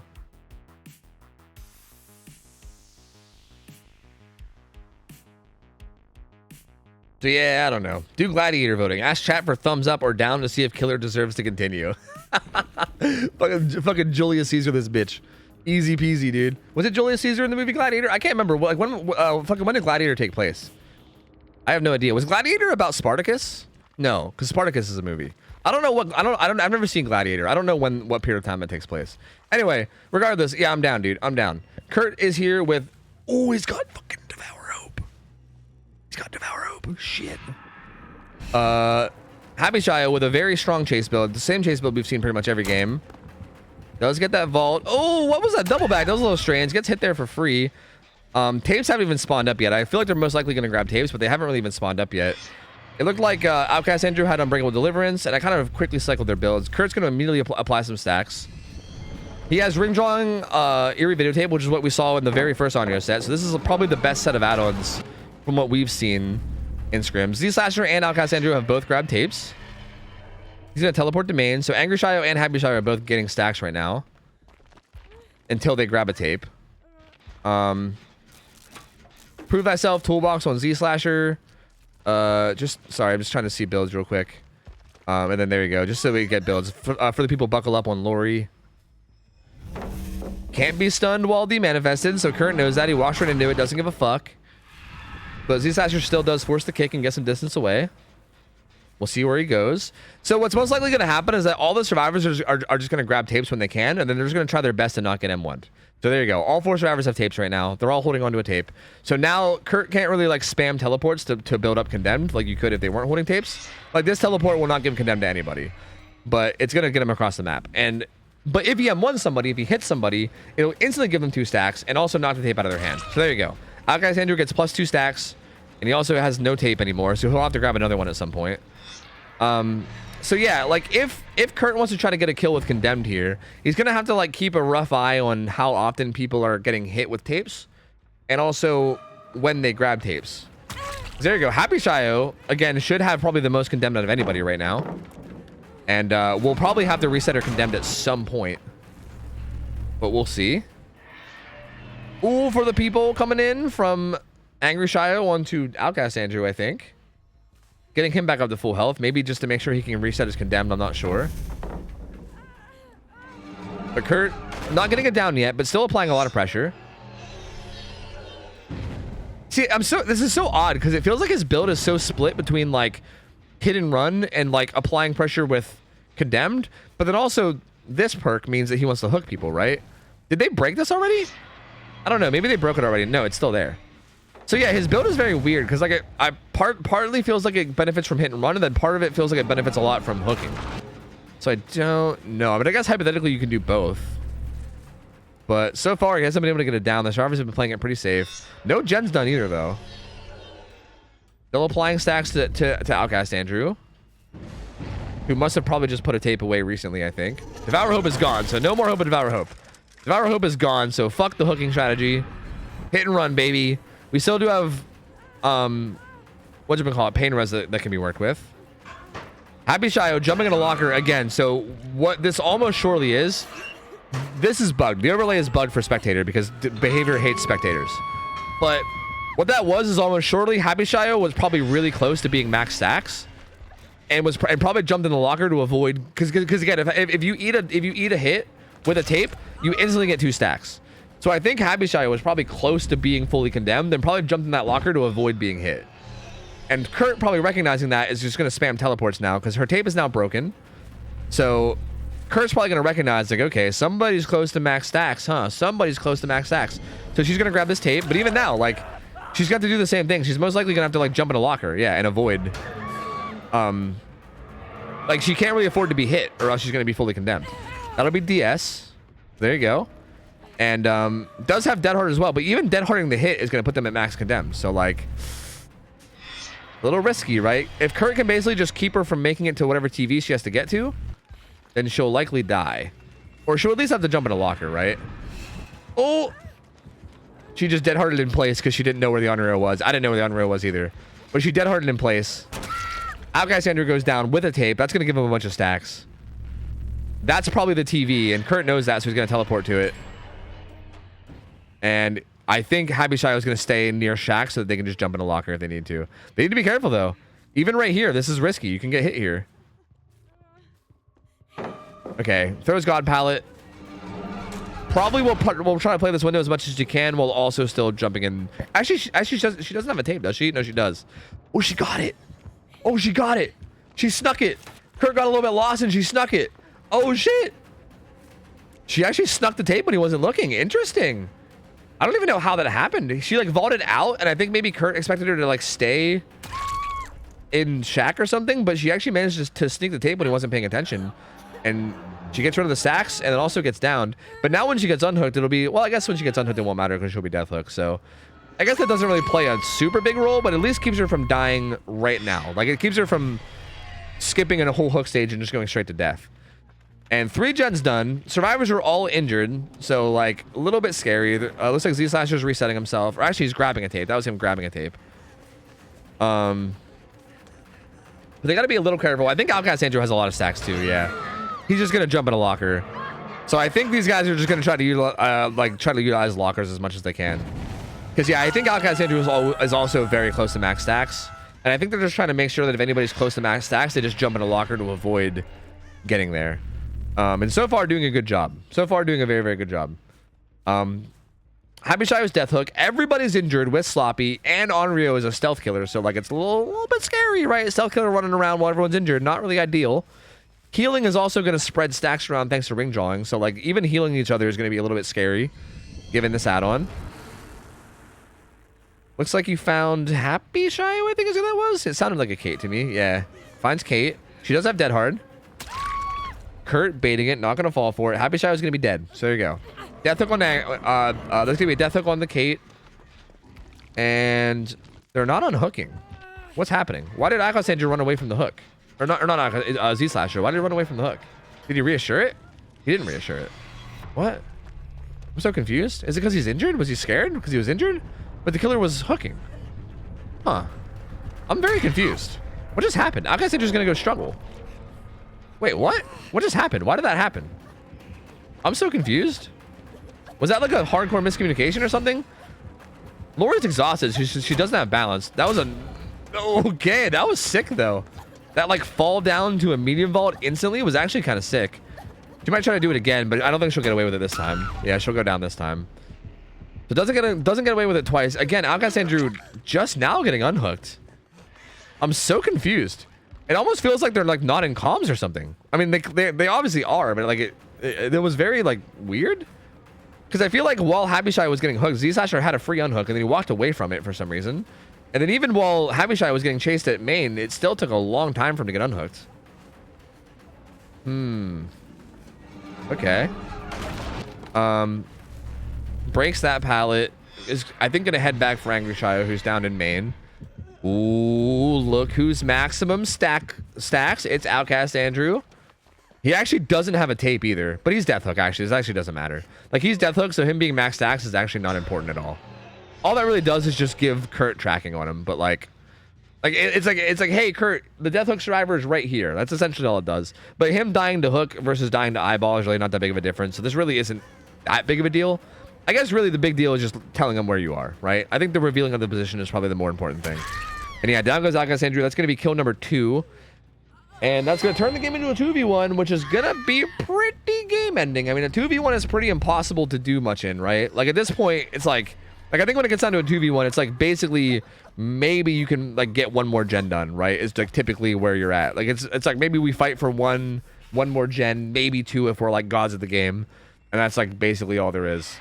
I don't think there's really any way these guys are going to be able to finish both and get out. They'll probably be lucky if they can even get 1 gen done. Kurt is just giving them a bunch of stacks to get done right now because I don't think either one of them is holding tapes. So yeah, they're just kind of getting stacks at the moment. This might actually be accurate for once, maybe, right? Yeah, this might actually be accurate for once. I don't know. The overlay is always bugging out. I can never tell if it's accurate or if it's not. Sometimes it's accurate and sometimes it's not. Kurt manages to find Ace, who has live. Gonna get some distance away. And has a T-wall. Not exactly the best tile, but we'll see if he can play it well. Kurt forcing a 50-50.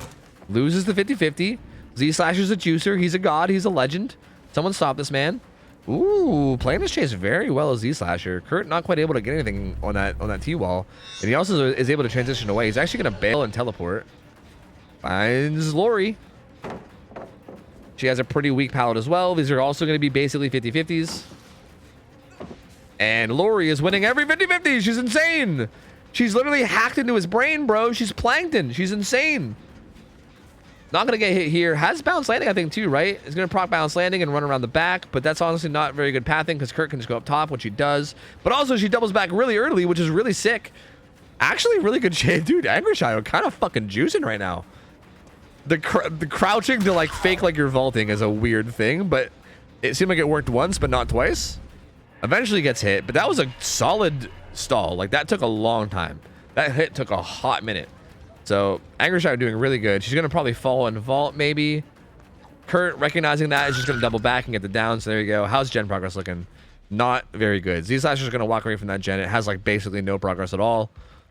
And, no deliverance or anything in play. So, this should be basically game ending, right? At this stage, like, maybe they could, like, unhook and keep trying to get one gen done, but... Yeah, I mean, it's really not game ending. I mean, they honestly still could. Like, that was pain res, so that's going to regress whatever gen had the most progress, which I think is the one that Lori was doing. The one on, like, top right of map is probably regressing now. And there's just really not any gen progress around the map. They basically have to have, like, a god chase while someone else does a gen. And even then, Kurt has to commit to that god chase and not teleport away, which feels pretty unlikely. But we'll see. They're trying. Like, they're going to try. Because you might as well. Oh, thought she was going to do it again, so instantly swings, but she doesn't go for it. I feel like there's like a mind game now of whether or not Lori's even going to go for it or not. She shouldn't make this one. Never mind, she does make that one. That's so fucking fast. Holy shit, dude. That's so sick. So Lori's going to get away, and she's going to make it to this decent tile here. She has a window. The pallet is gone, though, I think. Oh! And also, now she's max condemned. So now Lori's max condemned. She doesn't even have a videotape, I don't think, so she's going to have to think about grabbing a tape. Did she just grab one? Okay, she did just grab one. But the TV is the whole way down by Shaq. So if she gets found before a gen pops, that's going to be an insta-kill. And I think Kurt just teleported right to her. So yeah, there she is. Max condemned.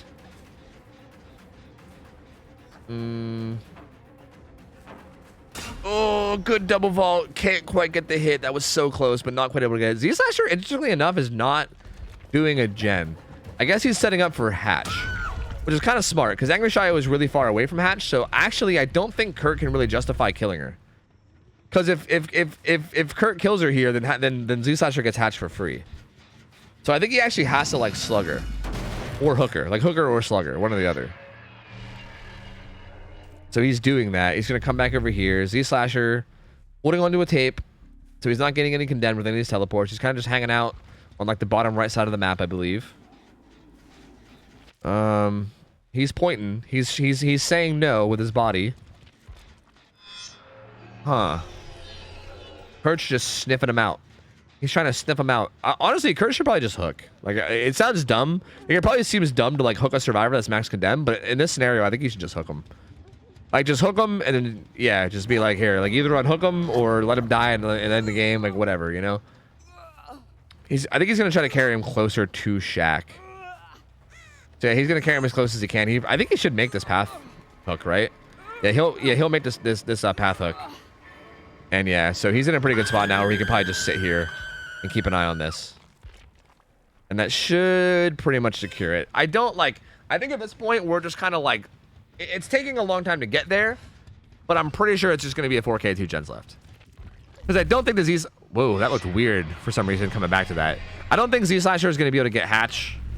And even if he gets this unhook on Angry Shadow, it's not really feeling like they're going to be able to get a gen done. Because I don't think any gens really have that much progress right now. Z-Slasher was working one down by Shaq a little bit, but it didn't have that much. The one by Man was at like, I think it was at like 30 or 40% or something. It had some progress, but not a lot. And honestly, Kurt might have even kicked it too. I can't remember. But I don't think there's enough gen progress on the round around the map to like justify, you know, getting a gen done. And I also don't think Hatch is going to happen either.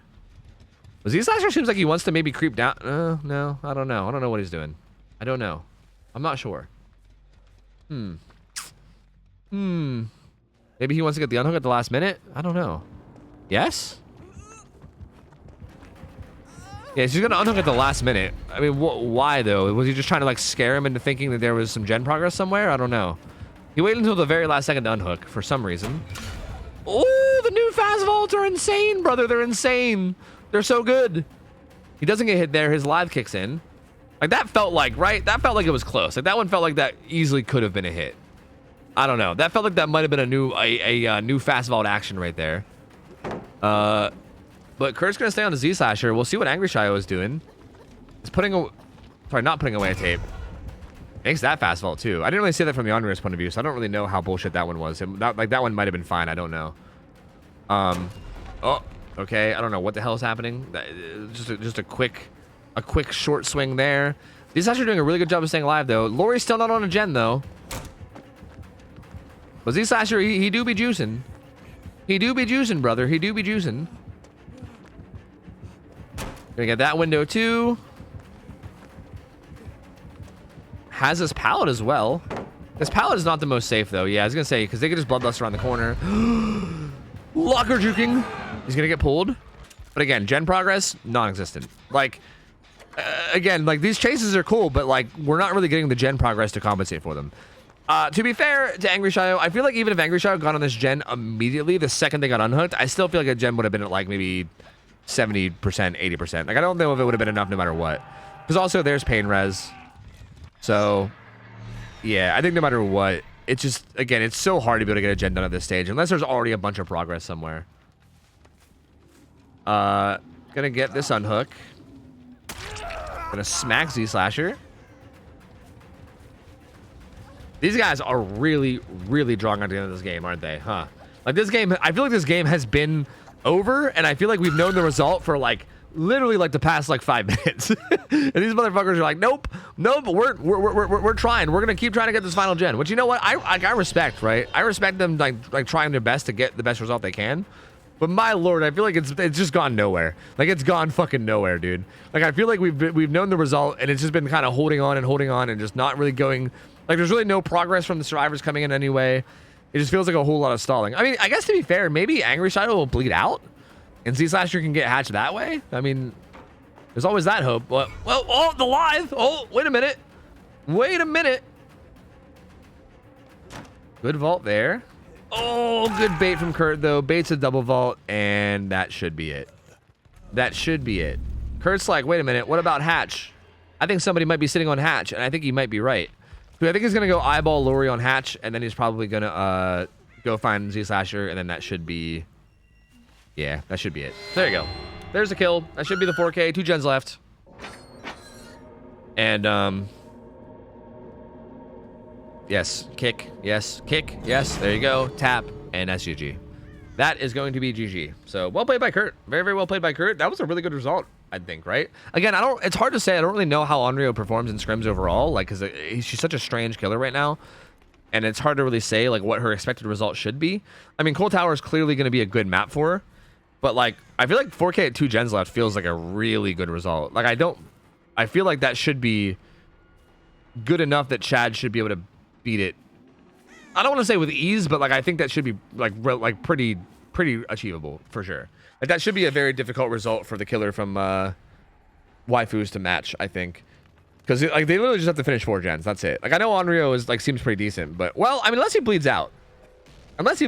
Hold on. I mean he could bleed out. He's still got like 3 minutes left. Like Kurt has like 3 minutes to look. Okay, never mind. He found him. Never mind. He's not gonna bleed out. Just kidding. He's not gonna bleed out. So yeah, I mean, that feels like a really, really strong result from Kurt. And it's also interesting because Kurt did this basically with 3 perks. Because he ran Devour like a fucking psycho. And Devour got no value. He got cleansed before he even got a single stack. So Devour was non-existent this game. Kurt basically did this with 3 perks. So that's kind of interesting. But hey, you got the job done. Very, very good job. Waifus are going to be up next against Chad Survivors. And then they're gonna have to just finish 4 gens. Like the killer for waifus, who I think is going to be Outcast Andrew, is going to have a fucking crazy strong game. Like he's going to have an absolutely insanely strong game because yeah, the win condition is pretty brutal. Pretty brutal, man. Like to win, he's got a 4K. To win, he basically has to 4K at 3 gens left, which is absurd, right? Like you can't even allow them to finish 3 gens if he wants to win. So yeah, that's gonna be kind of tough. That's gonna be kind of tough, but we'll see. We will see. Let me back out. We'll try to get the next lobby going. We get some music. I gotta actually play some ads, guys. Ads need to play. Unfortunately, they need to play at some point. If I don't play them now, they're gonna play mid-game, and that's kind of lame. So I'm gonna play them now. I'm gonna run 3 minutes of them. If you guys get hit by them, just be patient. I'm just getting them out of the way now, so we don't have to deal with them later. And hopefully by the time they're done, we should be just about ready to go. So yeah. The two-headed monster that is Dino and Kurt. True. The strange Hydra of Dino and Kurt.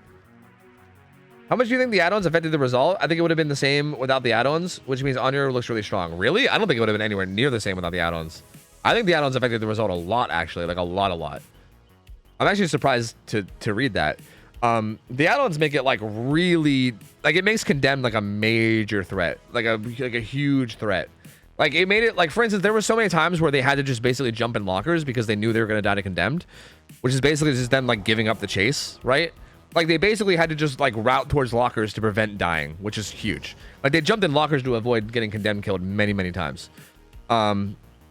Also, like, I think it also might have been a big reason why they weren't healing, too. Like, there was multiple times throughout the match where they all just stayed injured and didn't heal each other. And I'm assuming that's probably because they didn't want to spread around Condemned with, like, ring drawing and stuff, you know? And also, I mean, it also could could have just been because of sloppy and time constraints, but it really did feel like the add-ons were doing a lot. I mean, Condemned was definitely getting spread around quite a bit, and, like, Eerie Videotape makes it so that dealing with that Condemned is fucking brutal, for sure. Like, it is really brutal to deal with Condemned with Eerie Videotape. Yeah, like, Eerie Tape is, like, basically, like, slowdown. It's basically, like, a massive amount of slowdown. Anytime that they want to deal with Condemned and, like, get rid of it, they have to, like, run across the entire fucking map, which is... Again, like, a scrim setting is kind of insane. Like, that's a big ask to make them to do. To make them to do? What am I saying? That's a big ask to force them to do, right? So, dude, I fucking love this Renato skin. That's so sick. I'm curious how she'll play without Eerie Tape in scrims. Yeah, I feel like without Eerie Tape, I feel like she becomes... To be honest, it almost seems like she might need it, to be honest with you. Because I feel like without Eerie Tape, Condemned just becomes not a threat at all, right? Because you just grab a tape and then just plop it into any TV anywhere, right? And who gives a fuck? Like, I feel like if you get rid of Eerie Tape, then I feel like Onryo's would probably not run anything Condemned related at all. It would probably instead run, like, chase add-ons or something. I don't know. Because I feel like I don't really know how it even becomes a threat then. Like, there's almost no way to stop them from getting rid of their stacks if there's no Eerie Tape involved, you know? Kiddo Elise, thanks for the resub. 31 months. Welcome back, gamer. Appreciate it. Yeah, like, I think she would just be kind of dog shit. Like, she would just be like a stealth hit and run killer with teleports. That's basically it. I think Eerie Tape is pretty essential to her being any good at all, yeah. Did you buy the skin? On my main account, yeah. Yeah, I like them. I like all the, like, Greek skins or whatever. They're all super cool. What's up, Assassin Cat? How's it going, dude? Or what up, buddy? All right, ads will be done in 15 seconds, so that's close enough. I'm pretty much ready to go. Yeah. Let's do it. I've been able to track people without Eerie Tape and get multiple condemns in pubs. Yeah, but that's because people in pubs have no idea what the fuck they're doing, dude. Like, no one, like, so many people have no idea how her power even works. So you just get free condemns for days in pubs. It's fucking silly. Like, this, like, honestly, Onryo is like the freest ones ever in pub matches because just no one knows what the fuck they're doing. The ads are already over. The ads are done. They've already been played. They've already been played. What's up, Courtney? How's it going? Hello.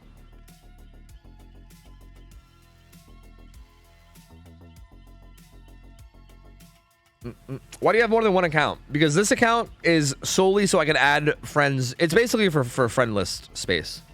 Because to host scrims, I need to have everybody on my friends list and be able to, like, invite them to lobbies. But, like, I don't want to basically fill up my main account with, you know, 1 million people that are signed up for scrims. Like, my main account is like my personal account, so I don't want to fill up the friends list, basically. I don't want to, and I also don't even know if I can. Like, I don't know if I have the space, right?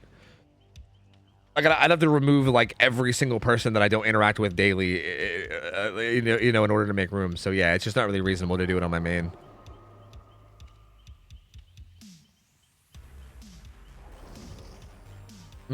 Can we ban Flopper just for running that hideous head? Oh god, that is kind of hideous. Wow, that's That's Jonah? Jonah should definitely keep the... I get it. I get why Jonah has the goatee. It makes sense. See, this is exactly why I have a goatee. I feel like if I shaved my goatee, it would probably be something like this, where you'd be like, oh, God, what the fuck? Why does that look so weird? You know? That's literally exactly why. I'm pretty sure every man that has a goatee, ever, is doing it to hide something. They're hiding something. Every single one of them. They're all hiding something, you know? Myself included. Like, none of us want to have goatees, okay? Every person with a goatee would rather have a beard, or they would rather just be shaved and not have to hide whatever it is that they're hiding. But they're hiding something, you know? They're hiding something. Like me, I got a weak-ass chin. I'm hiding my weak-ass chin, you know what I mean? I look better with a goatee than I do showing off my horribly weak chin. So, you know, happens. I can confirm that isn't true. I have my goatee because I think it's cute. Nope. I don't care what you say. I'm firm on this one. You guys can tell me anything you want. I'm still gonna refuse. I'm gonna refuse to believe it. I'm just gonna stick my fingers in my ear and go la la la. Nope. Liar. Everyone with a goatee is hiding something. I'm convinced. 100% convinced. Oh fuck yeah, Courtney, let's go, dude. Poggers. Hey, it worked out pretty well then, huh? I was over here getting y'all like ready just in case it didn't work out, because I feel like I feel like statistically a lot of the times they don't, right? So I was trying to get you over here, making sure that you were like doing all right, and look at you go, dude. You're fucking slaying it. So let's go, Poggers. Normally I agree with you, but I gotta disagree. But I gotta disagree with this one. As firm as you are on this, I'm just a set in my way to the opposite. Really, in the sense that you like that you enjoy goatees. Like, do you enjoy your own goatee? All right, maybe I feel this way so strongly because I just don't like. I feel like, to me, a beard is superior to a goatee in every way. Like, again, the only reason why I have a goatee is because I can't grow a beard. Like, if I could grow a beard, I would 100% not be a goatee gamer, and I would be a beard gamer for sure. So, that's just my take on it. And, you know, maybe other people disagree. And to those people, I would just say, you're wrong. Sorry, you're wrong. You know? Like most opinions, I'm going to, instead of saying, hey, you can have your opinion and I can have mine, I'm going to say, instead of us both respecting each other's opinions, I'm going to say that I'm right and you're wrong. Ha ha, ha ha ha. Easy peasy. Anyway, here we go. This should be a good set. I'm pretty excited to see how Chaz plays against Onryo here. I'm curious. To be fair, though, just to be clear, there's a lot of dudes that do look really good with goatees, okay? Just saying. I'm not saying, like, a goatee makes you ugly, all right? Before I, like, piss off all the goatee guys in chat or anything, all right? You can definitely look good with a goatee. I'm not saying you can't look good with a goatee or anything, all right? A lot of people look good with it. But I'm just saying.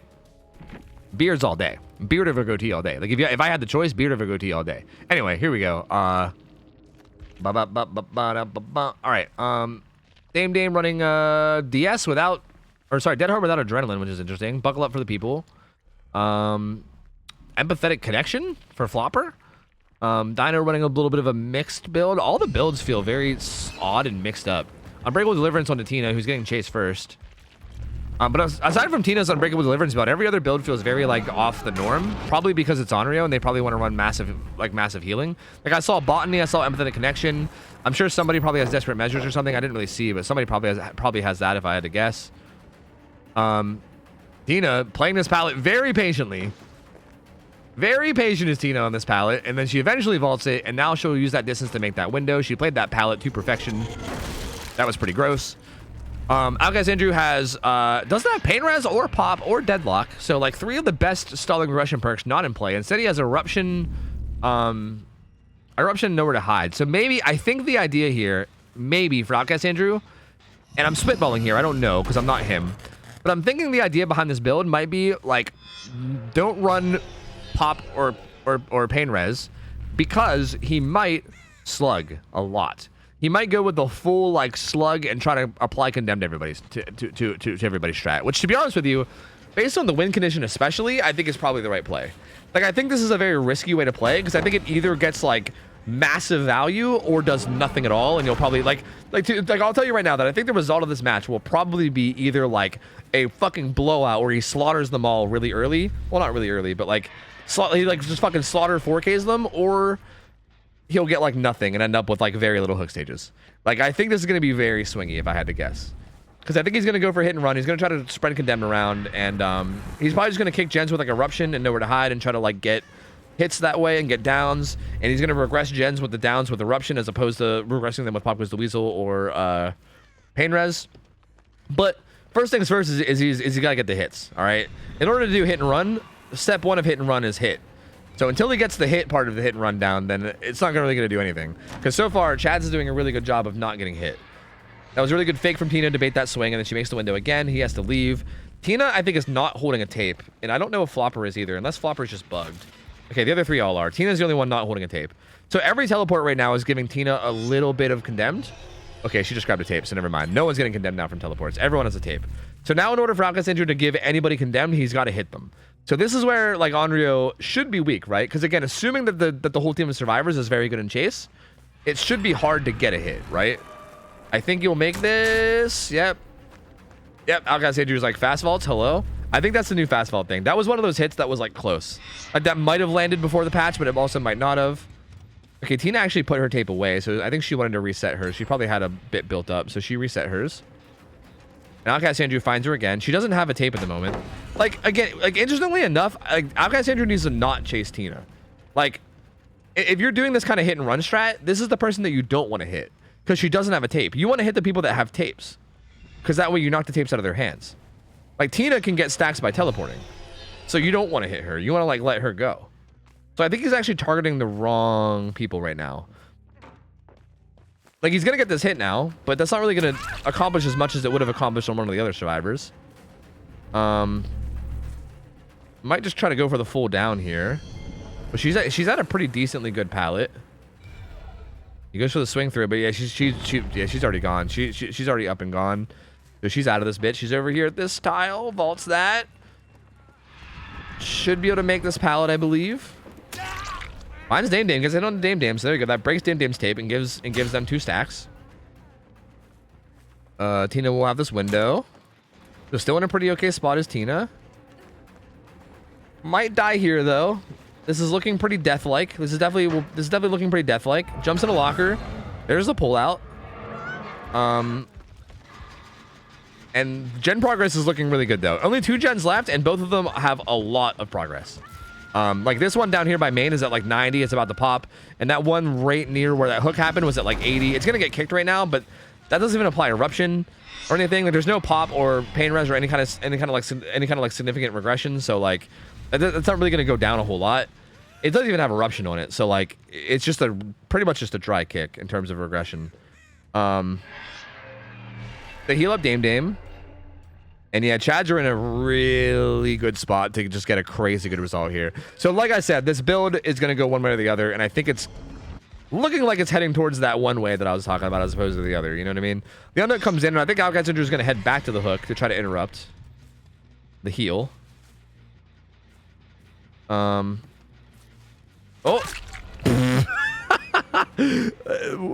That was, I don't even know how to cast that. I'm just going to say awkward. Awkward, but does find Tina, hits her again. She's running away, but again, at this point, like, I mean, I guess at this point, the game is looking pretty much over regardless, but I think Outcast Andrew, given the build and everything, I'm surprised that he's, like, committing to the chase on Tina like this. Because I feel like it's, like, the exact opposite of what his build is built for, right? Like, his entire build and his entire, like, add-ons and everything seems to be built around, like, hit and run and getting a lot of hits on different people around the map and breaking everyone's tapes and then, like, causing Condemned to be chaotic and hopefully getting kills that way. But instead, he's like playing it like you would play like a traditional match where he's just kind of going for hooks and like a tunnel out, you know? Nowhere to hide, getting him a gazillion auras, so he's gonna see everybody. He's gonna break tapes from a lot of people though, so there you go. I mean, Flopper's the only person with a tape right now. So like again, I feel like this is what he should have been going for earlier on. I mean, I guess obviously he was going for it. Like he was trying to get hits. It was just that Tina was doing a really good job in chase. But again, I feel like this should have been the bigger priority over anything else. He leaves that gen in the corner entirely. It's almost surely going to get done. Yeah, Flavor Town's currently working it. So that gen's going to get done. That's going to be the final gen popping. No late game perks either. So this is going to be, yeah, a really good result from Chads. At this point, I think Outcast Andrew will be lucky if he can get somewhere between 3 and 5 hook stages. But even that's feeling like it's going to be rough because I feel like they can probably save anybody. Like, considering they have all 4 survivors, they honestly could go for a save on anybody if they want to. Tina's going to go down. She's death hook, so that'll be a kill onto her, but I think the others will get out. Unless he slugs? No, he's not slugging. Oh, Renato, not gonna make it. So yeah, it's gonna be the kill on Tina, and I think the others should get out, unless Renato is just like wanting to die. He was playing pretty close to that. I think Outcast Andrew gave nodders, so I think maybe his goal was just to tunnel Tina. Was that the idea? I saw you guys talking in chat before the game, something about tunneling Tina or something. So maybe that was the goal. Maybe Outcast Andrew was like, you know what, fuck winning, I just want to tunnel Tina, and maybe that was the idea, I guess. I don't know. I don't know, man. I don't know. You know, from a casting point of view, I'm just gonna say I don't think he played the build the way that he should have in order to win. But I also do feel like the survivors played it so fucking well that I don't know if he even could have if he wanted to. Because again, at the end of the day, I think what it boils down to is literally just that, right? I think if all 4 survivors are really good in chase, and if all the chases just get played really well as survivor, if they all just grab tapes early and then just fucking juice, then what the hell can you do as Onryo? Like, literally, what can you do? Like, nothing. Like, basically nothing. You have to get hits on them in order to even start applying condemned. And obviously, you can't get, like, hooks without hits either. And Onryo is just pretty jukeable. Like, she's pretty loopable. So, you know, what are you going to do? Very, very well played from Chads. Good try from Outcast Andrew. He seems happy with his result because he tunneled Tina. So, he seems satisfied. He seems happy with it. So, you know, that's all that matters. And again, technically, if we would count that third game, we would say that Chads went ahead and took that set 3-0. And I think both of the first 2 sets felt really similar. Like, Effigy beat Absolute Chaos 3-0 the same way. Like, we played out the third game, and every single match was like just like a slight edge towards Effigy. And then this matchup was kind of the same. Chads versus Waifus. Again, it felt close. It felt like both teams were really solid. They both were playing very, very well. But, like, it just felt like Chads was just playing a little bit better, right? They were just a little bit more tight when, like, they're looping and everything. And they managed to win all 3 sets. I mean, the Onryo set, the result was pretty massive. Like, that was a massive result difference. But I still think it was close. Because, again, I think with what Outcast Andrew was going for, I think it was going to be an all-or-nothing type of ability. You know what I mean? So, either way, solid results, solid set. That was a really good set to watch. We're going to go into our last set, which is going to be Academy of Overheated versus DC on First Down. They're going to be playing... Is that Wraith first? Wraith, Demo, and then if we need the tiebreaker, we're going to go to Artist. So we're going to guarantee to see 2 games of Wraith, guarantee 2 games of Demo, maybe 2 games of Artist, but I'm not sure. And this should be a good set. I'm curious about this one. Let me pay out. Yep, there you go. Bam, bam, spam. Got you guys. That's why Bam is the play. I'm telling you, just like Oni. You might be right. Yeah, like it might be like Bam might be the play just to force out M1s. Yeah, like possibly. Yeah, like maybe Bam on Onryo is pretty good. I don't know. Because yeah, I definitely remember seeing people run it earlier, and I was like, I don't know about that. But yeah, maybe it does make sense, honestly. Because yeah, I feel like you just gotta be able to get your M1s right. Like if you can manage to just get your M1s in any way, then it's gonna be really strong, you know. So yeah, I don't know, man. I think you need Bam on any M1 on Cool Tower, really, to get hits, really. Huh. I mean, I know that there's those 2 maze tiles that spawn side by side on like the right side of the on like the right side, but like other than that, why? Like I feel like you should. It doesn't seem like in theory you should have to.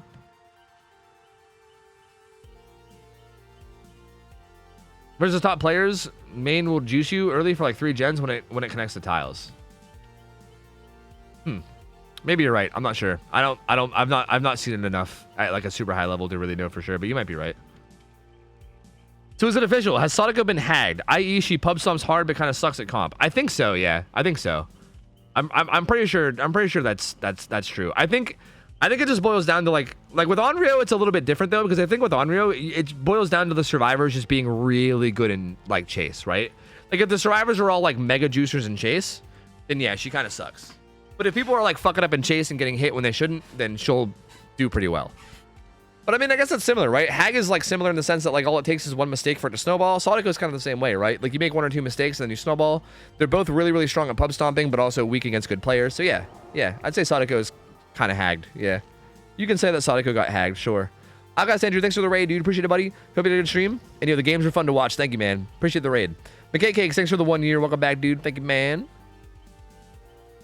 All right, so up first is going to be, this is the killer for Academy, right? I don't recognize this as a DC on First Down member. So I'm assuming this is for Academy. So, yeah, we're going to have Wraith for both sides and then Demo for both sides. I need to give you guys a Gamba, don't I? I got to give you guys a Gamba.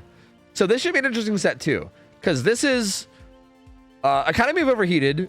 Like Overheated is like another team we have. They're actually playing on Sunday. and they're like a very good team. I think they have like a ton of comp experience. They're like a very solid, strong team.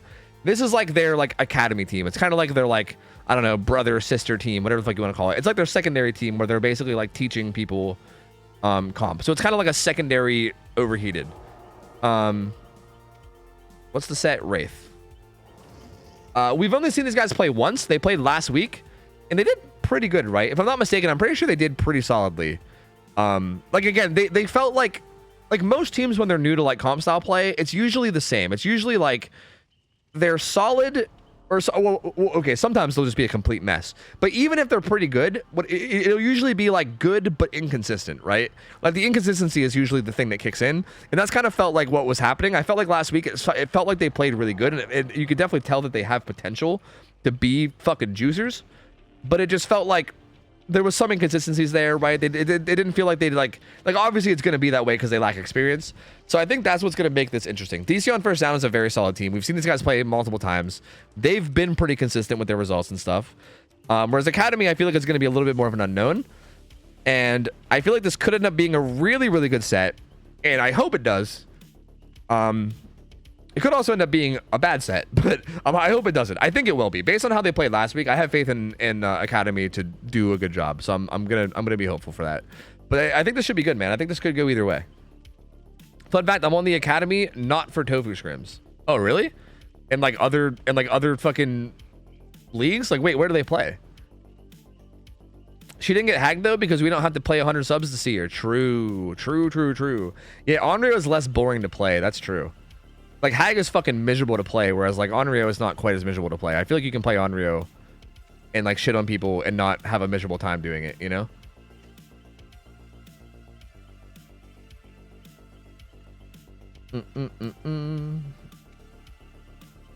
I'm so much better, to be honest. Yeah, are you? I believe it, dude. I believe it. IDMNZ is probably the best DVD player out there. I don't think I've ever heard of someone better, to be honest. That guy's a fucking legend. So... yeah, I mean, you're probably better than everyone here. I believe it.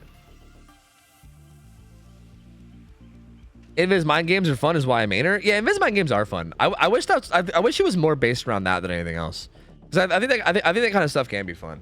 I think the like condemned stacking is just like, I mean, I think it's okay. Like, I think it's fun to do as Onryo. I just think when you're playing against it, it's like, ugh, you know. Hi, Dark Shadows. What up?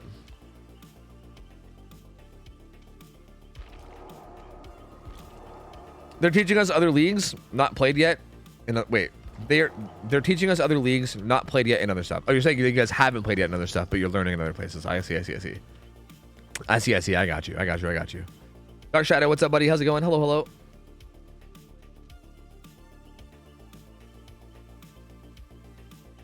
I forgot the map. I gotta switch the map. We're on Dead Dog Saloon. Wraith is played on Dead Dog Saloon, by the way. Wraith also has no bans in terms of what he can and can't run. Wraith can run anything. Aside from the global bans, obviously. The global bans are global because they're global. That's how they work. But outside of the global bans, I think in terms of like very specific bans, I don't think there's anything that is on Wraith. I think he can run anything he wants. So lots of options. I would expect like either Shadow Dance Serpent or maybe like Shadow Dance Swift Hunt or something along those lines. And again, I talked about this before, but I kind of want to touch base on it again because I think it's a really, really important part of Wraith on Dead Dog, okay? A lot of these teams, a lot of teams in scrims, like a big thing that we've been stressing since the beginning of Scrim Nights is macro. I've been really heavily stressing macro, like for the survivors to like, because I think that's the biggest difference between like pub matches and scrim matches is macro. You don't really have to worry about macro in pub matches usually, right? Whereas in scrims you do. But the thing about Dead Dog is that not only, like Dead Dog and Wraith especially, is that macro is important, but micro is super important. Because Wraith is like Dead Dog is filled with a bunch of weak pallets that aren't very strong. Explain what you mean about macro. Okay, micro is basically just your chases. In DBD, micro is just your chases. In any game, if you're talking about any video game, micro is like your tiny interactions. If you're playing League of Legends, your micro would be your ability to fucking CS, and that's what it's called, right? CS? Creep score? What the fuck is it? CS? It's been a long time since I played. It's your ability to CS, it's your ability to like combo your abilities, it's your ability to 1v1 someone and like have mechanical skill, right? Like that would be micro, right? It's like the tiny interactions that you do, but that are still really important. Whereas your macro is like how you play the overall game, right? Like in DBD, the macro is like, as a survivor, where do you take the chase? As a survivor, who gets unhooked, or sorry, like who goes for the unhook, who like what gens do you do, right? Like which gens do you prioritize and which ones do you save for last? Where do you take chases? Where do you like, you know, like things like that, like overall game decision making, right? Is like macro. And like for killer, it's the same thing. For killer, it's like the macro is like, who do you chase? Where do you hook them? Do you camp them or do you not camp them? Do you tunnel? Do you spread damage? Like it's like kind of like your overall game decision making as opposed to like your micro tiny interactions, right? Like the micro is just kind of like the like the little things that happen throughout the match, that are usually some kind of like mechanical or knowledge skill, you know? So yeah, so basically in a lot of like, I've been hardcore stressing macro because that's the thing that most people don't learn in pubs. Like you don't really learn macro in pubs very often, right? Like maybe if you're going against like a 3-gen killer, maybe, but like very rarely do you learn macro in pubs. But you do learn micro in pubs. Like if you're somebody that has like 8,000 hours on Survivor and all you've played is pub games, you're probably pretty good at micro already. Like you probably learned to play chase. You probably already do pretty well in chase. So that's why I kind of like hardcore stress macro in terms of teaching. But I will say that on this map in particular, micro is really important. Like I would say, I think it's important in every match, but I think specifically important in this match because micro is really hard on this map. Like the pallets on this map are weak and they're very like hard to play correctly. Like a lot of them are not even safe after they're thrown. Like even after you throw the pallet, you have to continue to play it well. Like I think a lot of survivors get spoiled. Okay, I should say a lot of survivors get spoiled, and a lot of survivors are also just inexperienced. So it's partially spoiled and also partially just inexperienced. But I think a lot of people are used to like those kind of pallets on maps where you kind of get there, throw it, and then you're just safe after it's thrown, right? These pallets are not like that. The vast majority of pallets on this map, after you throw them, they're still dangerous, and you have to continue to like have good micro even after they're thrown, and that's where a lot of teams can struggle. So I'm curious to see how these guys play it. Prion's got a pretty mixed build, but pretty altruistic with Deja Vu. Looks like Cheeto's rocking the Unbreakable Deliverance. Fink's got a build, got the old DS Dead Hard. I almost said DS Decisive Strike. Those are the same thing. Prove Thyself, pretty split builds on most people. I'd say pretty split builds on most people, with the exception of the Unbreakable Deliverance on Fink, who obviously is not going to want to get chased first. And I think, Fink has the DS Dead Hard, so Fink is going to want to get chased, ideally, probably. And it was Cheeto that's going to not want to get chased, I believe. But other than that, pretty standard. The add-ons are Swift Hunt and Shadow Dance, kind of like I said. So Shadow Dance makes him kick things faster while cloaked, which is why he kicked that door so fast. And Swift Hunt is basically uncloaking faster, so just overall 2 pretty solid perks. I don't know how I feel about Bamboo. I don't think I like Bamboozle here. Bamboozle doesn't really feel necessary on this match. So yeah, I'm not so sure about that, but we'll see. Gets the unhook here. I mean, they're gonna bamboozle that window really fast thanks to Shadow Dance and Bamboozle. But Prion does have a pallet. Or sorry, not Prion, Fink. I'm used to Prion playing fucking Yunjin. I'm getting all confused. Fink using that pallet pretty well. I was gonna say you kind of used that pallet pretty well up until they got hit there. That hit's gonna make it a little bit less useful. Has his pallet as well, throws it right away, gets a kick with Shadow Dance, throws Firecrackers, but doesn't get a blind with it. Fink might be in trouble here. I think gonna be going down, shouldn't be making this window. So there you go, good down from Panda. That was a pretty good fast down there. So Fink's gonna get hooked quickly, right off the bat. While that's happening, not a lot of gen progress, honestly, to speak of. Toaster's working on main. Unless Cheeto was on a gen somewhere that we didn't see, I don't think there's even a lot of gen progress around the map right now, which is kind of weird. Prion gets found pretty immediately afterwards. Pop Goes the Weasel's also in play. I will say, other than Bamboozle, I like this build. I feel like if you replace Bamboozle with like Sloppy Butcher, I think this build would be like mwah, or like maybe Noed. Like either Noed or Sloppy. I think it'd be mwah. Cheeto just gonna 1-for-1 here for this hook, which is totally fine because of Deliverance Unbreakable. This also keeps Pop Goes the Weasel off the gens, which I don't really know if matters that much right now because, you know, there's like not really that much progress. But Panda gonna completely ignore Cheeto, who's gonna be able to Unbreakable. Ooh, good body block there. Fink does have Dead Hard. Panda baiting it. Oh, also has DS. This is gonna be forcing DS. So there you go. Unless Fink misses it, this will be a forced DS. Oh, it was DS. I don't know if they even had to use DS. That Firecracker might have done it actually. So they maybe could have saved DS there. Maybe. But I don't know. I have no idea. I don't know if the Firecracker... It didn't even look like the killer got blinded, so maybe not. I don't know. Hard to say. Good Dead Hard from Fink. That's going to buy some more time. Needs to stay alive as long as possible, though. Again, these chases are so important. That was very good use of Shadow Dance Bamboozle right there. You know, I was talking about how I didn't like Bamboozle in this build, but I think Panda is determined to prove me wrong. Because so far, that was a really good Bamboozle fucking Shadow Dance play right there to like catch up and cut that off. That was actually really sick. So Panda kind of making me shut the fuck up. I'm going to go ahead and shut up and say, you know what? I think you know what you're doing, Panda. You're doing great. You're doing great. You're doing great. Keep up the good work. 1 gen pops. Gonna kick that gen with pop. Gonna regress it a bit. Ooh, not quite in time to get that hit, so Prion's gonna get away from that. Makes it into Shaq. We'll see how they opt to handle this hook, whether they want to like kind of stall it out a while or not. There's no kinship in play, which is interesting. Is there reassurance? There's no reassurance in play either, is there? I don't know. I don't know if DC on first down is like purposely not running these perks for the sake of like practicing for like other leagues and stuff or what, but there's no reassurance or kinship in place. There's nothing really to slow down this hook from happening. Oh, Panda hit a little bit early and didn't quite get the deep wounds hit. That's actually a big deal because Fink has Dead Hard and everything, right? So like not getting that deep wounds hit means that Dead Hard is now in play, which I mean, Panda knows about Dead Hard, which makes it a little bit less useful, but it's still important. Like again, right here, it could be important, right? Like if Fink's like barely gonna make it to a powder window and then Dead Hard's in play, it could matter a lot. Or in a situation like, or in a spot like here where like you want to swing, right? Oh, down goes Fink though. I don't think Dead Hard came in. Yeah, so there was no Dead Hard, no DS left. Fink's gonna be full dead with 3 gens left. So yeah, that's a pretty fast kill. That is a pretty fast kill, man. That is pretty wild. So 3 gens left. Survivor's gonna have a pretty tough match ahead of him. Still 3 stacks of pain res. Goes for his hit, but doesn't quite get it. That was some fast ass fucking turns mid chase.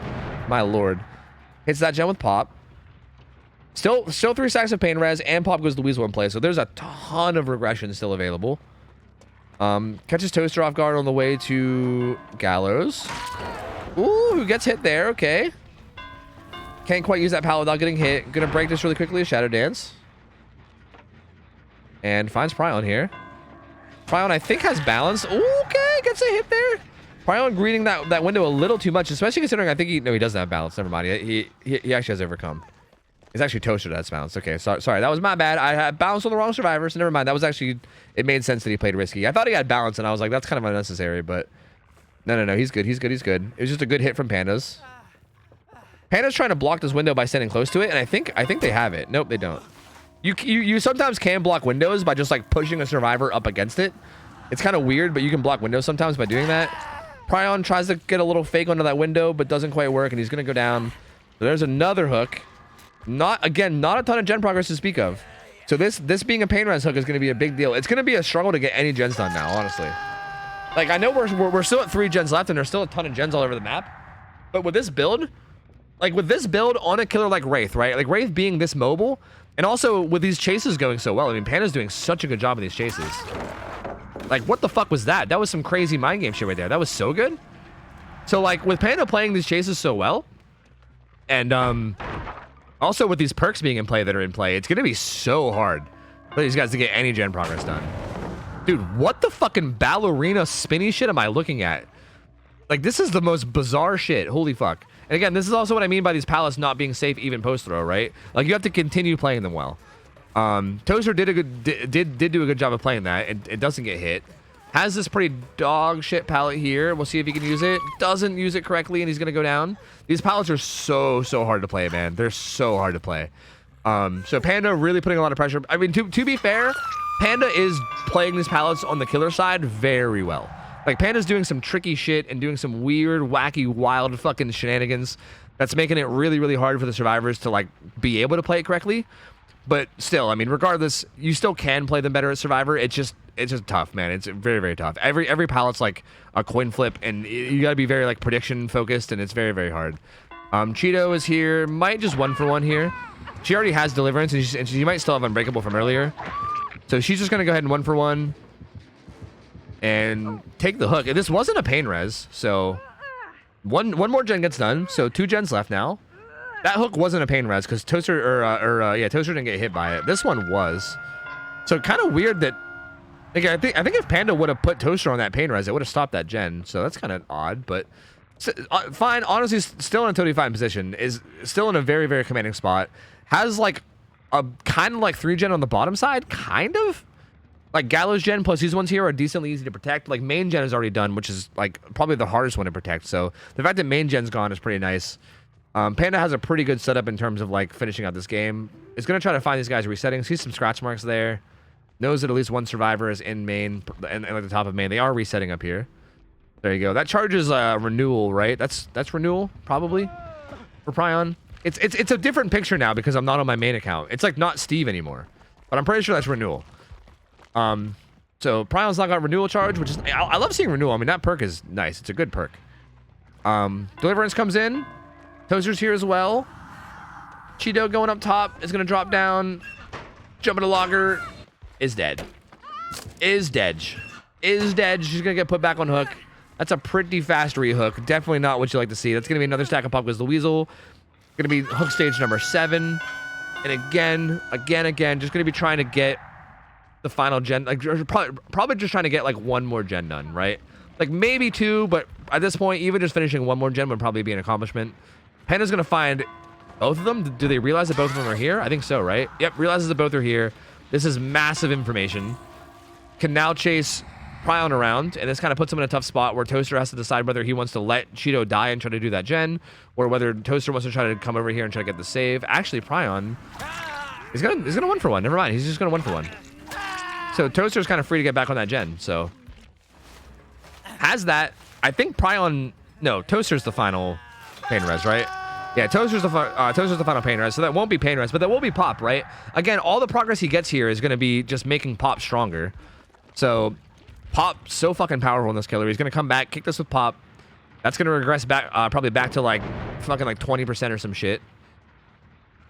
Which again is going to make it a bit awkward. Dude, Panda's camera movement hurts my brain. My lord. My lord, dude. Comes back to hook, finds Prion. Prion will be slowly healing off hook thanks to renewal. As long as he doesn't go unless that happens, then he won't be healing anymore. So never mind. That was the most awkward fucking situation. What the hell? He's dead now. So there you go. That's gonna be 2K down already. And Pop goes the Weasel again, charged again. As long as these downs keep happening quick, like Pop again. This is also why I was surprised to not see Pop on the Wraith games earlier. I feel like Pop has got to be like one of the best builds to run in this situation overall, right? Like with Wraith being such a strong killer and being able to down people relatively quickly, assuming you're playing well on a map like this, and also the fact that he's so fucking mobile, right? Like he can get around the map so quickly and so easily. Like you could just like hook people, like kick gens with Pop, not even lose like the chases that you're in like for it too. Like it's just wild, dude. So much value out of Pop. And yeah, gets the hit before bounce landing procs as well. So there you go. Panda's playing this game very, very well. I mean, this was a really, really, really good Wraith game. Like this was fucking disgustingly well played. I take back what I said about Bamboozle not being a good perk in this build. I was a little bit unsure about it because it didn't seem like any windows in this map would be that big of a deal. But I guess with Shadow Step as well, it kind of does open you up to make some pretty stupid plays, huh? Like Shadow Step Bamboozle does definitely open you up for some pretty dumb shit. So, you know what? I'll take it back. Panda learned me something today. I definitely learned something today. So there you go. That's gonna be the 4K. 2 gens left. That's gonna be a very, very difficult win condition for the killer on DC on first down. Like that's a tough thing to match. So now to win, the Academy of Overheated Survivor team is just going to have to get 4 gens done. And the killer for DC on first down is going to have a crazy strong performance.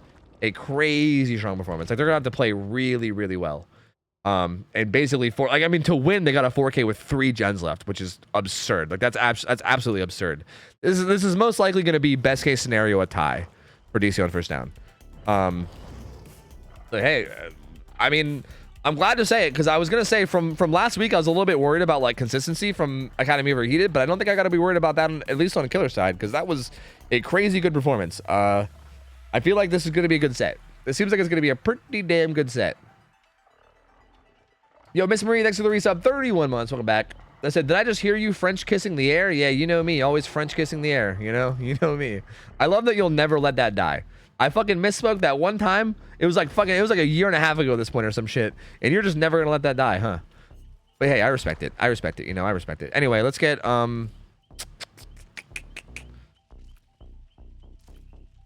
There's multiple autumns. Shit. Sapphire. Okay, good. Good. All right. Yeah, good. Sweet. Whew.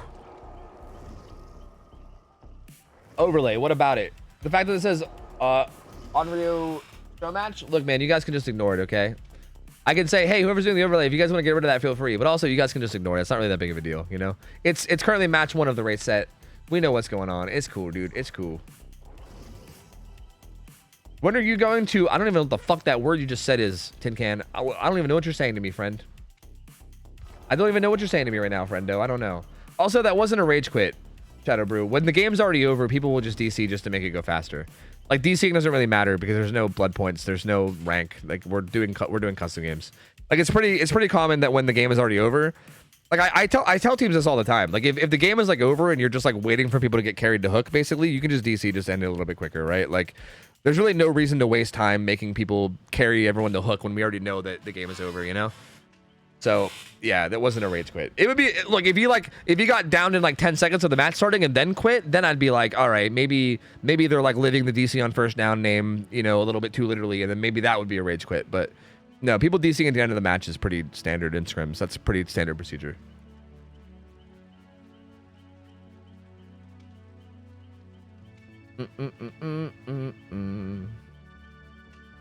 How long are you gonna stream? We're streaming the rest of these sets and then we're done. Basically, we're doing at maximum 5 more games, at minimum 3 more games, because we're doing the second Wraith game to decide the winner of the Wraith set, and then we're doing 2 demo games, and then if we need to do the 2 artist games, we will. So it'll be somewhere between 3 and 5 games. So I don't know, somewhere between like an hour and a half, maybe. Probably.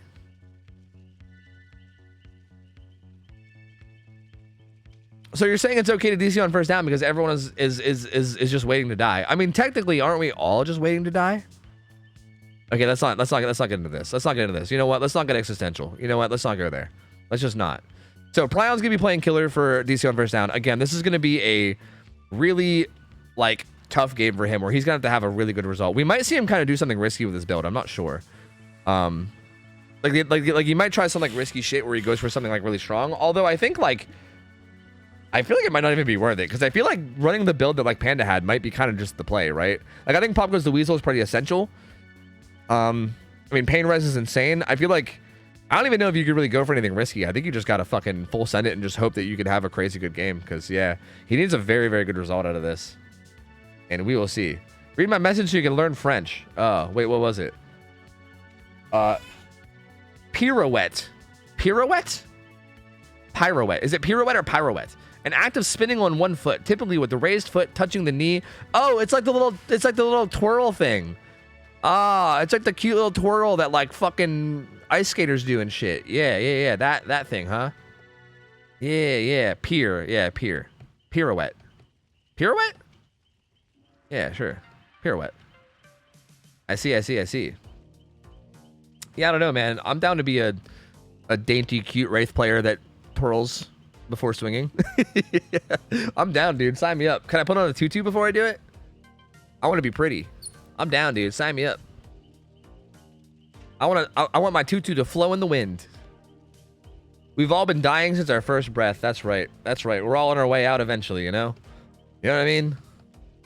But yeah, let's not go there. I love joking about that kind of shit, but I always feel like I'm gonna be putting people into like existential crises. Look, I don't want anyone to. It's late at night. You guys might be chilling and watching alone. We don't need to go into like existential crisis. All right, it's cool, dude. We can just hang out and enjoy the games. It's fine. We can talk about something else. You know, there's plenty of other stuff to talk about. You know, we're not gonna talk about that kind of shit. It's fine, dude. It's fine. Make sure your tutu matches your goatee. Are you implying that my tutu should be hairy? Do you want my tutu to be made out of hair? Because that sounds fucking terrible. Like a fucking like it's like the fucking sweater that SpongeBob made out of his eyelashes, but like as a tutu, right? I made this tutu out of my tears. Talk about Oppenheimer. Yo, is Oppenheimer good? I haven't watched it yet.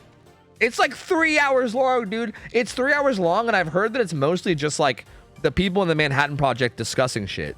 Like I heard it's like 3 hours of just people sitting in a room and talking about stuff. Like how much other stuff happens? Is it just that or is there more stuff? How good is it? I hear it's like amazing, but I don't know. I've seen Barbie. Barbie's good. Barbie was a good movie. But I still want to watch Oppenheimer. But fuck, 3 hours is so long, dude. Like, I don't know, man. I'm not so sure if I want to go sit through something for 3 hours. I feel like I'm too ADHD for that. It's amazing, especially paired with Barbie. Yeah, see, we watched Barbie, and then immediately afterwards we watched Talk to Me, which is like a horror thing. It's like an A24 horror movie, and that was a pretty interesting change of pace. Like going from like upbeat, happy Barbie to like Talk to Me was kind of strange, and I feel like that's probably how it would have been with Oppenheimer too. You know, like major change of pace, just going from like woohoo fun Barbie to like we're gonna drop the nukes and we're gonna do it. The strongest weapons never exist. They can destroy the whole world. It's just like, whoa, dude. Goddamn, brother. I was just hanging out with Barbie 10 seconds ago. What the fuck is happening? Like, Jesus Christ. My lord. Talk to Me is interesting. Haven't watched it, but it's made by YouTubers. Yeah, I remember you saying that. Yeah, it was okay. Like, it was a solid movie. I liked it. It was solid. It wasn't like amazing, but it wasn't bad in any way either. It was a solid movie. I liked it. Anyway. A24. Did I say A21? Whatever. A24. Whatever. You guys know what I meant. Anyway, here we go. Prion has similar build, except no pain res. Actually, it's pretty different. His add-ons are the same, but he's got instead of pain res and bamboozle, he's got eruption and sloppy. So a little similar, but you know, a little different too. We'll see what the survivors can do. Pretty strong chase build for Sapphire. Sapphire definitely has a build where they want to be chased and tunneled. Toolbox Improve Thyself on Zarina. Head on is that's interesting. Fucking whatchamacallit, Quick and Quiet Head on. And then Deliverance Unbreakables on Autumn, who gets found first, which is not ideal scenario for Academy. They definitely don't want their Deliverance Survivor chase first. They ideally would want their Jill to be chased first, which is why I find this to be a little bit strange. Like, I find it strange that Jill didn't kind of immediately hop on gens. Maybe they just wanted to take a second to establish like what was going on first, but that's a pretty fast first down for Prion. So there you go. Gonna get this hook. See, even right there, like he vaulted that window super fast with Shadow Step. I still don't know if Bamboozle was necessary, man. I don't know. I don't know if Panda convinced me of Bamboozle or not. I remain unsure. I'm not convinced one way or the other. I don't know. I feel like my whole brain is just on Bamboozle now. Anyway, the down comes in. He's gonna go up and kick this gen with Pop. That's also gonna put Eruption down on it. So there you go. There will be no Deliverance in play for the survivors this game, which again is a pretty big deal. Prion wants to bait that. I thought he might bait that vault and then vault after, but it looks like he's not. He's just gonna break this door and then look around the hook. Jill is currently doing the gen deep behind Gallows. So that one's like maybe like 7, 8 o'clock-ish gen. Prion just still staying near this hook, protecting it. He wants to punish the unhook. He wants to get something for this unhook and not let them get it for free. Currently 2 people cranking gens on the bottom and on the left side of the map, so those are getting done. That's going to kind of break up that like little Gallows 3 gen potential that's back there, which is probably really good for these guys. But again, the win condition is just finishing 4 gens. So, like, honestly, worrying about a 3 gen is hardly even a thing anyway. Prion, I don't really understand what just happened right there. He could have interrupted the unhook by hitting him and then got a down out of it, but he didn't. He, like, let him... That was very odd. I'm not really sure what that was. It was almost like he was, like, baiting for a grab and, like, forgot grabs didn't exist anymore or something. I don't know. That was strange. I feel like he could have interrupted that and then got a down out of it, but then didn't. I understand he was trying to body block, but like I feel like once the body block stopped working, I feel like he could have reacted, but he just reacted slowly to it. But anyway, Autumn's gonna go back down. That's a relatively fast redown, but they do finish 2 gens. So again, if we're going off win conditions, in order for DC on first down to win this set, he would need to 4K before any other gens get done.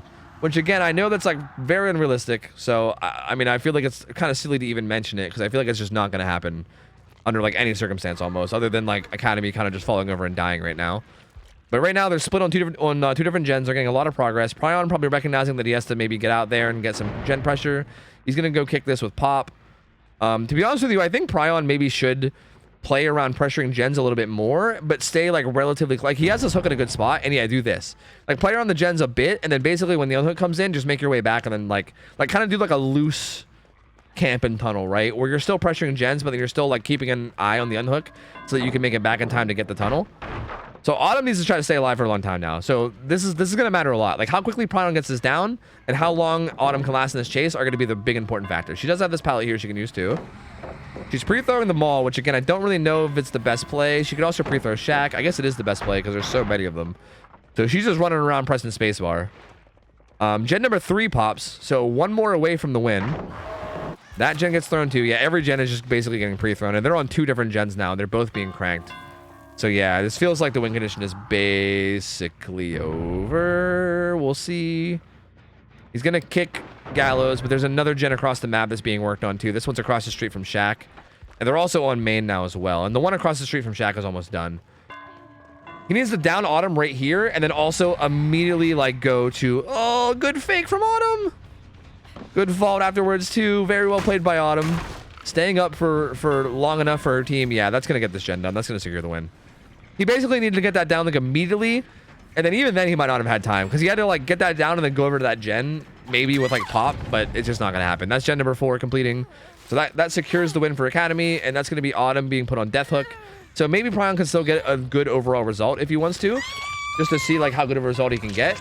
But in terms of the actual win, Academy's going to secure this first win pretty convincingly. And to be honest with you, it seems like they're in a pretty good spot to get a good result here too, because they currently have 2 people on main gen, which is a very hard gen to defend, and they also have Prove Thyself and Deja Vu on it. So there's a lot of bonuses kicking in on that gen as well. Penguin's going to get found and chased by Shaq. He's going to run the opposite direction of the gen that's being worked. So he's going to go down to Water Tower, like the bottom right area. These guys doubled up on main will be able to finish it. Yep, so that gen gets finished. And yeah, it's looking like the best result Prime can maybe hope for here is like a 2k6. Like that feels like maybe the best result you can hope for at this stage. Because it seems pretty likely that they're going to get some survivors out. Zarina somehow not... I feel like, I don't know, that was like a lack of awareness right there. I'm not sure what that was. Zarina just not really noticing that the Wraith was on her at all. I mean, I know Wraith is like invisible up to a certain distance, but I feel like that seemed like it was not that distance. But regardless, these other 2 I think are going to get out. Yep, there they go. And that's just going to be a 2k6. Yep. Like I said, 2k6 pretty much the best result you can hope for at this stage, and that's what he's going to get. So, yeah, very dominant. Very dominant as Academy on the race set. They played this one very, very well. Pryon just wasn't quite able to get the ball rolling, and I feel like they, on the Survivor side, felt like they were really efficient at attacking the map. Like, I felt like they were all over that shit. Because Pryon, I feel like, even got downs pretty quickly early on. Like, he got downs, like, very fast and early. But, like, it just didn't matter because they were just slamming the fucking gens. I think the biggest thing that Pryon probably did wrong, looking back, is I think after the first hook, I don't think he should have played around the hook quite as tightly as he did. I think he should have like, because again, like the thing about Wraith on this map is that he's so fucking mobile and the map is so small that I think he could have got out there and like pressured gens and like played like the gens a little bit more, but then maybe just made his way back to hook when the unhook happened, right? Like 2 people were basically able to just freely do 2 separate gens the entire first hook stage, which was just like a ton of gen progress, and I think that's kind of what led to the like objectives kind of being in the position that they were in towards the end of the game. So. Yeah, like, I think tunneling was good, right? Like, I think trying to kill Autumn was definitely a good thing to do. I just feel like there should have been a little bit more map presence as well.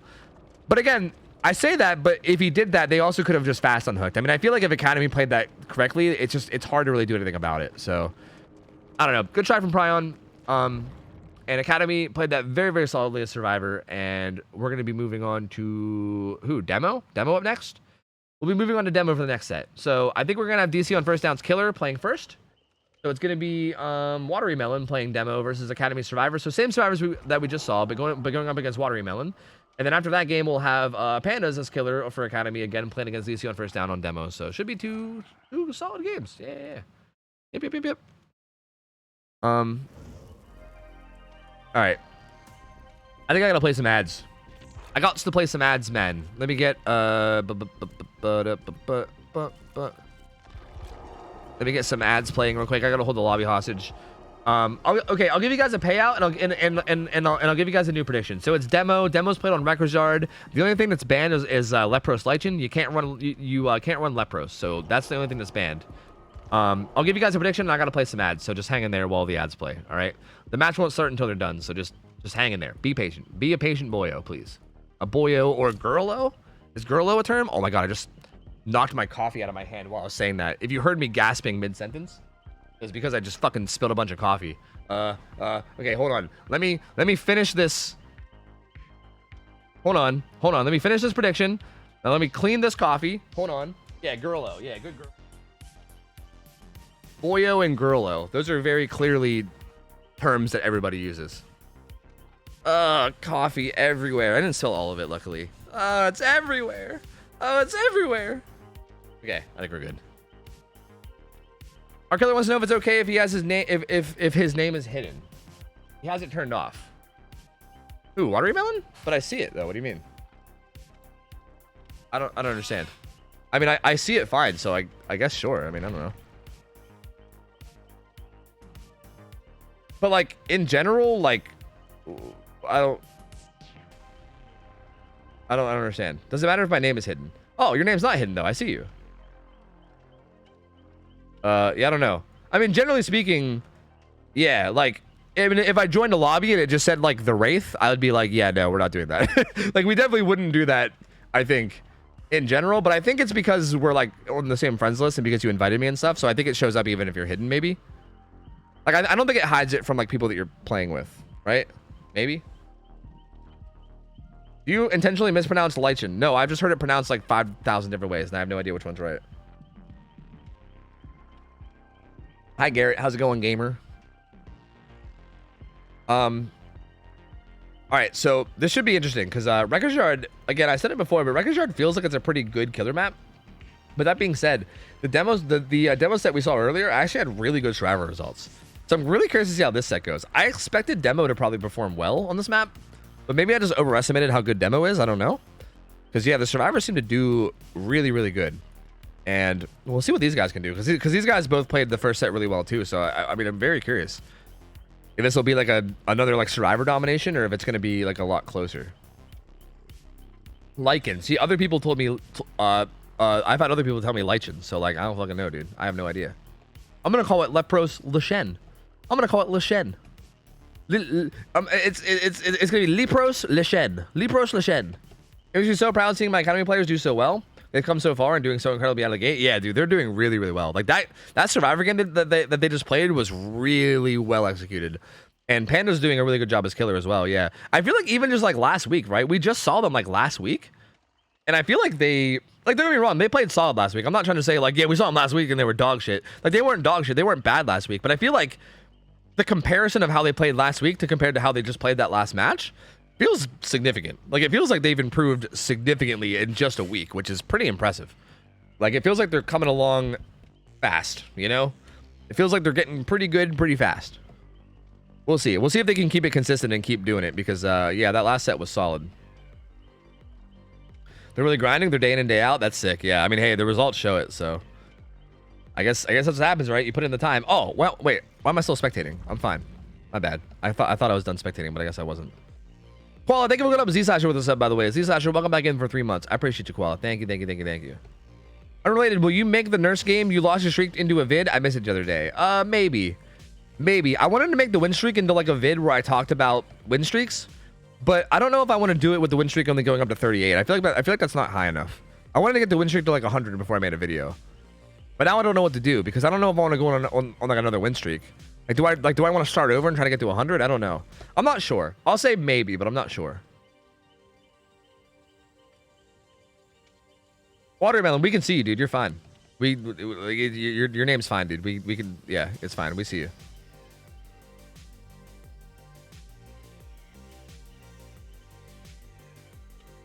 Should we do it more for content? I really enjoyed the streak. Did you? Did people actually enjoy watching the streak? I felt like the streak was not as good of content as I was hoping it was. Like I felt like it was going to be solid because I thought we'd have like a bunch of really close games, but I felt like the streak just ended up being a bunch of people quitting. Like I feel like half of our games was like people just giving up the second they realized that I was like tunneling and then just killing themselves on hook or like, you know, whatever. Like it was just, I don't know. Yeah, you guys liked it? I mean, shit. I mean, I'm down to, I might be down to keep doing it then. I don't know. Like it was nice to feel like the games actually had something on the line, right? Like the few games we had that were close were like really exciting for me. But like the other matches just felt like I was like, I don't know. Like I just felt like it was mean. I kind of just felt like I was being mean. I don't know. But I don't know. We'll see. I prefer your more chill games. That's fair. I find streaks boring. That's fair. Also, yeah, if you guys don't like the streaks, I mean, feel free to speak up about that too. I'm not the kind of person that like, if you say anything negative ever, I'm gonna like fucking tell you to get out and leave forever. Like I'm cool with constructive feedback about things. Like if you don't like things, I'd prefer to hear about it than have you like silently just not watch. You know what I mean? So, yeah, I don't know. Why don't you do it, but without camping and tunneling? Because that would be stupid. Like that's that's dumb. Like there's so many games where you could win by playing, like you're basically just refusing to play macro. Like why? Like for instance, like that one clown game on Garden of Joy. If I didn't camp and tunnel, that game would have been a 100% loss. Like there's no way I would have lost guaranteed. I'd be basically just throwing games on purpose. Like I don't like if you're gonna do a win streak, you should be trying to win. Like to me, I don't see a point in doing a win streak and then intentionally playing in a way where I don't try to win. You know, like that just seems silly to me. Especially because camping and tunneling is also like not even like a easy thing to like avoid, right? Like how much are you avoiding it? Like are you just never hooking the same person twice? Like are you like sometimes doing it if it's convenient, or like I mean I don't know. Like how much are you dedicated to never like tunneling? Like it's just it's a strange thing. I don't know. If you want to win, then you go for wins, you know? Every time I lodge a respectful complaint, Tofu DMs me and tells me to fuck off. Yep. But that's only Running Man though. Because I look for reasons to tell Running Man to fuck off, because that's just kind of the relationship we have, you know what I mean? But it won't happen to you guys. It's okay. It won't happen to you guys. That's just how me and him are. So don't worry. You won't get told to fuck off unless you want to. I mean, maybe we can build that kind of relationship. Maybe I can build that relationship with more people, you know? Hey, I'm open to it, you know? But most people won't get told to fuck off, right? You'll be fine. It's fine. Don't worry about it. It's fine. Fine. It was my first time in a stream, and watching the streak was fun, especially because it's all random. Yeah, the randomness was neat because I feel like some of the games were like, I don't know, quote unquote easy, and then like the other ones were like, we would sometimes get builds where we were like, uh-oh, you know? Like it was kind of fun to like get those builds where like you would see it, right? You get like Trapper, and then like you get like a map offering for like Garden of Joy as Trapper, and you're like, uh-oh, you know? And it's kind of like just nice to have that like uh-oh moment and then try your best to just like make it work anyway, you know? Anyway, we'll talk about this more later. Pretty mixed build here for Zarina. Unbreakable Deliverance is currently going to be on Autumn, just like last game. Very heavily objective build for Kate. She has both Prove Thyself, Deja Vu, and a toolbox. And Sapphire Tux, again, hard committed to a chase build. See, what I find interesting about builds is we see this like thing sometimes where sometimes survivors will like split their perks up, and they'll have like multiple people take, you know, anti-tunnel perks, and multiple people take gen perks, and multiple people take like having like both Deja Vu and Prove Thyself on the same toolbox survivor is like really hard committing all the objective perks to one survivor, right? And like Sapphire has like pretty much all the anti-tunnel too, right? Doesn't he?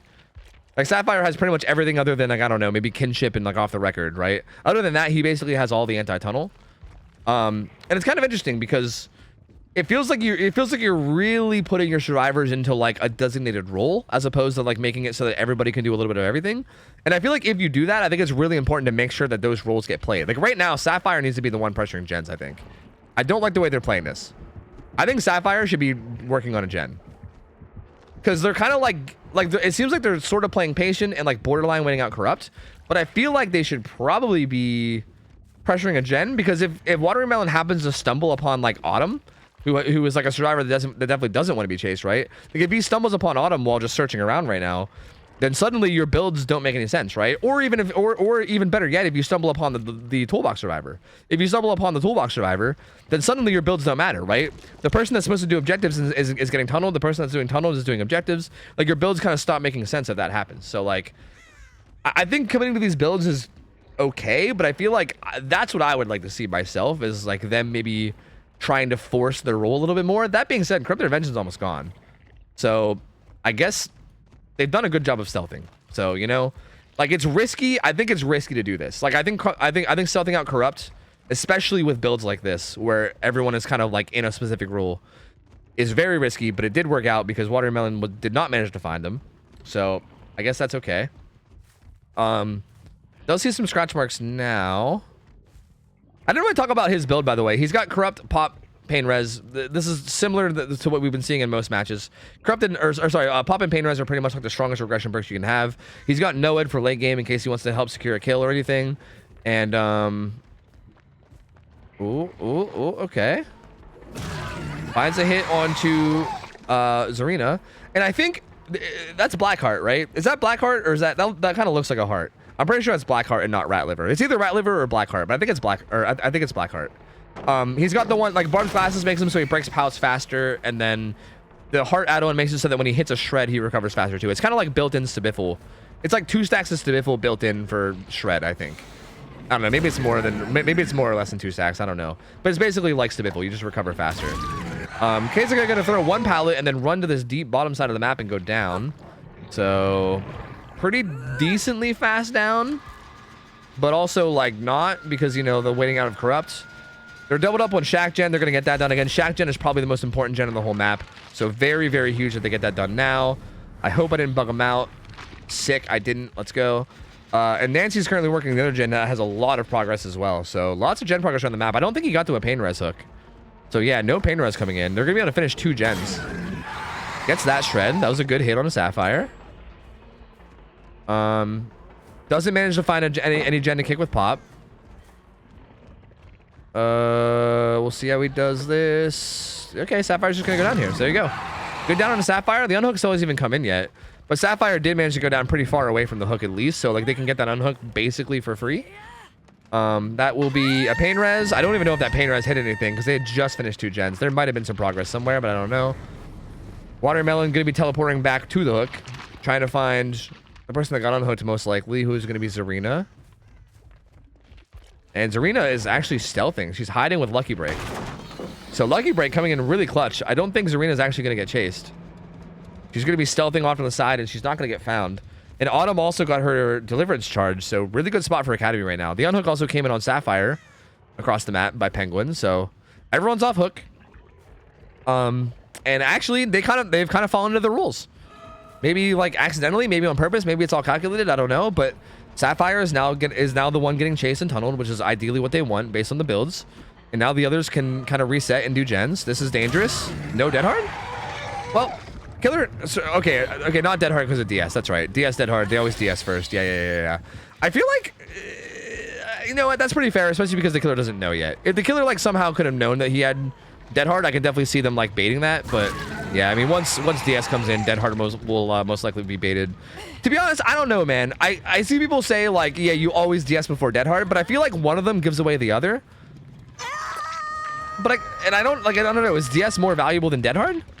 I guess you have a better chance of forcing a Dead Hard even if the Killer knows it. Whereas like with DS, I think it's very hard to force it if the Killer knows it. You know. So I guess maybe there's that. I don't know. I'm thinking about things in my head. I'll just shut up. Okay. Autumn is doing a gen on. This looks like the bottom right side of the map, I believe. And the unhook comes in pretty quickly. So this could either be a faster tunnel or it could be Ooh, well, Dead Hard again in play. Nope, no pallet there. Still waiting for Dead Hard. Oh, wait, that was so strange because I feel like he baited it. Like he baited it successfully, but then he also baited himself. That was weird. Like Watermelon, like he tapped his shred to try to bait the Dead Hard, and he did bait it, but instead of like waiting it out, he just swung at it, which was weird. So anyway, I don't know. There's the third down on Sapphire. He's gonna be dead, but Dead Hard DS did help him buy as much time as he can before he died. So there you go. He bought some time on the way out. 2 gens still left. We'll see if he can manage to find this gen. This gen in this corner has a ton of progress. Actually, multiple gens have a ton of progress. Actually, these guys. Yeah, he finds the gen that Autumn was on. The other gen is gonna be doubled up, and this one's gonna be finished. So again, these survivors. Just getting so much gen progress, man. These guys are really efficient. I feel like it feels like what's going on is it feels like their like decision making is just very on point to the point where they're like never really wasting time. Like it feels like they are really using the maximum use of their time while there's people sitting on hook to like get as many gens done as possible because they are very, very efficient. I mean, and it helps that like Kate, who has like the full gen doing build, was also not being chased the whole game as well. So that also helps. She's gonna be getting chased now. She's gonna go down. What's the gen progress looking like though? I think he should be able to get this pain res, right? Is there even a pain res here? This wasn't pain res here, right? He might not. Like, look at the hooks. If that hook's not pain res, he doesn't get it. He might not even make this hook at all. I don't think he even makes that hook at all, actually. They're definitely gonna finish this final gen. And I don't even know if he makes that hook even at all. barely makes this hook. So yeah, pain res literally did like nothing this game. Pain res activated one singular time this match, which is pretty brutal. No heads up, so he could still try to make a big play in this late game if he can find people. Zarina's on a gate. Autumn is kind of hovering around an area that I couldn't tell because she was looking at the floor. Okay, there she is. Watermelon gonna be kind of eyeing up Autumn, but also not. Maybe going back. Maybe just wants to secure these hook stages. I don't know. We'll see.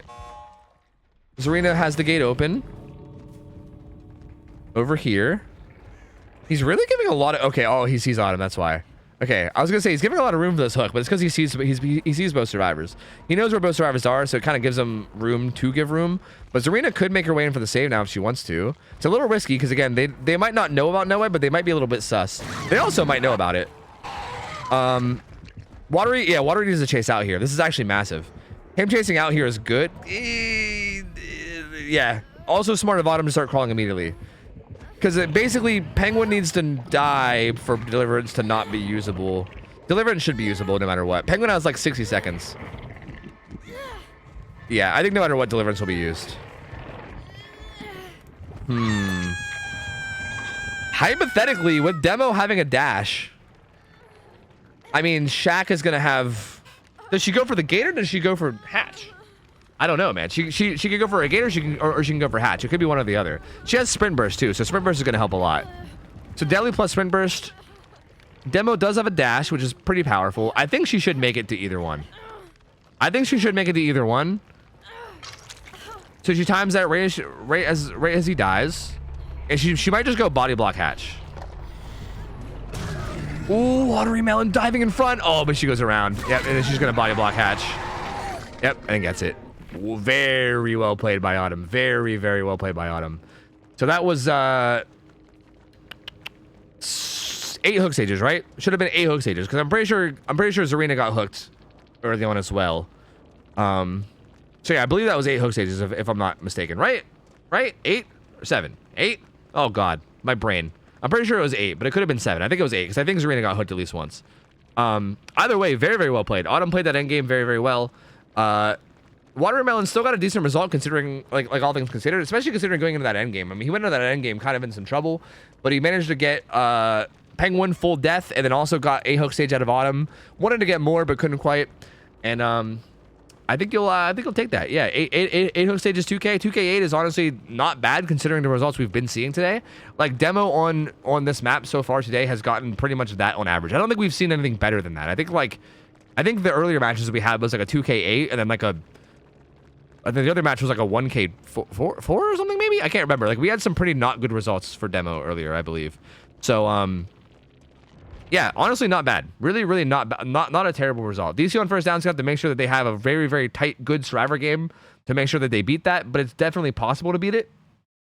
And we'll see how Panda is going to play Demo because it should be good. I mean, the last match we've had with Panda versus DC on first down was very in the favor of Panda, so we'll see if this matchup goes differently. We'll see if things have gotten together a little bit differently and if they play a little bit tighter. Hopefully so. But we will see. We will see. This should be a pretty close one. Who can I invite? People to invite? Hello? Toaster. There we go. Poggers.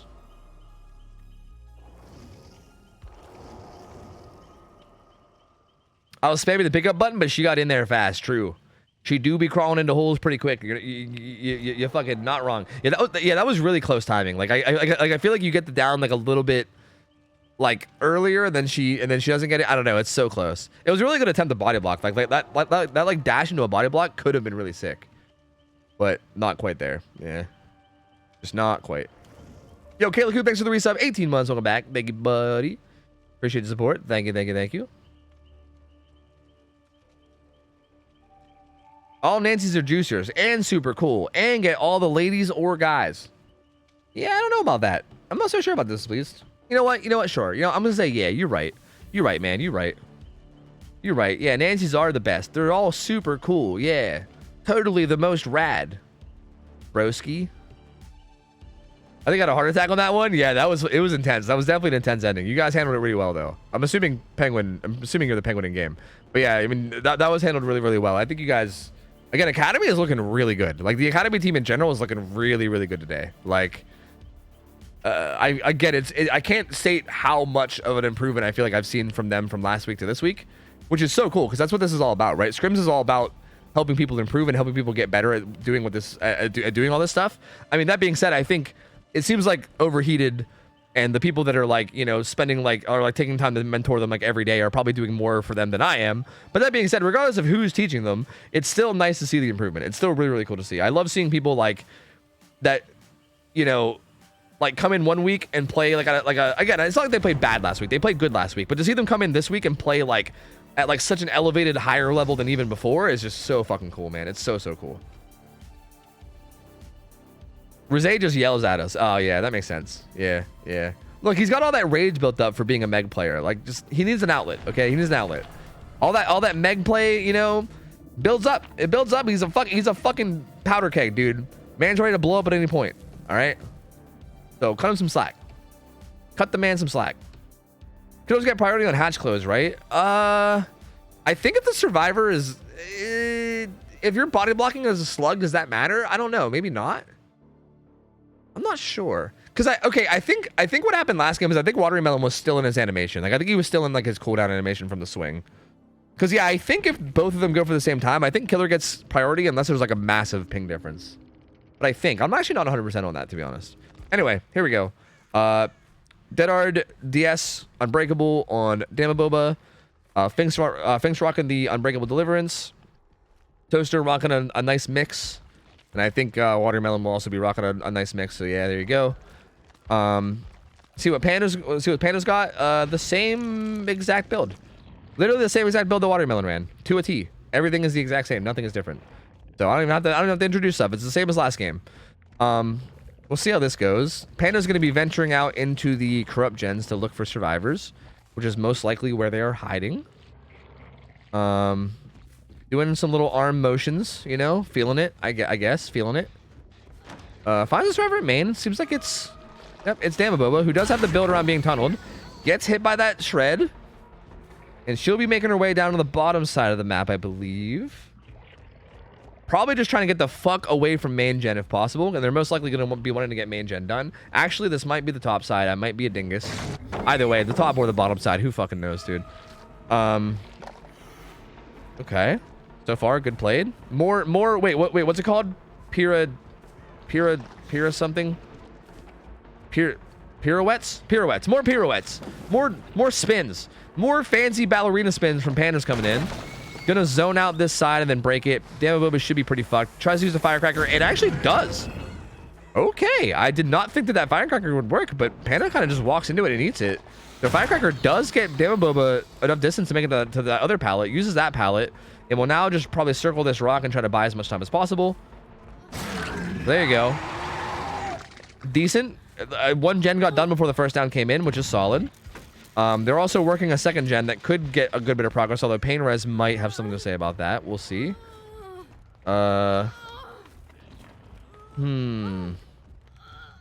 Gets this hook. Not Pain Res. So Pain Res doesn't have anything to say about it, actually. And Toaster is going to be getting a lot of progress on this. It's about 90%, 95%. I don't know if Pandas will be able to get. It's a pretty far gen, so I don't think Panda will get there with a Pop Goes the Weasel before it gets done. I think they basically are going to guaranteed get that second one done, right? Yep, there it goes. The unhook comes in decently quickly. I'm assuming from the So for the people survivor, Pink gets the unhook on the Damaboba, also puts it for the people out. So that puts Damaboba to full health. Damaboba also has DS and Dead Hard to work with, so this is a pretty good spot for DC on first down right now. Gonna go down, gonna hit her DS, surely, right? Does hit the DS. Has Dead Hard to work with too. Needs to be careful not to like get baited or overshoot it with Shred. Dead Hard's there, good play from Damaboba. She's trying to go to the opposite side of the map now as the one she was hooked on, so that they can get gens done elsewhere, but Panda's actually gonna leave the chase. And say, you know what? How many second chances do you have? I'm out of here. Then leaves. And instead finds Watermelon, who dumb techs. And looks pretty dumb for doing it because, yeah, I don't think that's the play. I mean, I understand the idea of like not wanting to be zoned into that side of the map, but yeah, that was, I don't know about that. Pandas gets a hit on him for doing it, and Watermelon will get some distance away. I think Watermelon had Lithe, so I think the idea behind Watermelon doing that was like to vault into them with Lithe and like not get hit. I mean, the idea was to not get hit and then just get away with Lithe. That way you're not trapped in the corner. But I feel like you might just let yourself get trapped in the corner, eat a hit, and then use Lithe afterwards would maybe be better, you know? Ooh, Toes are gonna hit through that pallet, which is not really ideal. Those are the kind of hits that really shouldn't be happening. But they are down to 2 gens left. They've gotten a lot of gen progress. Ooh, Toes are gonna go down there.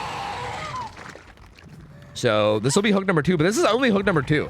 So lots of gen progress in right now. Only the second hook coming in, but still a ton of regression. Still a ton of regression still in play. Still 4 stacks of pain res. Still Pop Goes the Weasel. So there's pain res number 1. Pop is up. The unhook comes in very quickly. They kind of have a 3 gen down here though, don't they? It's kind of looking like they have a 3 gen on this side of the map. So these guys need to really make sure they do their best to not go down on this side. Fink hits Toaster with it for the people as well. Fink has Unbreakable Unbreakable Deliverance. So Fink is totally okay with going down, which is why they're they're doing these plays and then also kind of staying in this dangerous area. So Fink goes down, but again, that is Deliverance, which is going to make it matter a little bit less. And yeah, they're gonna have to get one of these gens done. They do kind of have a 3 gen down on that side. I mean, they didn't lose a survivor for it, so like it should be a relatively reasonable 3 gen to tackle as a 4v1 team, but it is there regardless. Fink is gonna Deliverance right away and get the fuck out of dodge. And yeah, Fink will most likely, like with Fink being injured, I feel like you most likely will just stay on the far gen, right? And maybe get that one done, because yeah, they're eventually going to get these ones done. Fink is actually still here, which is a little risky. I think sprint bursted. Yeah, she sprint bursted really far away. Has this pallet. It's going to get broken though. How far could she get? There's no pallet. No, there is this pallet here. I thought this one got broken, but I guess it didn't. Oh, it's going to go down though. At least does go down on the opposite side. Again, like you can see the priority is making sure you go down away from the 3 gen. This will buy their team time to get some gen progress done down here. Although Watermelon, I think, is still on the opposite side. Watermelon's on the side without the 3 gen, so that's interesting. Pandas coming back. Oh, doesn't quite get that, but it's gonna get the Pop Goes the Weasel done on this gen. I think Watermelon will finish the non-3 gen soon. The unhook came in, and then it'll basically be like, yeah, I think we're just gonna be on this tight 3 gen scenario now. Because Ko's got Pop, which is gonna help a lot. Still 2 stacks of pain res. And these survivors are basically just got to very carefully and calculatedly attack this 3 gen. And I think they should be able to. Like, realistically speaking, they got to be careful and make sure they don't, like they got to make sure their comms are really on point. They got to make sure they like, get off the gens early. But assuming all 4 of them are full health, if really what they should probably be doing is probably putting 3 on the left side gen. And then 1 on this back gen. And then just be very firm on communication and make sure that, like, the person that's on that back gen gets a big head start every time the killer starts heading back that way. But then hard pressure one of the gens so that the killer doesn't really want to go back there anyway, because they would be very scared of, like, losing a gen if they do. They're currently doubled up on the side gen, which is pretty similar to what I meant. They had somebody doing a totem. So this is pretty similar. Toaster is here, so yeah, they're kind of doing what I said already. They're doing a really good job of it. Okay, they actually 99 the other gen too, so they popped them both at once. And Noed's in play now, but Panda needs a lot out of this Noed. Damaboba's here to take the hit. For Watermelon, Watermelon's a fresh hook and Damaboba is not. So Damaboba choosing to die there so that Watermelon doesn't die. Watermelon is definitely the most ideal target for Pandas, but honestly, even Watermelon wouldn't be enough. And Noed's gone. DC on first down is going to take this. They're going to take this for sure. They're going to take that for sure. They're going to open this gate and they're just going to stroll out, and that's going to be 6 hook stages. That's going to be 6 hook stages for Pandas, so not quite enough. DC on first down is going to take that by 2 hook stages, so well played. Very, very well played. DC on first down said, yeah, hold on, remember us. We're a solid team too. Hold on a minute, and then fucking played this very, very, very well. I mean, that was just, again, it's hard to even say much about, like, Panda's demo play, because I don't think Panda really played it badly. kind of like same thing as Watermelon. It just felt like the survivors played it really, really well. I mean, their macro was on point. They like ran the chases away from the gens. They tackled the gens at the right moments. They made sure to reset and not play too risky. Their chases weren't like bad in any way. Just very, very solid. Just very, very solidly played. And it's not really much else to say about it, man. I mean, I don't know. They just played it really, really fucking good. Like, pretty on point macro, pretty pretty good chases. Even at the end there, like having Damaboba take that down for Watermelon. Again, it wouldn't matter too much because it would have been 7 hook stages, but just in case, right? It's still good. So like, again, everything about it, everything about that play from Survivor was just on point. Very, very insanely well played. Super well. And that takes us to set 3. We're going to set 3. This is our first actual 1-1 set. All the other sets went 2-0. This one's actually 1-1. So we're going to the artist set. And we're going to have Panda playing artist. So we can just keep this lobby. We don't even need to leave the lobby. We have Panda playing artist versus DC on first down. And that's going to be on Groaning Storehouse. And then we're going to flip-flop. And it's going to be Pryon playing artist versus Academy. And yeah, I mean, this should be interesting. This should be very, very interesting. Good set we got here. This could go either way. Let me change the map layout. Let me also give you guys a new prediction. Hold on. Is potential energy banned in comp? No. Guys, keep in mind that like asking if something is banned in comp is different than banned in our comp, because every comp league is different. As a matter of fact, our comp league, well, I wouldn't really call this a league. I guess our scrims has like probably like the loosest bans that you'll find in almost anything competitive. I mean, maybe like the community cups. Well, I mean, they're done now. Like there's no more of them, but maybe the community cups was the only thing that was like less so. But for the most part, there's like 5, 6, 7 different like comp leagues out there. Maybe even more. Who fucking knows? Like there's a lot of comp leagues out there, and most of them have like similar bans, but they're like a little bit different. And all of them have like way more bans than we have. We are like relatively chill when it comes to bans, and we try to only ban things if we absolutely have to. You know what I mean? So, yeah. Like, for instance, someone asked about, like, For the People Buckle Up. For the People Buckle Up is allowed here. I highly doubt that's allowed in, like, DVD League. I feel like in, like, DVD League and stuff, they probably have that ban. I mean, I don't know, but I would guess that they probably do. Anyway, there's your Gamba. What are the global bans for perks? So for us, like, okay, for us, the only global bans we have, for Killer, you can't run Haunted Ground, Lethal Pursuer, Darkness Revealed, and you can't run the combo of No Way and No Way Out together. You can run them individually, but not together. I think that's it for the global bans for Killer. So that's it. Like 3 perks and then 1 perk combo. And on Survivor, you can't run Made for This or Dramaturgy. That's really it. So those are the global bans. Whereas, like, if I pull up the global bans for here, let me just like just to entertain you guys, if you don't know, let me pull up the global bans for fucking DVD League. Can I find that somewhere easily? Where is it in your Discord, you fucks? Where is it? Where is the balancing, you sons of bitches?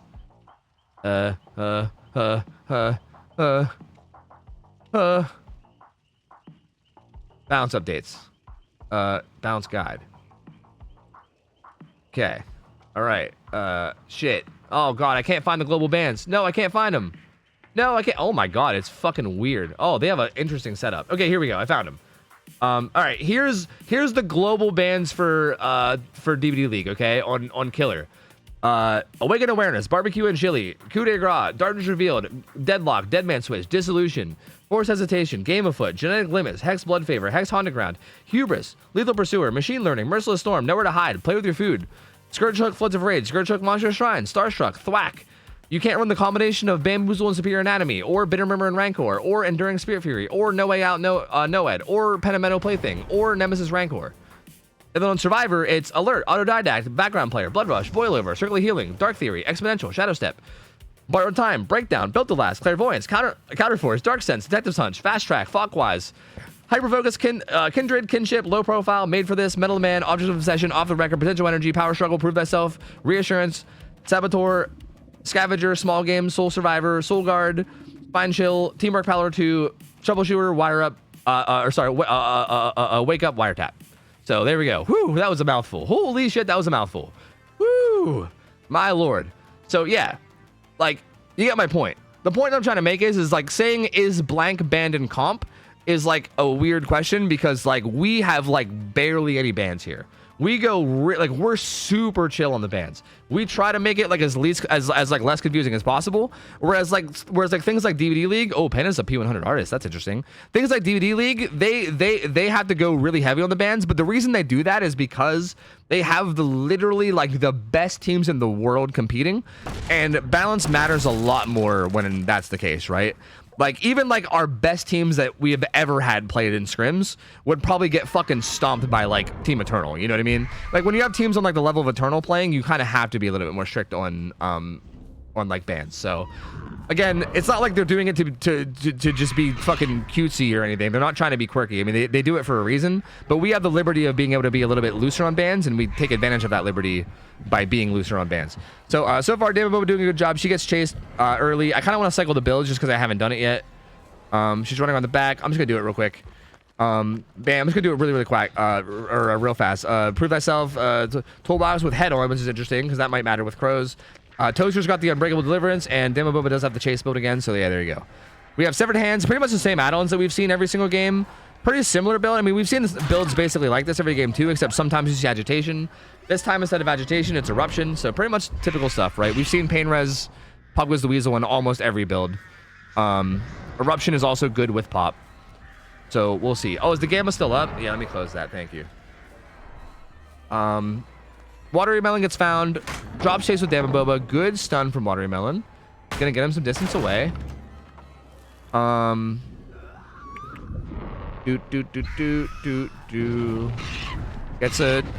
Gets two crows onto the two survivors over there. They gotta be worried about the snipes. Oh, Damon Boba actually did get sniped. Okay. I think she was waiting by the locker. She was like, it's my turn in the locker, Fink. It's my turn. Fink, it's my turn in the locker. And Fink was like, no. And then Damon Boba got hit, I think is what happened. Gonna put Eruption down to that gen. Still no downs yet. But also still no gens done. We'll see. Finds a survivor here. But he's gonna kick this gen with Eruption too. Kind of just placing Eruption down on as many gens as possible at the moment. Everyone's back to full health though. Panda's gonna have to commit to somebody at some point. I'm surprised. Like, didn't commit to Dama Boba in the beginning. Didn't commit to Watery Melon. Needs to find a chase and take it. Finds Fink. As long as it's not Toaster, then I think DC on first down's in a good spot. Doesn't opt to go for the crow hit there and instead goes for the M1. I guess maybe because everything is still zoned with the crows. But Fink will be able to make her way down towards Shack. If they can get the gens done before Eruption, that would be pretty massive. They're going to leave again. Interesting. And by interesting, I mean, not good. Like, really not good. I don't think this is going to be a very viable way to get any pressure. I mean, like, you're eliminating pallets, but until you get it down, like, nothing's really happening. So, like, survivors have a ton of gen progress. Still all 4 survivors in a pretty decent spot. Only 1 person injured. Toaster's going to get hit. I mean, this is the main person that they don't want to get hooked first because of the builds. But still, with how long this has been taking, it might even be fine. So there's the down. There you go. That was a really good crow from Pandas. Toaster's going to go down. Eruption will pop on one of the gens, but they do manage to pop the other before Eruption even comes in. So 1 gen down before Eruption even happens. They're going to go try to double up on this gen and try to get it done, but Pop Goes the Weasel is most likely going to be coming. Well, they might be able to do it. Oh, I don't know. They'd have to, like, basically hard commit to it. They might do it to avoid Pop. Yeah, I think they're going to try to avoid Pop. Like, they know that Pop's in play, and they really don't want to deal with it, so yeah, they're actually just going to... I can't tell if that's worth or not. I mean, that's a really good gen to get done because it's one of those like middle of the map gens. But having someone go down this close to the hook, I don't know if it's worth it. I feel like it might have been better. I feel like it was probably not worth it. I feel like it was probably better just to let that get regressed and then come back to it later. Tons of birds over here. Panda's going to be sticking on to Toaster like glue. Toaster's got nothing to work with, trying to get in a position where Fang can body block, and she's... Oh, okay. You know what? Really good body block. Actually, Toaster might be able to get away. This body block is phenomenal. I mean, we have a little fucking conga train, dude. A fucking conga line of survivor and killer here. Yeah, Toaster actually gets to the pallet. Very well played, dude. Super well played from both Toaster and Watery Melon there. Like, being able to manage that body block is really, really good. Although he's kind of in a rough spot now. Yeah, he's going to die now. But hey, that did buy time, right? Like, that down took an extra 10, 15 seconds longer than it normally should have. So that was still really good. Also, Dama Boba got off hook and healed. So Dama Boba's back to being fine. So really, they didn't give up that much for that gen popping, I guess, in the end. Toaster's going to get put onto a second hook. That's going to be Pain Res.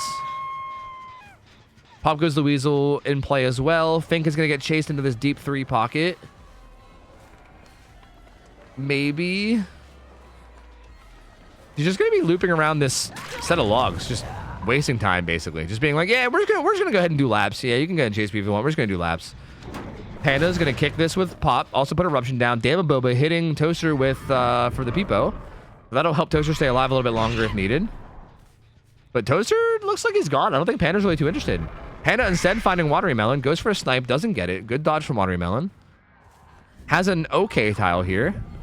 It's like the double window tile. It's not great, but you can at least waste some time at it. Panda's going to zone out both windows.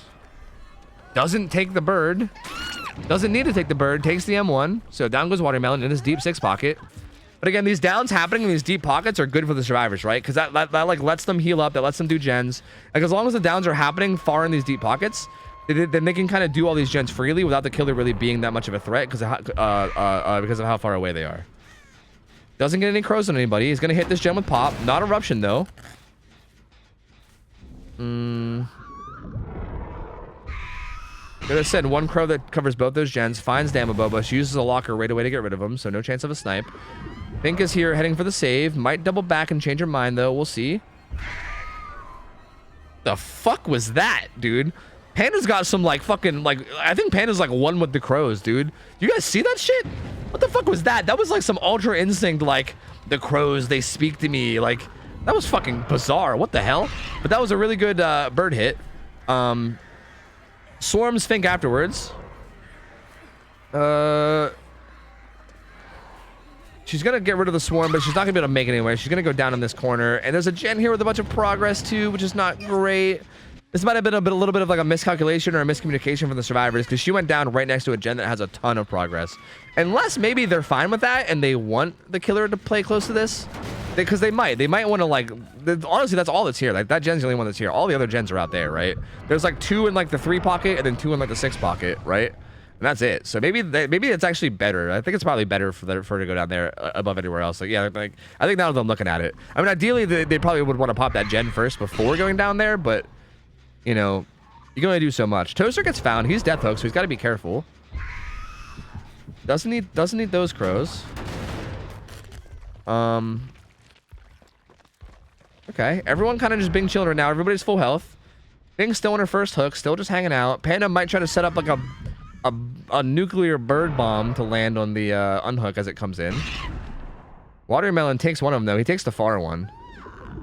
Still might have a smaller one, you know, like a smaller caliber one, but nope. Bing's just gonna get swarmed off hook. Gonna get M1. She's gonna run away. Toaster is there. He's gonna stop the regression, but he's gotta be careful because he's death hook. Fink is leaving that chase with Fink, going after Toaster again, who is death hook. So definitely a little bit of a dangerous spot to be in. Has this path palette. Gets hit at it though. And I think Panda's gonna zone this one too. And yeah, I think Toaster might just have to accept death and just run to a corner and hope that you don't. Okay, doesn't need that. Doesn't need that. So has his palette up too. But should still die. Yeah, Toaster should still die. Still 3 gens left up, man. I feel like we've been sitting at 3 gens for a long time right now. I guess from all the pain reses and Pop goes the weasels and stuff, but it feels like it's been a hot minute of sitting on 3 gens. So there's Toaster's death hook. They're gonna be able to finish this gen, I believe. But yeah, it feels strange. Like it's not sure because I can't really have my eyes on every single person at once. So I can't really tell exactly what's happening, but it just feels like there's not as much gen progress as you'd expect. Damaboba gonna reswarm herself because of severed hands. And it's going to eat that hit. Has dead hard, though. Going to try to time it while not looking. The old no-look timing. Doesn't get it. Damaboba goes down. And that's gen number 3 getting done. But honestly, Panda's in a pretty good spot now. This is weird because I feel like I really don't... Like, I feel like something went wrong here. And I'm not sure what. For DC on first down. Because I feel like they were in a really good position early game. I mean, they like got a whole gen done before the first hook came in. Like, I know that they kind of died for the second gen, but even then, they recovered from that pretty well, right? Like, they got everyone off hook and back to healed at like 2 or 3 hooks. And then they sat at 3 gens for, I feel like, what felt like an eternity. And I'm not really sure why. Like, I'm not really sure what... I feel like I'd have to, like, watch their game back. That gen has a ton of progress, but it's going to get kicked with Pop, so it's going to regress a ton now.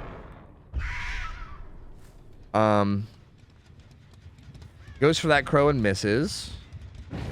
The unhook comes in on Damaboba across the map. Fink's going to be taking this chase. They're going to be trying to take their chases down to this corner if they can. Just like far away from both of the deep pockets, which is where the most of the gens are. Fink going down here. That's going to cause eruption to spawn on that gen. To spawn. Eruption to pop. Whatever. Spawn, pop, whatever. Watermelons hops on the deep 3. Damaboba. The gens have just lost so much progress. There's still 2 pain reses to kick in as well. So there's one of them. Pain res again.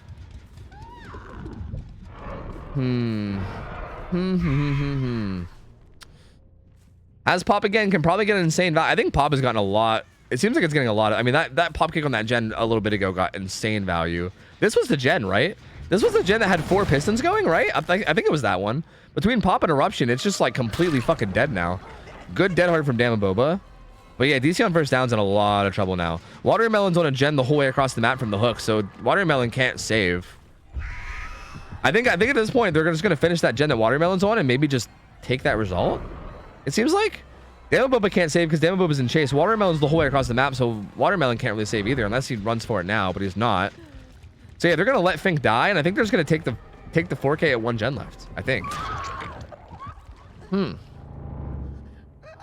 Interesting. Yeah, Damaboba's going to get put on hook. Watermelon's going to finish that gen. Fink's going to die. Damaboba's on death hook. And hey, you can try to make a play for either an Exegate or Hatch. Probably an Exegate, right? I feel like you probably try to figure out whatever Exegate is farthest away from Hatch and then maybe just try to get on it right away. I mean, I don't know. That might be the idea. There's a gate here, but I don't think that's far enough away. I think you probably won't be able to get that in time. So yeah, there's the Hatch closing. Watermelon's going to try because you might as well. But Killer Instinct is going to reveal the position, and I think that's going to secure the 4K for Pandas. So 4K, 1 gen left. Again, great result from Panda, but like I can't help but feel like I don't know. Like I'm a little torn here because I'm not exactly sure what went wrong. Because I feel like the survivors were in such a good spot early game, and I'm not really sure how it fell apart. I feel like I have to go back and like watch it over again to make sure that I can catch it. I feel like I just didn't catch it the first watch through, because it felt like early game they were doing so good and they were so far ahead. And like I was like, damn, I was literally like thinking in my head, I was like, damn, Panda's actually in trouble. Like this actually might be a really tough result. And then instead, no, Panda comes back against the 4K.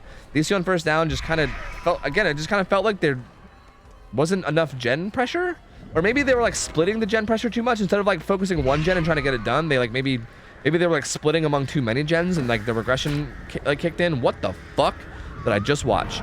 Did Panda just try to like set a bird and M1 at the same time? I don't understand what the fuck just happened right there. That was really weird. But anyway, there's the 4K. Well played by Panda. Definitely got a very, very solid result for Academy. And their Survivor team now literally just has to finish all 5 gens. That's it. The win condition for the Academy Survivor team now is very soft.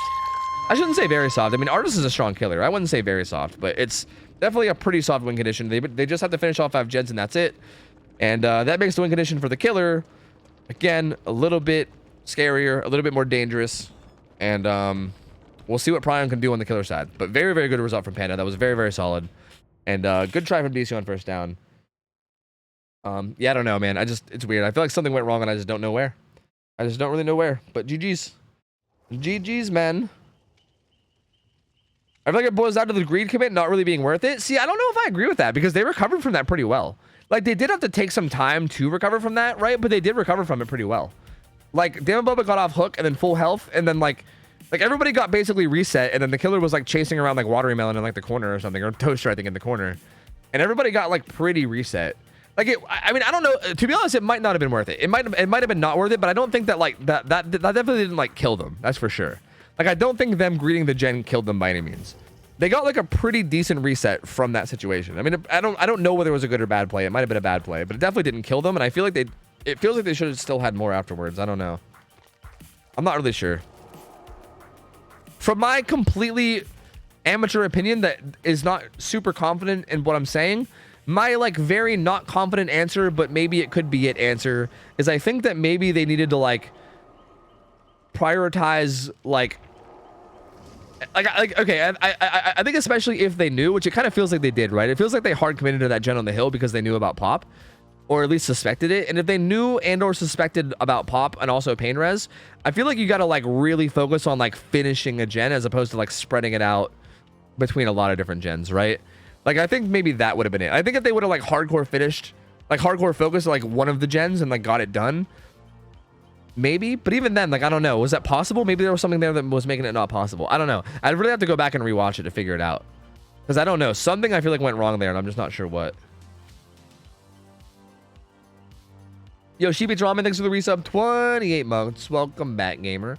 Panda is bird sensei to me. He's even better than me. But he does have 6K my hours. Or sorry, 6 times my hours. How many hours does Panda have? I didn't even see. Oh, 6,000. Oh, okay, I see. Wait, you only have 1,000 hours? That's interesting. Cheap, thanks for thanks for 28 months. Pesky Wolf, thanks for the 50. I think I already thanked you, but thank you again, man. Appreciate it, buddy. And this is gonna be our last game of the whole night. So this is gonna decide the set for DC on First Down versus Academy, and this is also our final set or our final game of the whole night. And after this, we'll be donezo. We'll be taking off the weekend. We'll be taking Saturday to chill out, kick back, relax. We're gonna go get some margaritas and go to the beach. It's gonna be great. And then Sunday we're gonna come back with some more really solid games. I think the games on Sunday look really good too. Cruelty versus Overheated should be an amazing set. I mean, we had that set last week, and I mean, Cruelty kind of like dominated it pretty hard. I think Overheated had a pretty rough day, but even regardless, it was still an amazing set to watch because both those teams are very, very good, and I'm excited to see them play because I think it's going to be a solid set. All the sets on Sunday are going to be really good, so that should be great. So yeah, man, I'm pumped for that. I am pumped. I'm curious to see how this game goes. I feel like if these Survivor players keep playing the way that they have the last 2 sets, then this is going to be tough for Prion. Because I feel like both of the 2 games that we've seen of these Survivor teams, they are fucking efficient, dude. Like, they are efficient.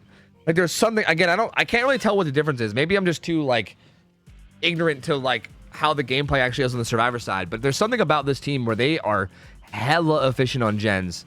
And it feels like they really get shit done. And I think it's going to be tough. Prion's got to be really, really on top of things to make sure that they don't get shit done as fast as they have been these last 2 games.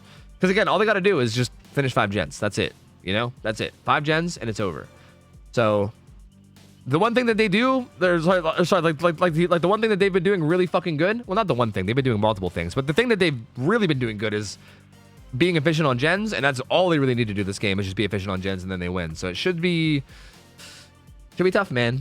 Should be tough. We fumbled so bad. Hope to come back stronger. Yeah, I think I don't know if it was you or somebody else, but I saw somebody in chat after the games last week saying that you guys were like having an off day. You guys had just like, I think you guys had like just come off like a tournament or like a league game that didn't go your way, and I think maybe morale was low or something. I think I saw somebody saying something last week where you guys were having a tough one, which it happens, man. I mean, not everyone can be on point every day. Like, sometimes you have an off day, or sometimes you're burnt out, sometimes you're not feeling it.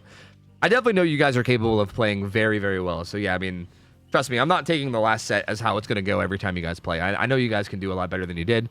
So yeah, it should be a good set. It should be a good set. I'm pumped for it, man. I'm excited. We took multiple bad losses. Yeah, that's tough, man. That's tough for sure. I mean, I think that can probably hit the morale of basically anybody, you know? So what are you gonna do?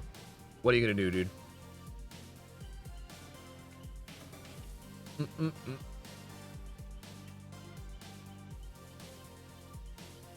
Rules question. If the killer kicks the hatch with, say, 3 gens left and then gets the 4K, is that a better or worse result than a 4K with 1 or 2 gens left? Yes.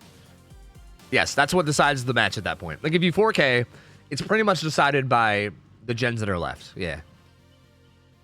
That's kind of the entire idea behind it. Where, like, what makes it get funky is if a survivor gets hatch. That's where it gets funky. Like, if one killer, like, say one killer 4Ks at, like, 1 gen left, and then the other killer, like, 4Ks at, like, 3 gens left, or 3Ks at 3 gens left, but, like, someone gets hatched with, like, a Hell Sage or 2 left, right? Like, that, like, I think those are the situations where it can get a little bit funky, where it's, like, you gotta, like, there's, like, the difference between gens and, you know, like, the Hell States and how much they're worth. Like, that can get a little bit funky.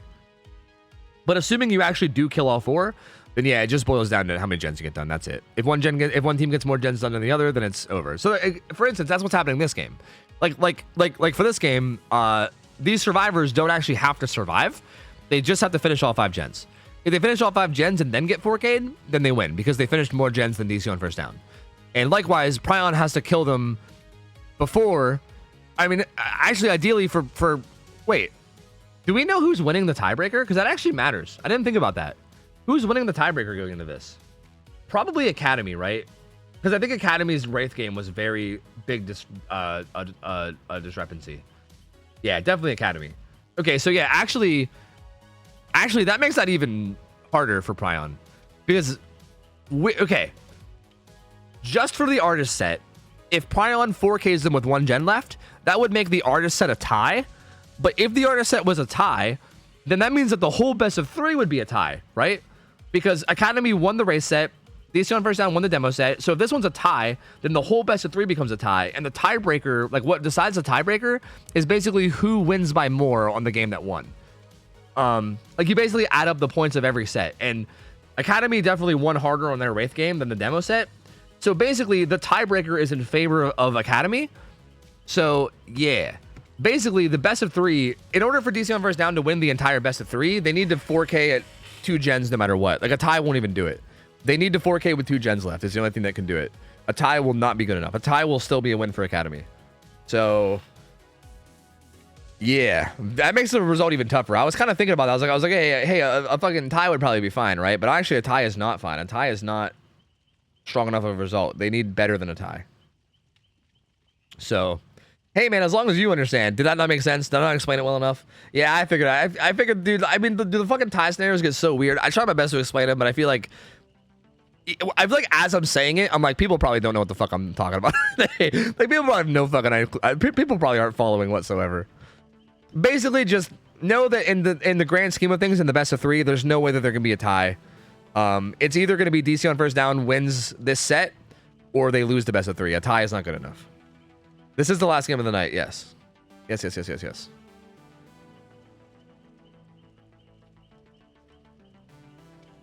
The green item and add-ons didn't help. Oh, wait, you're talking about last week, Luhu, with Overheated versus Cruelty? Because, yeah, I think Overheated got hit by a couple penalties last week, too, if I remember correctly as well. Which that also probably stemmed from them just getting out of other games where, like, the rules might be different and shit. So, yeah, that definitely didn't help, too.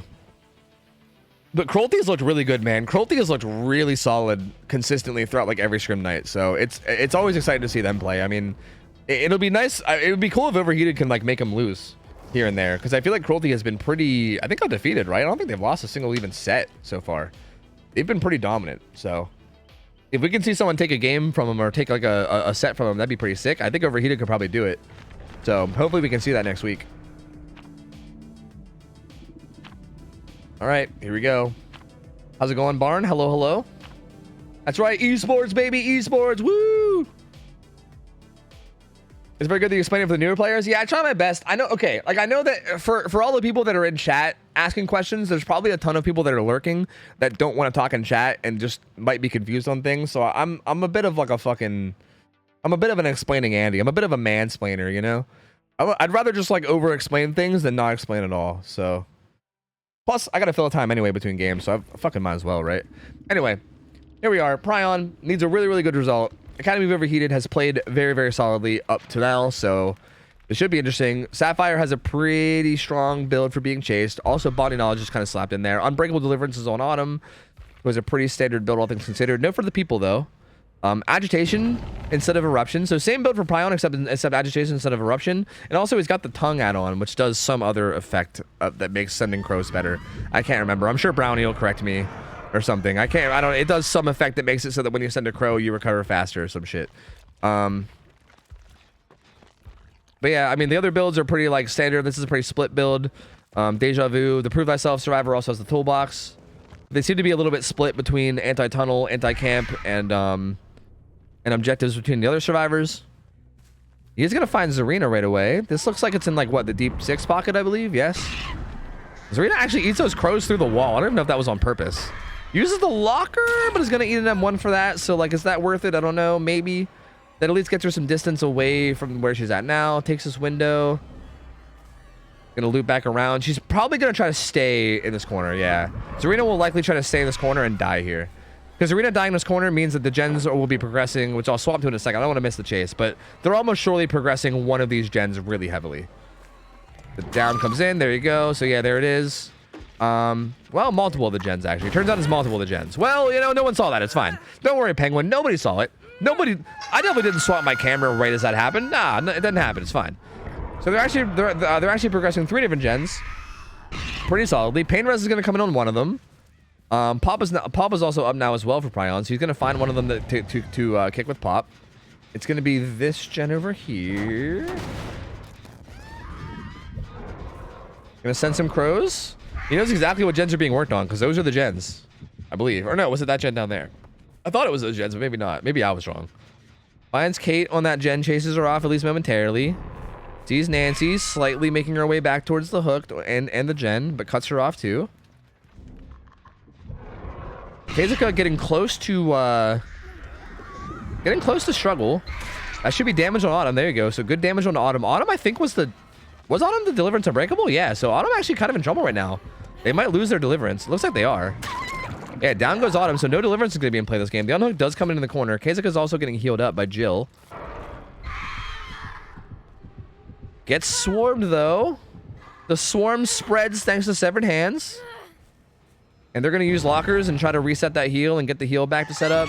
That's not Pain Res right there, but it's still a hook.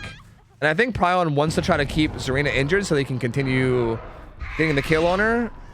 And I think he did do a good job of keeping her injured. She is still injured. He just doesn't know where she is yet. And I think he's going to be looking. Yeah, he knows that she's in this pocket somewhere. So Prion wants to find Zarina. He wants to continue this kill. He does find her, I think. That was her, right? Yep, does find her. Wants to keep this kill going. And this is a pretty good spot. Prion's actually in a very, very good spot right now. Like, I would say early game is going better for Prion than it did Panda, that's for sure. Has Zarina on her second hook stage now. Deliverance is also not in play. He's going to carry her to basement or maybe just middle map. Maybe basement, though. Yeah, I think he wants to go basement. Yeah, he's going to go basement, and that's going to make it very hard to keep him alive, for sure. He does have kinship, though, so that's actually kind of big. They can keep him alive with kinship for a long time. That'll add a lot of time to the hook stage. But assuming Prion actually, like, leaves the basement, I mean, I think he should, because, like, the whole thing about basement is it's just, like, you have more room, right? Like, you have more room to play with. I think he should just, like, walk away, like, kick a gen with Pop, which I think is what he's doing. Like, this middle gen is so massive. Yeah, this is such an important gen. Like, hitting this with Pop is huge. So this middle gen's going to stay up. Like, that gen can be tied into, like, 3 or 4 different fucking 3-gen setups, right? So, like, very important gen. He's gonna regress that with Pop. Sends a crow after Nancy, but nothing happens. Nia's going to be popping this gen. This looks like it's... is that Shack or is that a Mace? I can't tell what side that's on. That's either, like, the fucking... it's either, like, the 1 or the 8, I think, but I can't tell. Okay, yeah, it's actually... Was it neither? Was I dumb and was it neither? Was it actually the complete opposite corner? I think it was. Yeah, it was. It was the complete opposite corner. I'm actually a dingus. It was like the 10, 11 o'clock gen, so I'm actually dumb and I was wrong twice. Prion's still just pressuring people with crows. Kind of just hitting people with crows and trying to make them get off gens as often as he can. Has a gen regressing beside him on the hill. Is to try and secure this kill. I think kinship activated there, right? Yeah, kinship is activated. It's almost gone. It's been activated for a while. This middle gen, they really want to get this gen done, and they should really want to get this gen done. I think Sapphire, yeah, Sapphire's gonna jump in a locker, and Sapphire should get that gen done, I believe. Prion could, yeah, I was gonna say Prion could leave and pressure it right now. I'm surprised he's not. Like if he would have chased Sapphire off that middle gen and then maybe even like got a down or a kill on it and then regressed it some more, that could have been big. But regardless, he still gets a kill. 3 gens left. Autumn gonna be getting chased. Autumn is also down a hook stage, so a little bit of a faster expedited kill if the down happens quickly. She's gonna get M1. Let's check on the gen progress. Kate is oh, they're both cranking gens at the moment. One has resilience, one has deja vu. So both getting bonuses. There's the swarm on Autumn. She doesn't really have much to work with. I think she's just cornering up to die, so there she goes. This actually is yeah. It's still available for pain res, right? I'm pretty sure it was Zarina that got pain res. So pain res is available. That's not pain res though, which is unfortunate. So Prion doesn't seem to have a pain res nearby. Jill getting swarmed or getting pushed off that gen, but did he get like the crows that told him that no killer instinct. No killer instinct. So actually Jill avoiding killer instinct is here is massive. Because if Prion knew that she was doing this gen, he could get there with Pop. Ooh, and he kind of is here with Pop. But is she going to finish it in his face? No, he's going to hit it with Pop. Never mind. He almost managed to finish it before Prion checked on it with Pop, which could have been huge. But instead, that gen's going to regress a lot. A lot. Good job not falling for that bait. Sapphire tried to be patient, but Prion said, yeah, I'm just going to not send the bird. I'm just going to not do it. So he gets that hook. Again, Pain Res still an available option if this is a Pain Res hook. There it is. So yeah, Pain Res comes in, Pop in play as well.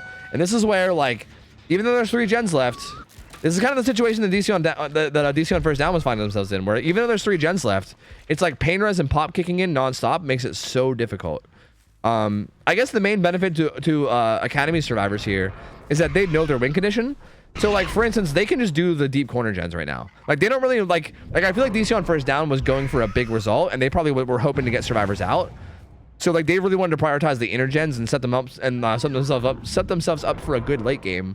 Whereas with these guys, the 2 deep pocket gens are totally available, and you can just do them, right? I mean, obviously, you still need to do at least 1 more of the inner gens, but for the most part, they're totally available.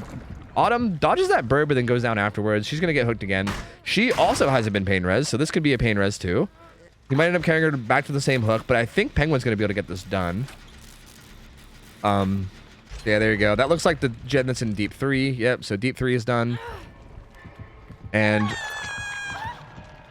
I think from here they can't do 1 more gen, right? I believe from here Prion has to get the 4K before 1 more gen is done, right?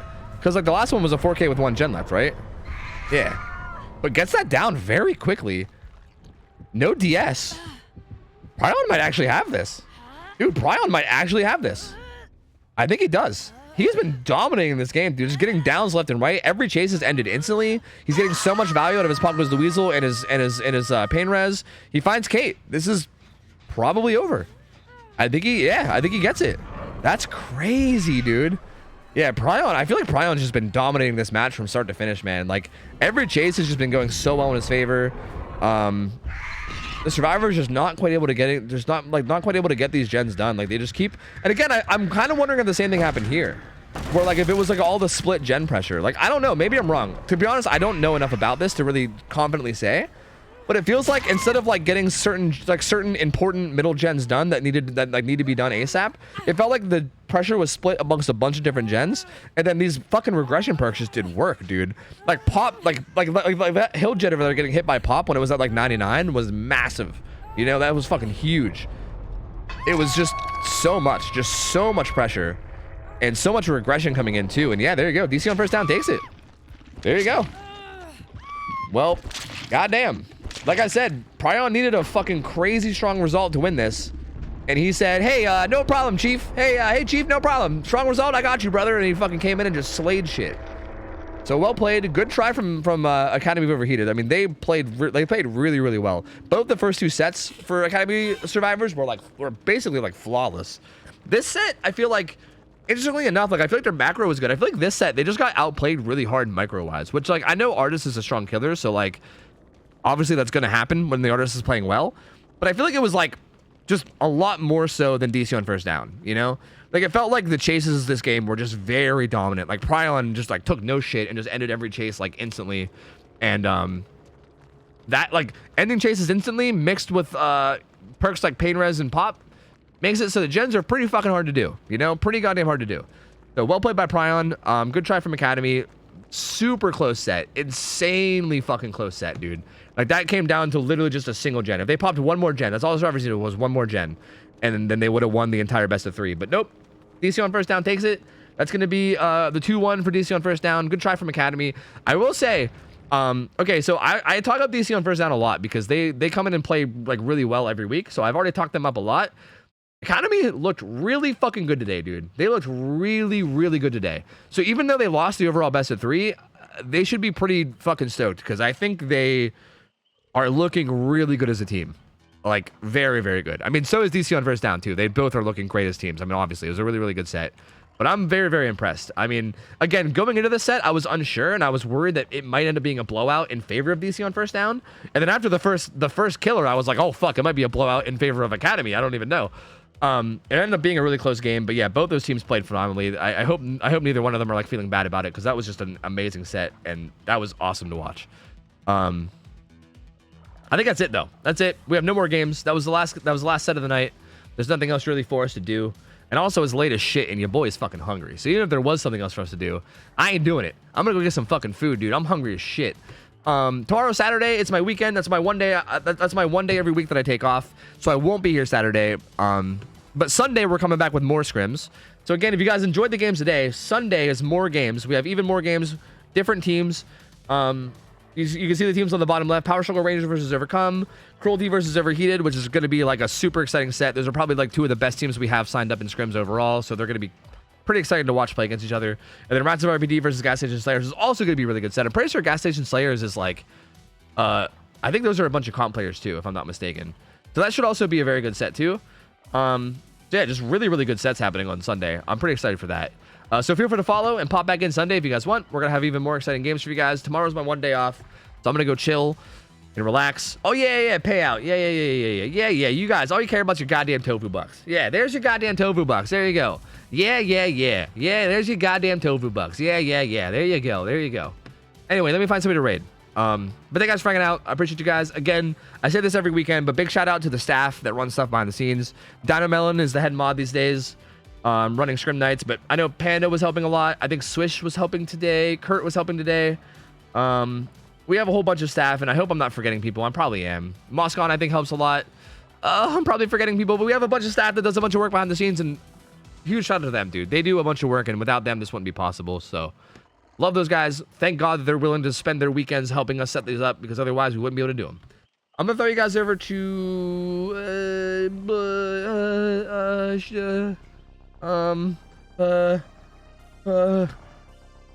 Array. I'll throw you guys over to Array. It's kind of like a scrim night like tradition, right? To like raid Array after scrims. Array actually is a killer from one of the teams in scrims, and he's also like a legend in scrim nights. We've been doing scrim nights for like probably like 8 months now or something. And Array is known as the final boss of scrims because we used to bring him in when a team was doing too well. If a team was performing particularly too well in King of the Hill, we would bring in Array to give them a true test. So he was like our final boss. And it's kind of, I don't know, there's a funny meme about that. But he's a chill dude. He's a really chill dude. He's like one of the, like, he's a fucking incredibly cracked Blight player. Like, he's nutty good at Blight. And he's a super nice guy too. So he's like insanely good killer. Also just insanely wholesome. If you don't already know him, I'm sure you'll love him. So just go hang out, chit chat with him, watch him slaughter people. I'm sure you'll have a good time. That's it for me. Thank you guys so much for hanging out. I love you guys. Hope you guys enjoyed the scrims. Sunday night we'll have some more games. And until then, I hope you guys have an awesome weekend. I'll catch you guys Sunday. I'm out of here. See ya. Take care. See ya. See you later. See ya.